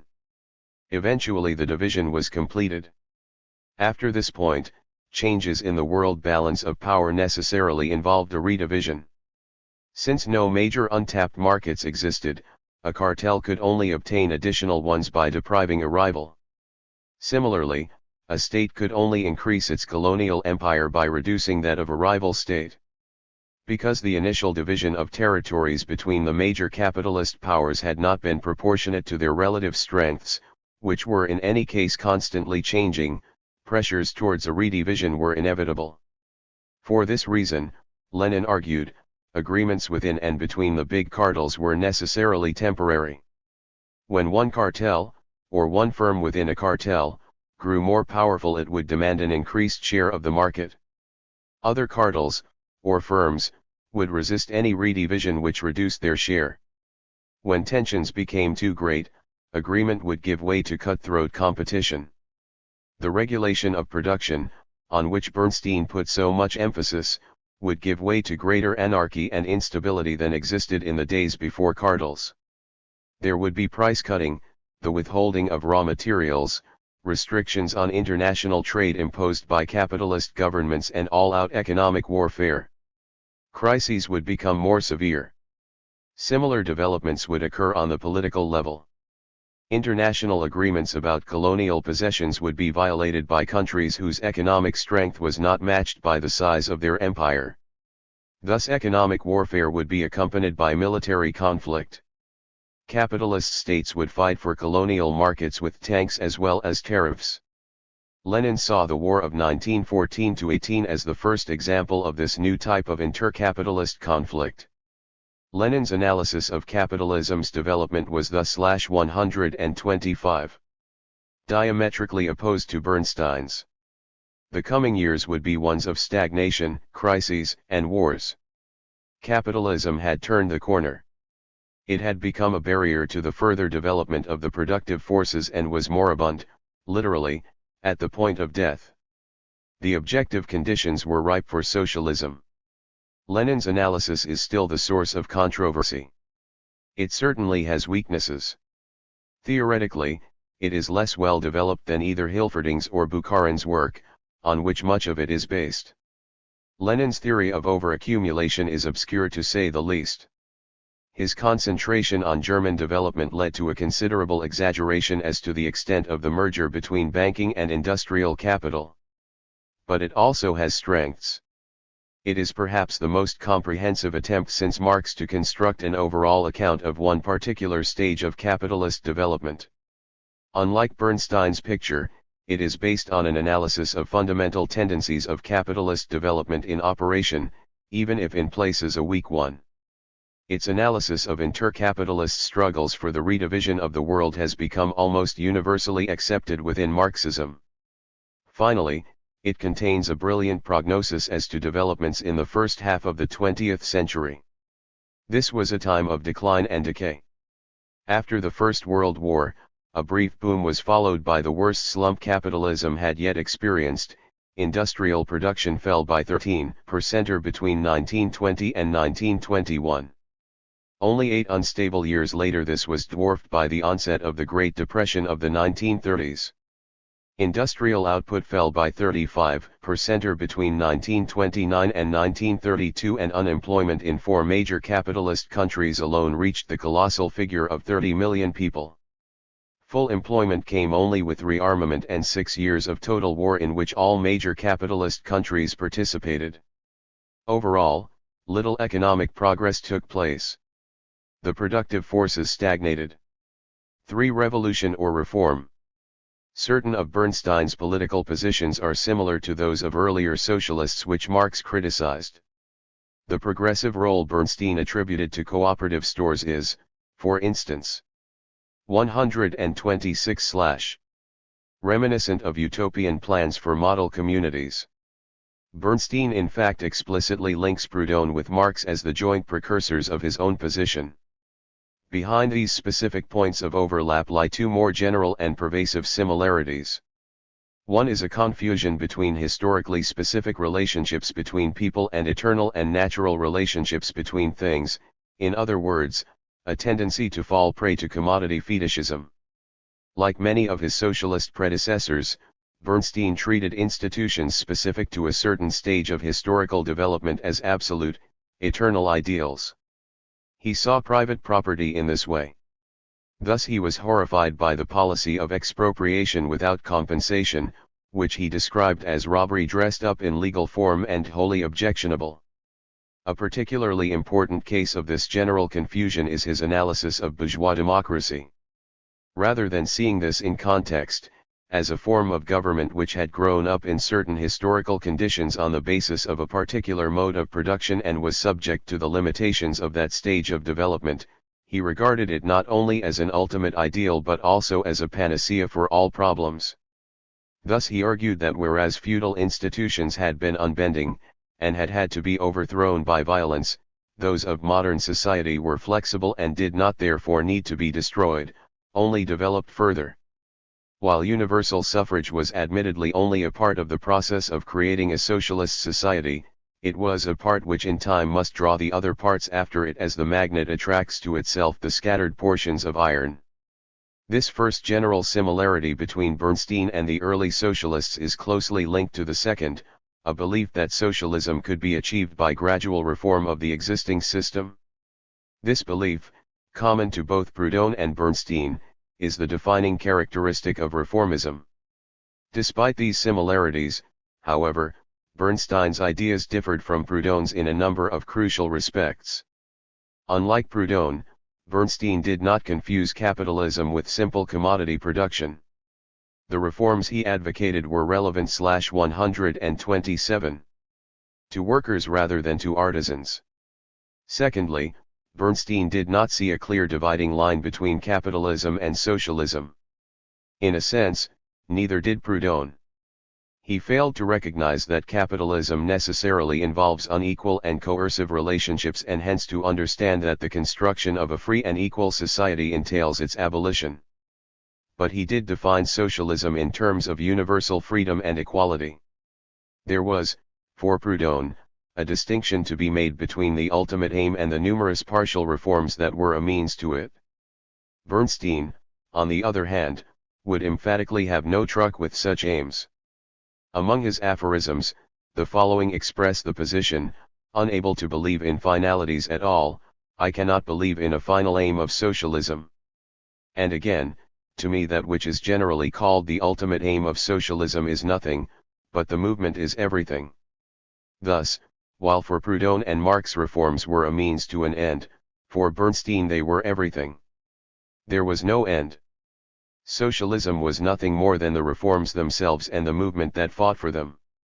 Bernstein's politics flowed logically from his analysis of capitalist development. As he saw it, capitalism would not only be able to develop the productive forces indefinitely but also come to experience less and less disruption in the process. This made possible the continual extension of democratic reforms. The liberal superstructure that early capitalism had tended to develop could, he believed, be refined without limit.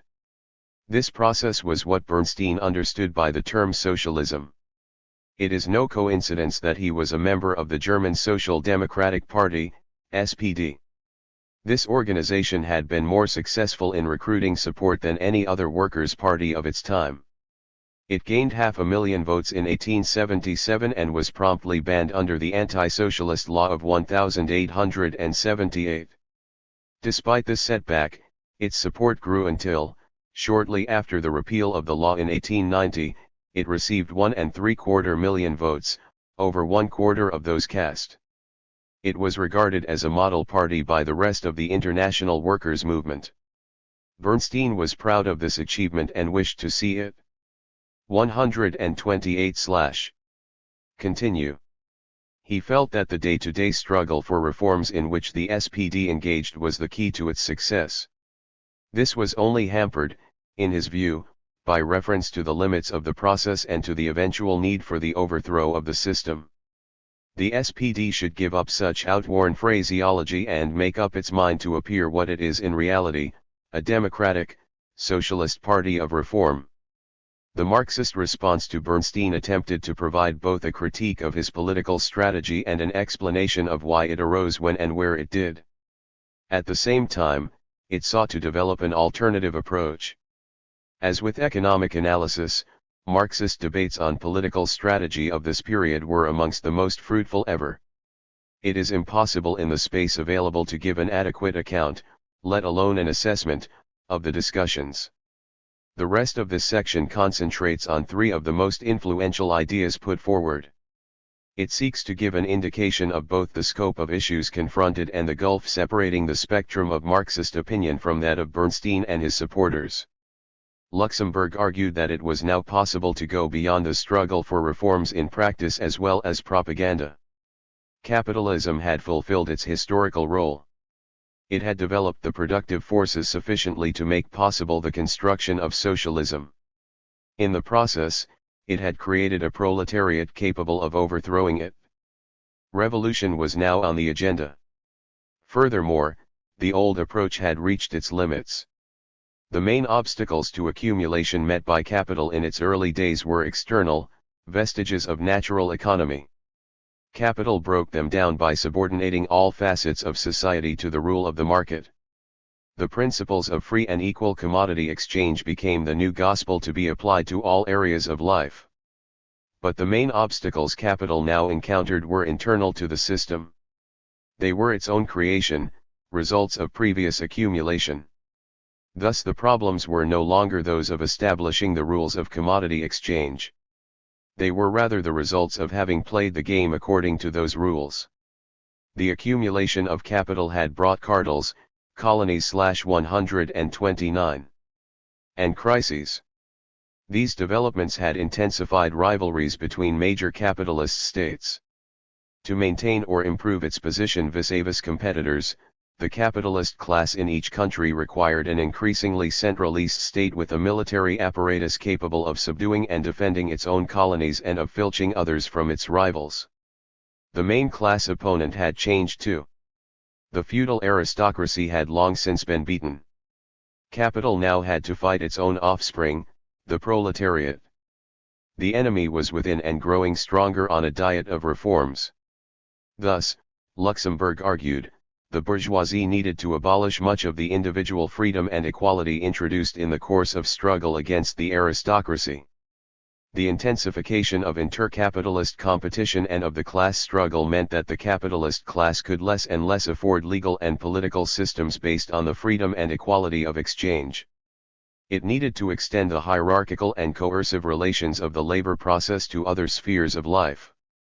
Overaccumulation and monopoly thus brought reaction and violence in their wake. The basic tendency was now towards some form of totalitarian rule by the bourgeoisie.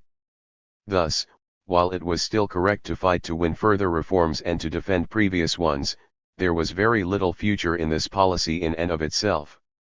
Many previous gains had become incompatible with the needs of capital and could only be defended by means of the revolutionary overthrow of the system.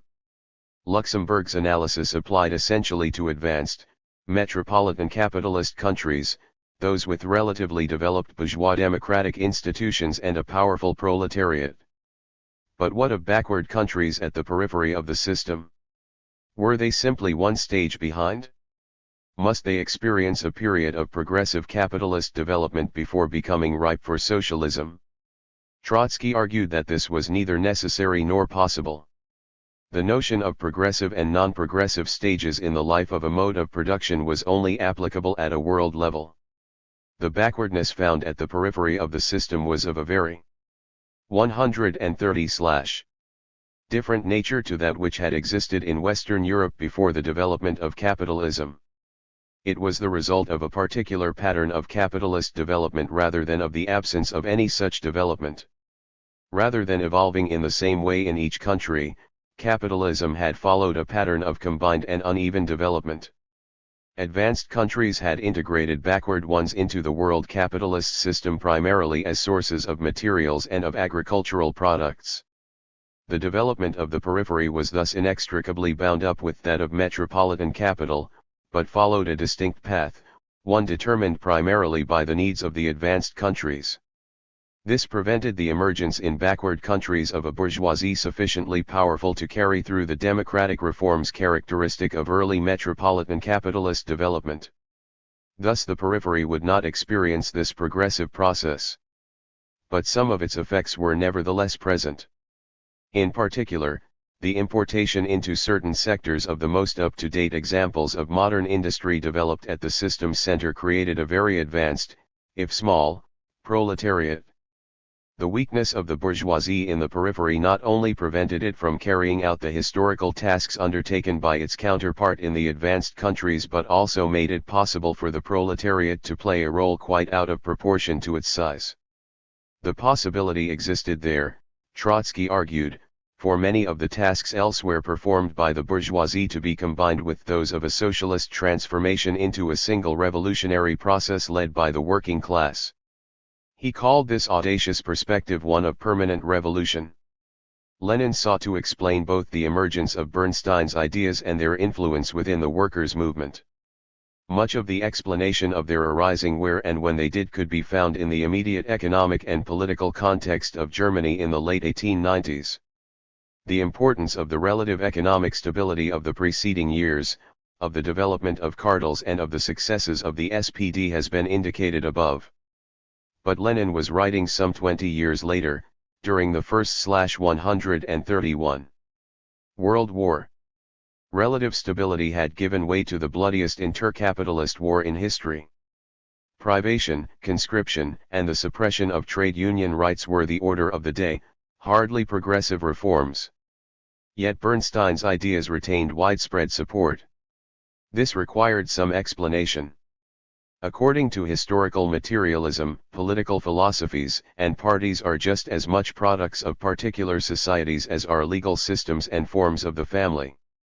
They develop on the basis of modes of production and reflect the interests of classes or groups within them. Thus bourgeois socialism, for example, reflected the interests of artisans. Lenin argued that Bernstein's ideas reflected the interests of, and drew their main support from, a relatively privileged section of the proletariat. The export of capital and the carving up of the world market by cartels and capitalist states had created a situation in which, according to Lenin, capital at the center appropriated surplus value from colonies as well as that produced by workers at home. To use his terminology, metropolitan capital appropriated super profits. A part of these were used to pay high wages to sections of workers at home to ensure their acquiescence in the system. Lenin called this bribery. This stratum of workers, which Lenin, following a remark of Engels's, called the bourgeois aristocracy, had an interest in maintaining the status quo. It reaped benefits from the worldwide system of exploitation. While in favor of reforms which would improve its position, this group would not support policies which might endanger the capitalist system as a whole, in which it had a stake. This part of Lenin's analysis is the subject of considerable controversy. The evidence of historical research is on balance against it. But it does have the merit of explaining two aspects of Bernstein's politics which cannot be accounted for purely in terms of his analysis of capitalist development or of his fetishization of bourgeois democracy. One is his opposition to certain basic, liberal reforms. He did not support demands for the right to work, for example, or for the automatic right to state benefits for the unemployed. He was also opposed to free provision of legal 132/ assistance. This is explicable if his policies represented only the interests of a relatively privileged and secure section of workers. The other particularly reactionary aspect of his politics was his view that workers' parties should defend the interests of their national capitalist state. He defended this position by arguing that, once workers had the vote, they had a share in the common property of the nation. Thus he was against the abolition of standing armies and even in favor of the acquisition of colonies in certain circumstances. Again, this can be explained in terms of the interests of a privileged section of workers. The privileges, vis-a-vis the rest of the working class, depended on capital appropriating super profits from the rest of the world. The relative strength of their own bourgeoisie internationally was thus important to this group. When the First World War broke out, the SPD acted on this last position of Bernstein's. As rivalries between major capitalist states exploded into armed conflict, SPD representatives in the German parliament voted finance for the war effort. Lenin and the orthodox Marxists argued that this was a violation of the fundamental principle that the interests of the working class as a whole had precedence over those of any section. By voting money for the war, the SPD was allying with the German bourgeoisie against both the bourgeoisie and the workers of other countries. In effect, it was taking the position that German workers had more interests in common with German capitalists than with French or English workers. Lenin and his supporters broke from the Second International on this issue.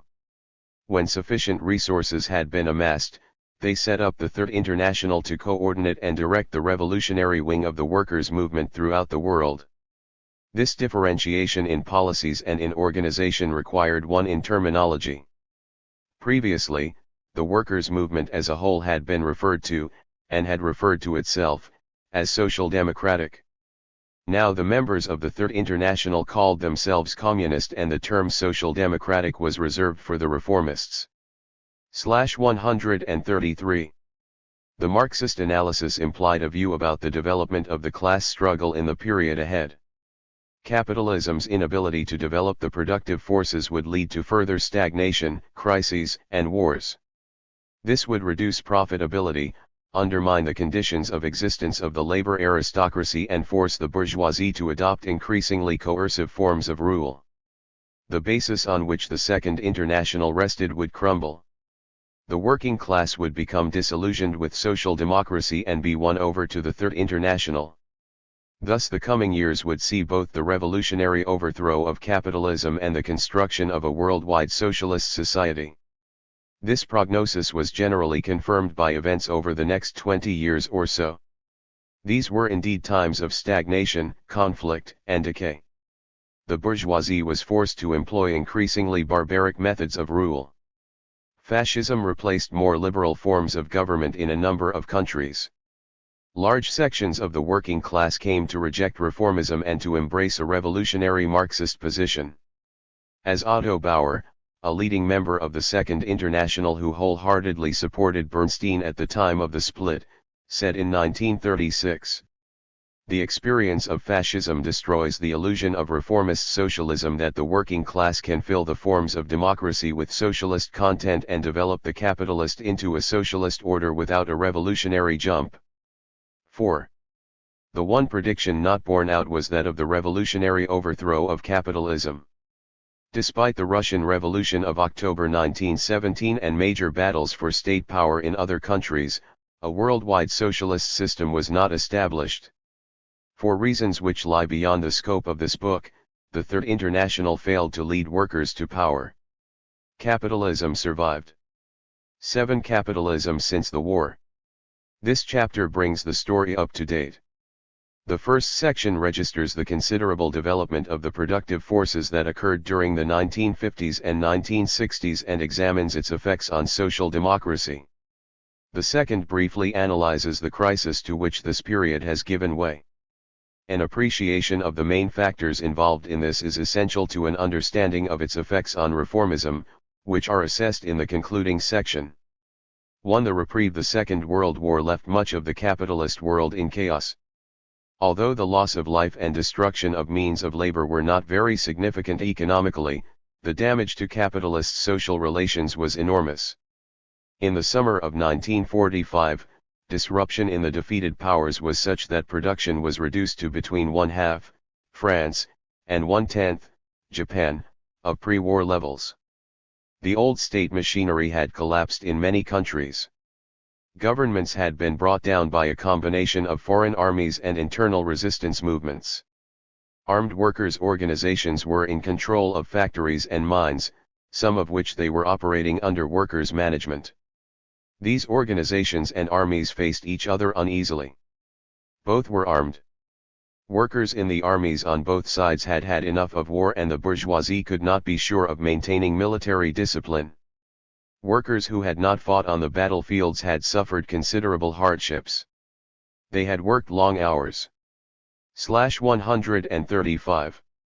There had been shortages and standards of living had been depressed. Industrial unrest flared up after a period of relative quiescence. At the time, most observers thought the chances of a sustained period of capitalist expansion to be low. Their prognosis ranged from the pessimistic to the catastrophic. In fact, the period from the early 1950s to the late 1960s saw just such an expansion. These years, now referred to almost universally as the long boom, saw not only relative peace and prosperity but also a major development of the productive forces. The reasons for both the initial restabilization and subsequent long boom are the subject of dispute among Marxists. Important though this question is, it is not discussed here. This section registers the extent of the boom and examines its effects on reformism. The boom should not be underestimated. Between 1952 and 1968, world capitalist production doubled. Thus 1/2 of the use values produced annually in the world today result from development of the productive forces during those 16 post-war years. This is an impressive achievement. It is also historically unprecedented. There are no other periods on record during which growth was as rapid and sustained. Moreover, the process seemed, while it lasted, remarkably trouble-free. World capitalist output grew in every one of those 16 years. The proportion of the population in employment in the capitalist world as a whole never fell by more than 1 percentage point. The productive forces were highly utilized and developed rapidly. Capitalism appeared to be experiencing a second childhood. The boom brought a reprieve for social democracy as well as for capitalism. This is hardly surprising. Reformism tends to flourish in periods when capitalism develops the productive forces. Such developments create circumstances in which reforms can be won. Economic growth makes wage increases, reductions in working hours and other economic reforms possible without endangering accumulation. The social stability that full employment and rising living standards tend to bring permits political reforms.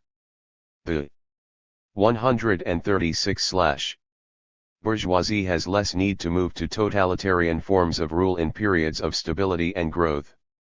Reforms also appear sufficient to large sections of the labor movement at such times. They offer tangible gains without the threats of insecurity and violence which inevitably accompany a revolutionary perspective. Thus social democratic ideas and their supporters in workers' parties were reinvigorated by the boom. Post-war social democratic philosophy was most coherently expressed, and to some degree molded, by a book called The Future of Socialism written by Anthony Crosland in 1956. The title is a misnomer. What Crosland discusses in the book is the future of capitalism. Crosland's position is partly a repetition and development of Bernstein's. There are a number of clear similarities. Thus Crosland shares Bernstein's belief in the importance of the cooperative movement and his tendency to fall into the trap of commodity fetishism. In Crosland's case, this last weakness is expressed in the view that alienation is a product of modern technology as such, rather than of the social relations within which it is utilized. Behind these obvious similarities lie two fundamental ones.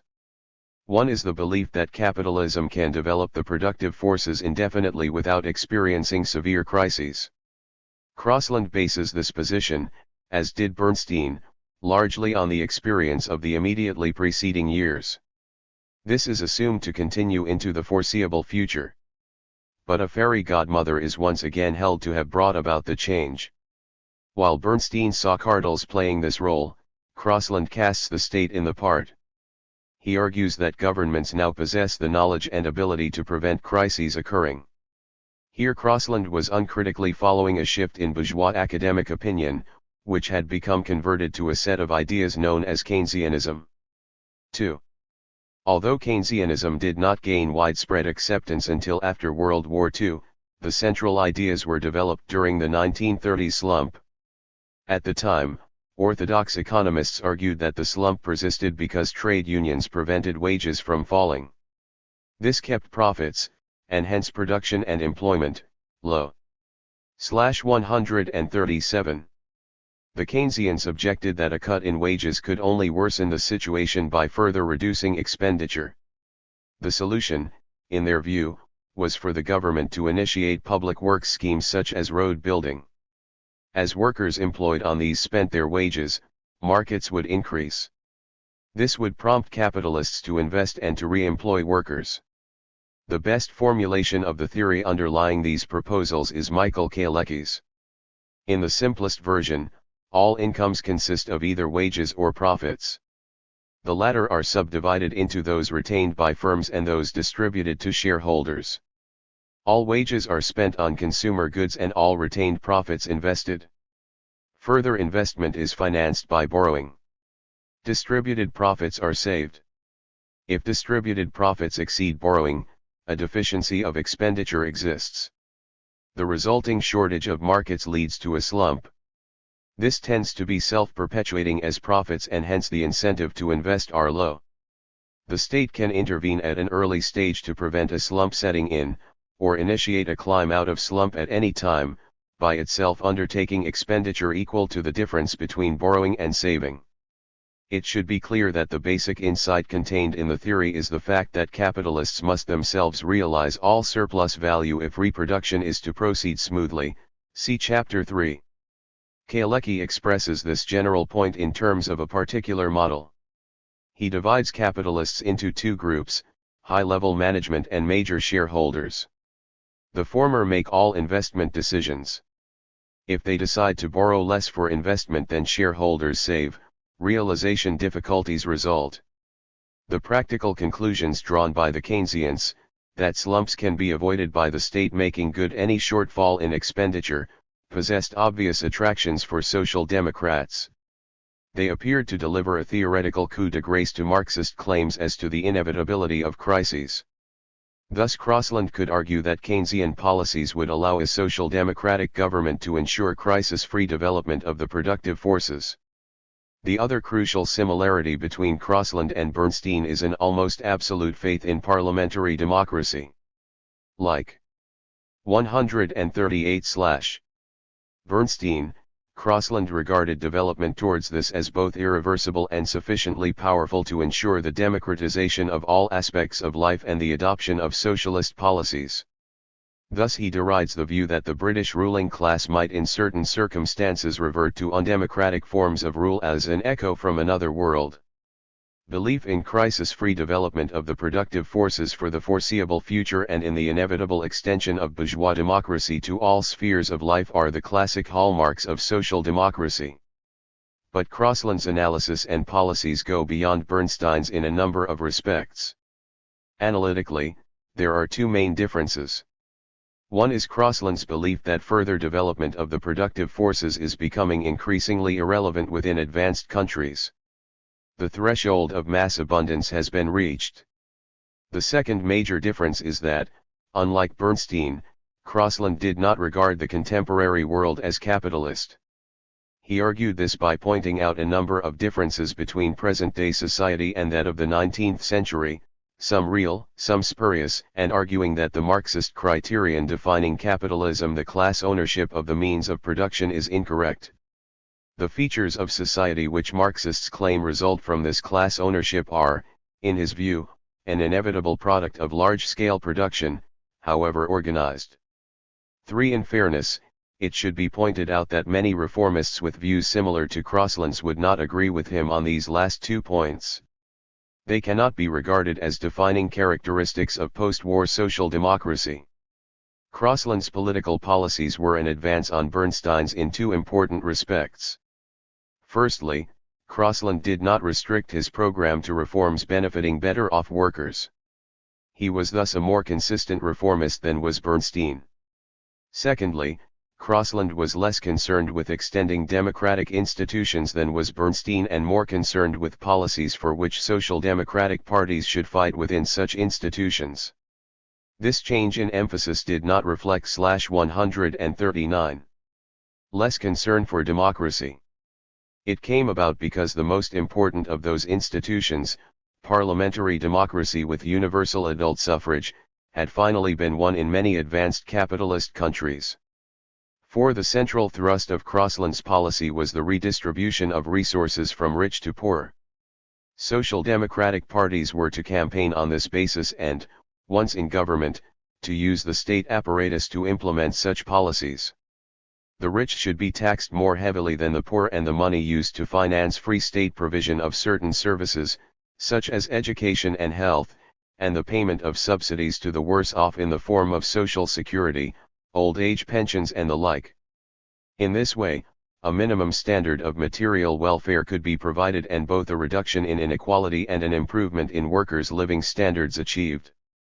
Thus, while Marxists see the fundamental inequality within capitalism as that between workers and capitalists within the labor process and believe that other inequalities derive from this, the post-war social democrats concentrated on inequality in living standards.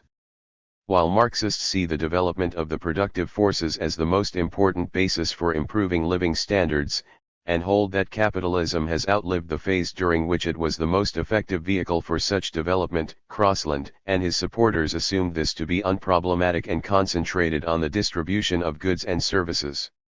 Finally, while Marxists see the capitalist state as a product of the economic system, and one whose form tends to be democratic in some phases and totalitarian in others, the Crosslandites regarded it as a universal tool for ensuring both economic stability and a redistribution of income. The most effective critique of Crossland's ideas is an analysis of developments during the last decade.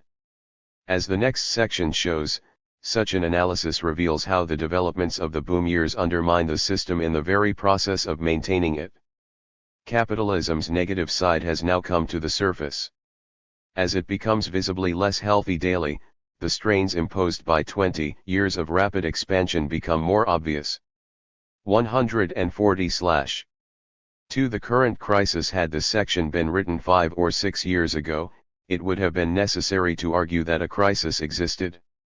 Today everyone knows that. The Financial Times and The Economist regularly carry articles which would until recently have been considered unjustifiably alarmist by many revolutionaries. But, while the existence of a crisis is now generally recognized, its nature and causes are not.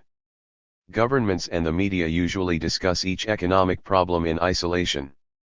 They concentrate on one at a time and present that as the crisis. The last few years have seen, amongst others, the dollar crisis, the crisis of inflation, the oil crisis and the crisis of sterling. This approach fulfills a function for capitalism. It suggests that the difficulties are unrelated and limited in extent. The political implication is that only minor modifications to the system are required.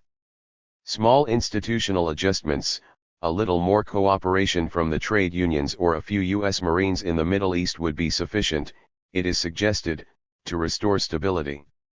Since nothing fundamental to capitalism is at fault, nothing fundamental need be changed. In fact, the problems are intimately connected. They are aspects of a single process, the violent shuddering to a halt of the long boom and the onset of the most severe crisis since the war. The crisis is rooted in the overaccumulation of capital. While its diverse manifestations are not simply passive reflections of overaccumulation, their development and significance are primarily structured by it. The links can be thought of in terms of the metaphor Marx used to illustrate the relationship between the economy and other aspects of society. Thus accumulation is the base underlying the economic superstructure of international currency movements, stock exchange deals, and so on. The former is ultimately determinant, but no one-to-one relationship exists between changes at different levels. The high rate of accumulation underlying the boom absorbed large quantities of labor power. By the end of the 1950s, the Industrial Reserve Army had been exhausted in the advanced capitalist countries with the exception of the USA. During the 141. Table 1. Unemployment as a percentage of the labor force, 5. 1950, 1960, 1970 Germany 8.0, 1.00.6 Italy 0.7, 1954, 3.9 Bel France 1.6, 1954, IL, IBD UK 1.3, 1.3 of USA all 5.3, 4.8. Artisans and peasants as a percentage of civilian employment, 6. 1950, 1960, 1970 Germany 30.8, 22.3, 16.9 Japan 57.0, 1953, 46.6, 35.0 Italy 45.3, 1954, 41.6 France 35.7, 1954, 30.5 222 UK 8.27.4 7.8 USA 20.3 16.1 10.2. Percentage of women aged 25 to 64 in the labor force, 7. 1960-1970 Germany 43.7 45.9 France 42.0 47.0 UK 41.5 49.3 USA 40.4 48.0. Newly entering foreign workers, thousands, 8.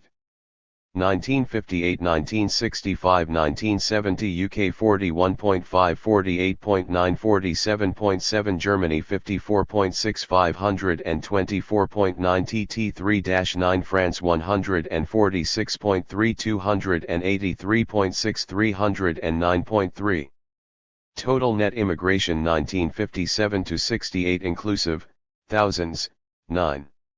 USA 4,439 Germany 3,014 France 2,497 UK 140 142/1960s, accumulation depended on a flow of new workers from the shrinking peasant and artisanal sectors, increased employment of women and mass immigration.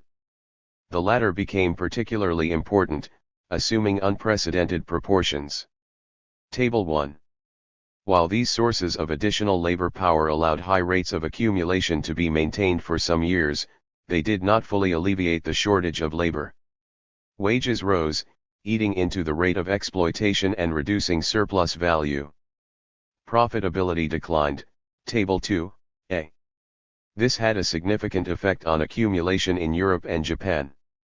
But this was offset to a considerable extent by a growth in United States investment associated with the Vietnam War. Table 2c. In the early 1970s, overaccumulation gave rise to a major slump. From mid-1974 to the time of writing, July 1977, about 15 million people have been without jobs in advanced capitalist countries and around 25% of machinery has lain idle. The immediate causes of this stupendous waste of resources are a collapse of investment and consequent realization difficulties. Table 2c. But why was this state of affairs allowed to develop, let alone persist? Why did governments not make good deficiencies in expenditure resulting from capitalists' failure to invest? Why were Keynesian measures not used to prevent the slump? Such policies were implemented in the early 1970s. A significant slowdown in economic growth began in mid-1969. From then until the middle of 1971, world capitalist output grew at less than 1% a year. Governments in all major countries responded by initiating Keynesian measures in the summer of 1971. The next 18 months saw an extremely dramatic boom. Output grew at a rate of 9% a year. But the boom was short-lived. When demand expanded, capitalists brought idle machinery back into operation and increased production rapidly in the short term. But they did not invest in new capacity, Table 2c. They preferred to buy office blocks or cocoa crops yet to be harvested in the hope of a quick killing when prices rose. Thus the mini-boom brought an orgy of /143. Speculation but little expansion of the productive forces. It came to a sharp halt at the end of 1973. Keynesian policies were abandoned. Expanding markets had proved an insufficient incentive. Capitalists were not prepared to accumulate because they did not expect to be able to produce additional commodities profitably. There was good reason for this pessimism. Profits had not recovered despite increased opportunities for sales. In a number of countries, they had declined still further, Table 2b. Table 2a. Profits as a percentage of output, 10. Lost 1960. 1970 19,734 1970 ASA 1975. USA 25. 219 GE is RCL1's NEC LOL TL 36. Japan 31.8 39.2 344 26 17 equals. UK BWA, 2 AEEV 6 ETSEI 6.9. Italy 24.2 16.5 11.0 3.6 3.4. Germany 3,474 to 92,953 23:5 2018 18. B. Rates of profit, 11. USA 7.95.35.4 equals. UK 8.33.73.9 355 3.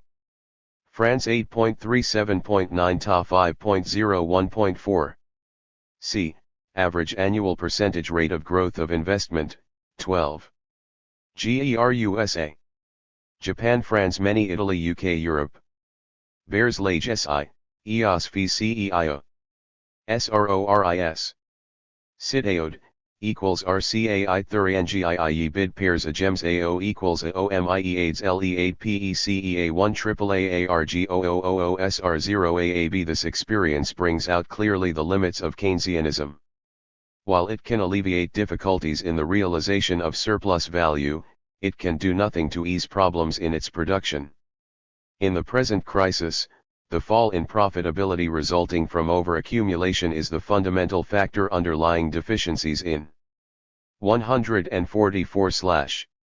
Expenditure. To the extent that Keynesian policies succeed in increasing production and employment, they actually intensify this underlying problem. This analysis renders intelligible the prolonged slump of the last few years. The capitalist class would not necessarily benefit from the implementation of policies designed to expand the economy. A boom would certainly have some advantages. It would increase markets, allow idle machinery to be used again and thus increase total profits in the short run. But it would also have disadvantages. Most importantly, by raising employment, it would worsen the pressure on the rate of surplus value and thus work to prevent the rate of profit from rising in the medium and longer term. Similarly, a prolongation or deepening of the slump would also have contradictory effects for capital. The resulting unemployment would work to hold down wages and thus help in achieving an increase in the rate of exploitation. But the restriction of markets would prevent any improvement in the conditions for realization. Without a rise in wages, capitalists producing means of subsistence would not find it worthwhile to invest because they could not sell the extra output without reducing prices. Without the likelihood of increased sales to these capitalists, those producing means of production would equally have no incentive to expand capacity. The capitalist class appears to face an insoluble contradiction. The recreation of conditions for the profitable expansion of production requires an improvement in the prospects for both producing and realizing surplus value. Any policy which works to improve one simultaneously acts to worsen the other. For the class as a whole, this is indeed so. But the contradiction does not exist for an individual capitalist. Reductions in his workers' wages improve the conditions for producing surplus value without worsening those for realizing it. This is because expenditure by his workforce constitutes a negligible proportion of total spending. If he can reduce costs sufficiently, he can lower prices, gain an increased share of the market and make high profits at the expense of his 145 rivals. Marx expressed this as follows: each capitalist would like his workers' wages to be as low as possible, to minimize costs, and those of his competitors to be as high as possible, to maximize markets. On an international scale, the capitalist class of a single country is in this respect analogous to an individual capitalist. If its costs can be brought below those of foreign competitors, markets abroad can provide the basis for a profitable expansion of production. Thus it is in the interests of each national capitalist class to exert pressure on its state to do everything possible to hold down wages. This includes the use of Keynesian policies in reverse the reduction of state expenditure to generate unemployment. By and large, this has been the position adopted in recent years by capitalists throughout Europe, North America, and Japan. In reality, of course, it is no more possible for every national capitalist class to solve its problems in this way than for every participant to win a boxing match. But that does not stop them trying. The results include a buffeting for the international trade and payments system, continued worldwide slump and the aiming of repeated body blows against the working class in each country. 3. Social democracy in crisis. The fortunes of social democracy tend to follow those of capitalism. When accumulation proceeds smoothly, social democratic perspectives appear plausible and their proponents gain influence in workers' parties. In a crisis, on the other hand, social democracy finds its prognosis rendered obsolete by events and its policies unworkable. Disagreements arise in its ranks and working class support falls off.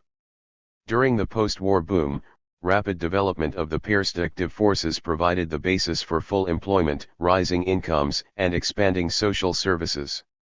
The boom appeared to confirm the belief that Keynesianism could ensure crisis-free expansion and thus to vindicate social democratic emphasis on the distribution of output.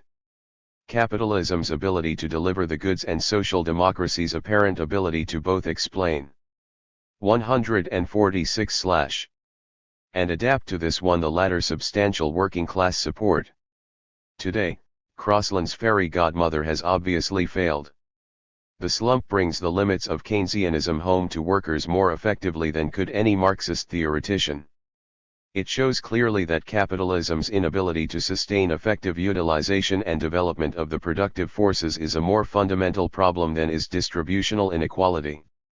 The share of output consumed by the British working class rose from 69.3% in 1955 to 73.7% in 1972. In historical terms, this was a substantial redistribution. Production grew by 51.8% over the same period. Workers' living standards therefore rose by 62.8%, of which 11 percentage points are attributable to a change in the distribution of output and 51.8 percentage points to an increase in the total. 13 During the boom, the effect of the development of the productive forces dwarfed that of redistribution. In the slump, productive forces have lain idle. At the time of writing, July 1977, sufficient unused machinery and unemployed workers exist in Britain to increase output by approximately 20%. Luxury consumption by the rich, on the other hand, absorbs at most 5% of production. Thus, today, the full utilization of existing productive forces could yield considerably greater increases in workers' living standards than could further redistribution. Such an increase in output would permit 50% or more industrial investment, to develop future productive forces, a doubling of house building, a 10% or rise in health and education provision, a 50% or increase in pensions and other benefits, a minimum wage of £70 per week for both sexes and a further 5% increase in workers' living standards. 14 These are not alternatives. They could all be achieved simultaneously. This list is one way of expressing the costs of unemployment. As such, it is a narrowly economic, minimum estimate of the price paid by the working class today for the maintenance of an outmoded system. 147. As the slump exposes the theoretical bankruptcy of post-war social democracy, even support gained during the boom comes to present problems. Workers' parties now form all or a part of the government in a number of countries. This puts them on the spot. In opposition, such parties can claim that economic difficulties are either exaggerated or the result of incompetent government. They can continue to offer social democratic programs devised during the boom without the constraint of having to implement them. In office, they face a harsher reality. The crisis thus compels reformist parties to switch ground. There are essentially only two possible ways to move. In recent years almost all such parties have toyed with both. Many have been severely weakened by internal divisions over which to choose. One alternative is to adopt the capitalist strategy. This involves abandoning any perspective of immediate improvements in living standards and, instead, opting for policies designed to reduce them. The rationale for such a move is essentially the same as that offered by the capitalist class: the possibility of reducing costs, raising profitability, increasing sales abroad and thereby re-establishing the conditions for sustained accumulation. This, it is argued, is the only way to lay the basis for future reforms. This approach can conveniently be termed right reformism. Such reformism without reforms is well illustrated by the policies of the Labour government from mid-1974 to the time of writing. These have included savage cuts in social service expenditure and incomes policies designed to reduce real wages. The justification used throughout has been the possibility of an export-led boom, supposedly always just around the corner. These policies have brought unemployment for 2 million people and a fall in real wages for the average manual worker over the last 2 years of 16% or £10 a week. 15 This is a bigger wage cut than has occurred in any other 2-year period this century. It makes Crossland's threshold of mass abundance seem a little remote. Not surprisingly, the leadership of a party adopting such policies tends to lose working class support. This is evidenced. 148. Inside the Labour Party in abstentions or votes against the government by backbenchers and in attempts at constituency level to oust right reformist MPs. Dwindling support for Labour from the working class as a whole shows clearly in by-election results and in growing hostility to incomes policies among trade unionists. The other option open to a reformist party is to press for policies which will work to defend workers' immediate interests. This implies opposition to cuts in social service expenditure, support for programs aimed to reduce unemployment and so on. Those who believe such policies capable either of restabilizing capitalism or of gradually introducing socialism can conveniently be termed /F reformists. A left reformist approach is contained in the Labour Party's Programme 1973 and in its two 1974 election manifestos. As the Labour government has moved to the right, this position has been maintained by Tony Benn and his supporters and by the group around the Tribune newspaper. As living standards continue to fall without any improvement in the economic situation materializing, support for left reformists grows. Since they offer a more radical program than right reformists, they appeal particularly to politically advanced workers. It is therefore important to examine the perspective left reformism offers to the labor movement. Since the assessment of left reformism presented below is largely a negative one, it is important to make clear that the criticisms are offered in a different spirit to that with which right reformism was approached. Regardless of the motivations of particular individuals, right reformism embodies directly anti-working class policies, whereas left reformism represents an attempt to defend workers' interests, albeit an ultimately misguided one.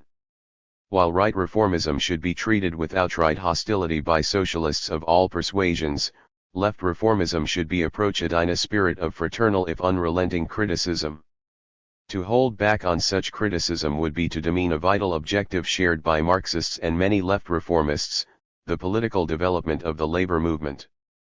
149. Some left reformists argue in Keynesian terms. They point out that cuts in government spending and in real wages reduce overall expenditure, intensify the problem of markets and thus hinder recovery.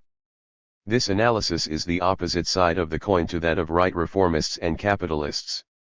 Both sides emphasize one aspect of the difficulties capitalism faces. Right reformists concentrate on problems in the production of surplus value, while these left reformists consider only those of realization. But right reformism does at least hold out the hope of a solution to the problem of markets, the much vaunted expansion of exports. Keynesianism offers no solution to the problem of profitability. But not all left reformists rely on Keynesianism. The more sophisticated offer a more radical analysis and program. This alternative economic strategy, which has widespread support in the labor movement, is most ably argued for by Stuart Holland in Strategy for Socialism and the Socialist Challenge. Holland's approach differs considerably from those of his social democratic predecessors. In part, this results from his more thorough grasp of antagonistic class interests. But it is also partly a result of different economic circumstances. Bernstein and Crossland wrote during periods of capitalist stability. The priorities for them were to criticize Marxist approaches emphasizing the inevitability of crises and to evolve a political strategy relevant to what they saw as a new, crisis-free epoch. Writing during a crisis, Holland faces different tasks. He is consequently more critical of Crossland than of Marx. Holland is contemptuous of Crossland's emphasis of redistribution. He argues that distributional inequalities stem essentially from the structure of power and unequal incomes necessary for the functioning of a capitalist system. He is equally scathing about Keynesianism. His critique of this takes us to the core of his analysis. Both Bernstein and Crossland argued that a new development in capitalism ensured a crisis-free future. Holland turns this, the normal pattern of social democratic analysis, on its head. He argues that recent instability is the product of a new stage of 150/ capitalism. At first glance this seems to place him closer to Lenin than to Bernstein or Crossland. The superficial similarity extends further. Like Lenin in his day, Holland locates the cause of instability in the concentration and centralization of capital. This has reached the point, he argues, where industries are dominated by a few giant firms whose operations span many countries. These multinational companies are sufficiently powerful to evade both the normal pressure of the law of value and attempts by the state to regulate the economy along Keynesian lines. Where production is carried out by numerous small firms, each has a negligible influence on overall output. If 1,000 firms each produce 10 pairs of shoes a week, for example, the effect on total supply of one doubling its output is minimal.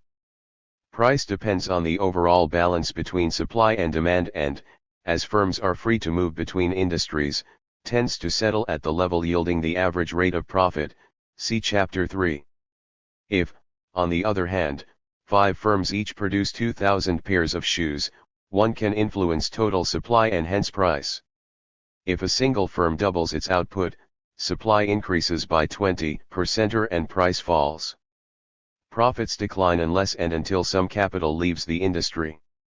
Multinationals are aware, Holland argues, of the dangers of excessive production and of competition among themselves for market shares. They therefore operate to avoid them. They do not raise production rapidly. They hesitate to introduce technical innovations which would increase output. If one raises prices, others follow. If new capital moves into the industry, prices are reduced until the new entrant is driven out.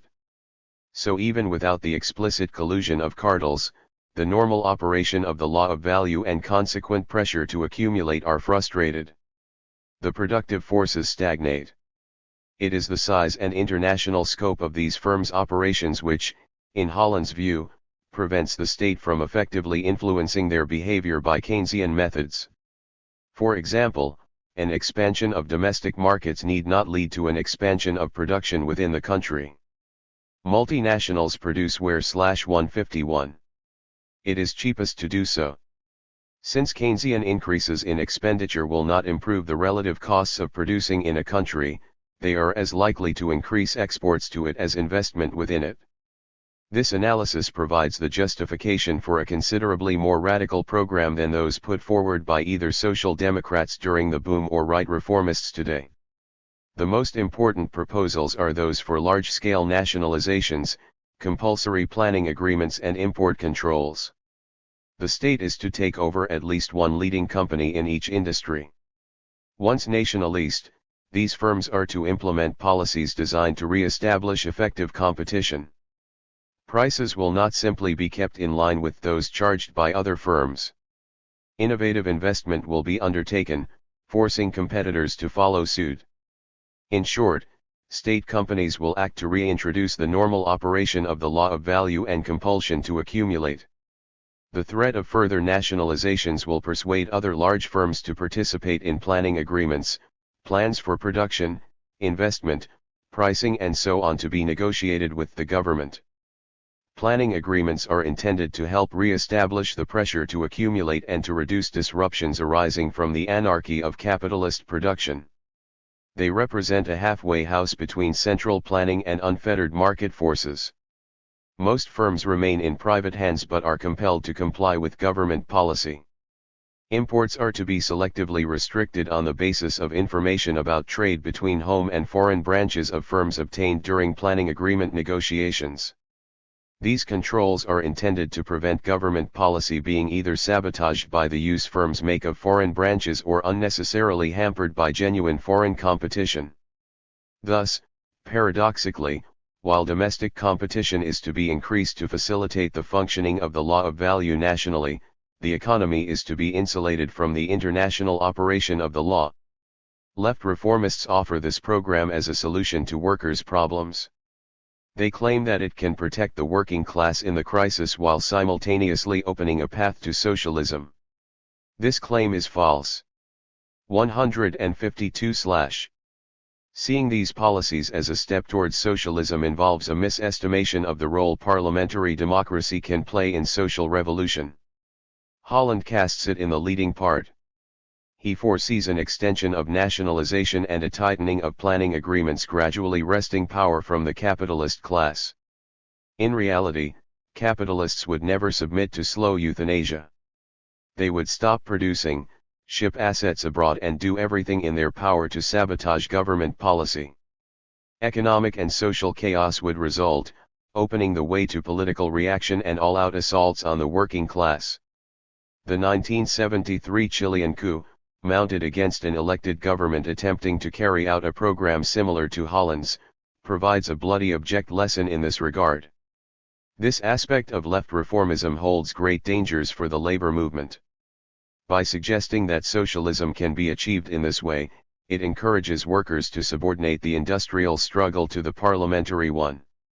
In a crisis, any weakening of trade unions, the most powerful of working-class organizations, invites moves towards totalitarianism. The left reformists' other fundamental error is a misunderstanding of the crisis. A correct appreciation of this shows their program to be incapable of protecting jobs and living standards. Holland's analysis of the crisis is seriously deficient. The argument that multinationals do not invest in Britain because costs, crucially wages and tax rates, are lower elsewhere squares awkwardly with the facts. British wage levels are among the lowest in Europe and taxation on capital is negative, subsidies exceed taxes. More fundamentally, choices about where to invest can hardly explain a worldwide collapse. The crucial factor missing from Holland's account is profitability. In his lengthier book he acknowledges a decline in profits but minimizes its scale and significance. He does not mention it in the shorter version. In fact, the whole tenor of the argument is that multinationals make enormous profits. In emphasizing deviations from the normal functioning of the law of value, he sweeps under the carpet the more fundamental problem generated by its operation, overaccumulation. 153. Holland's analysis thus shares essential features with Keynesianism. Both locate the cause of the slump in capitalists' failure to invest. Neither acknowledges the decline in profitability lying behind this. By ignoring profitability, Holland is able to claim, in company with Keynesians, that capitalist stability can be restored without attacking jobs, living standards, or working conditions.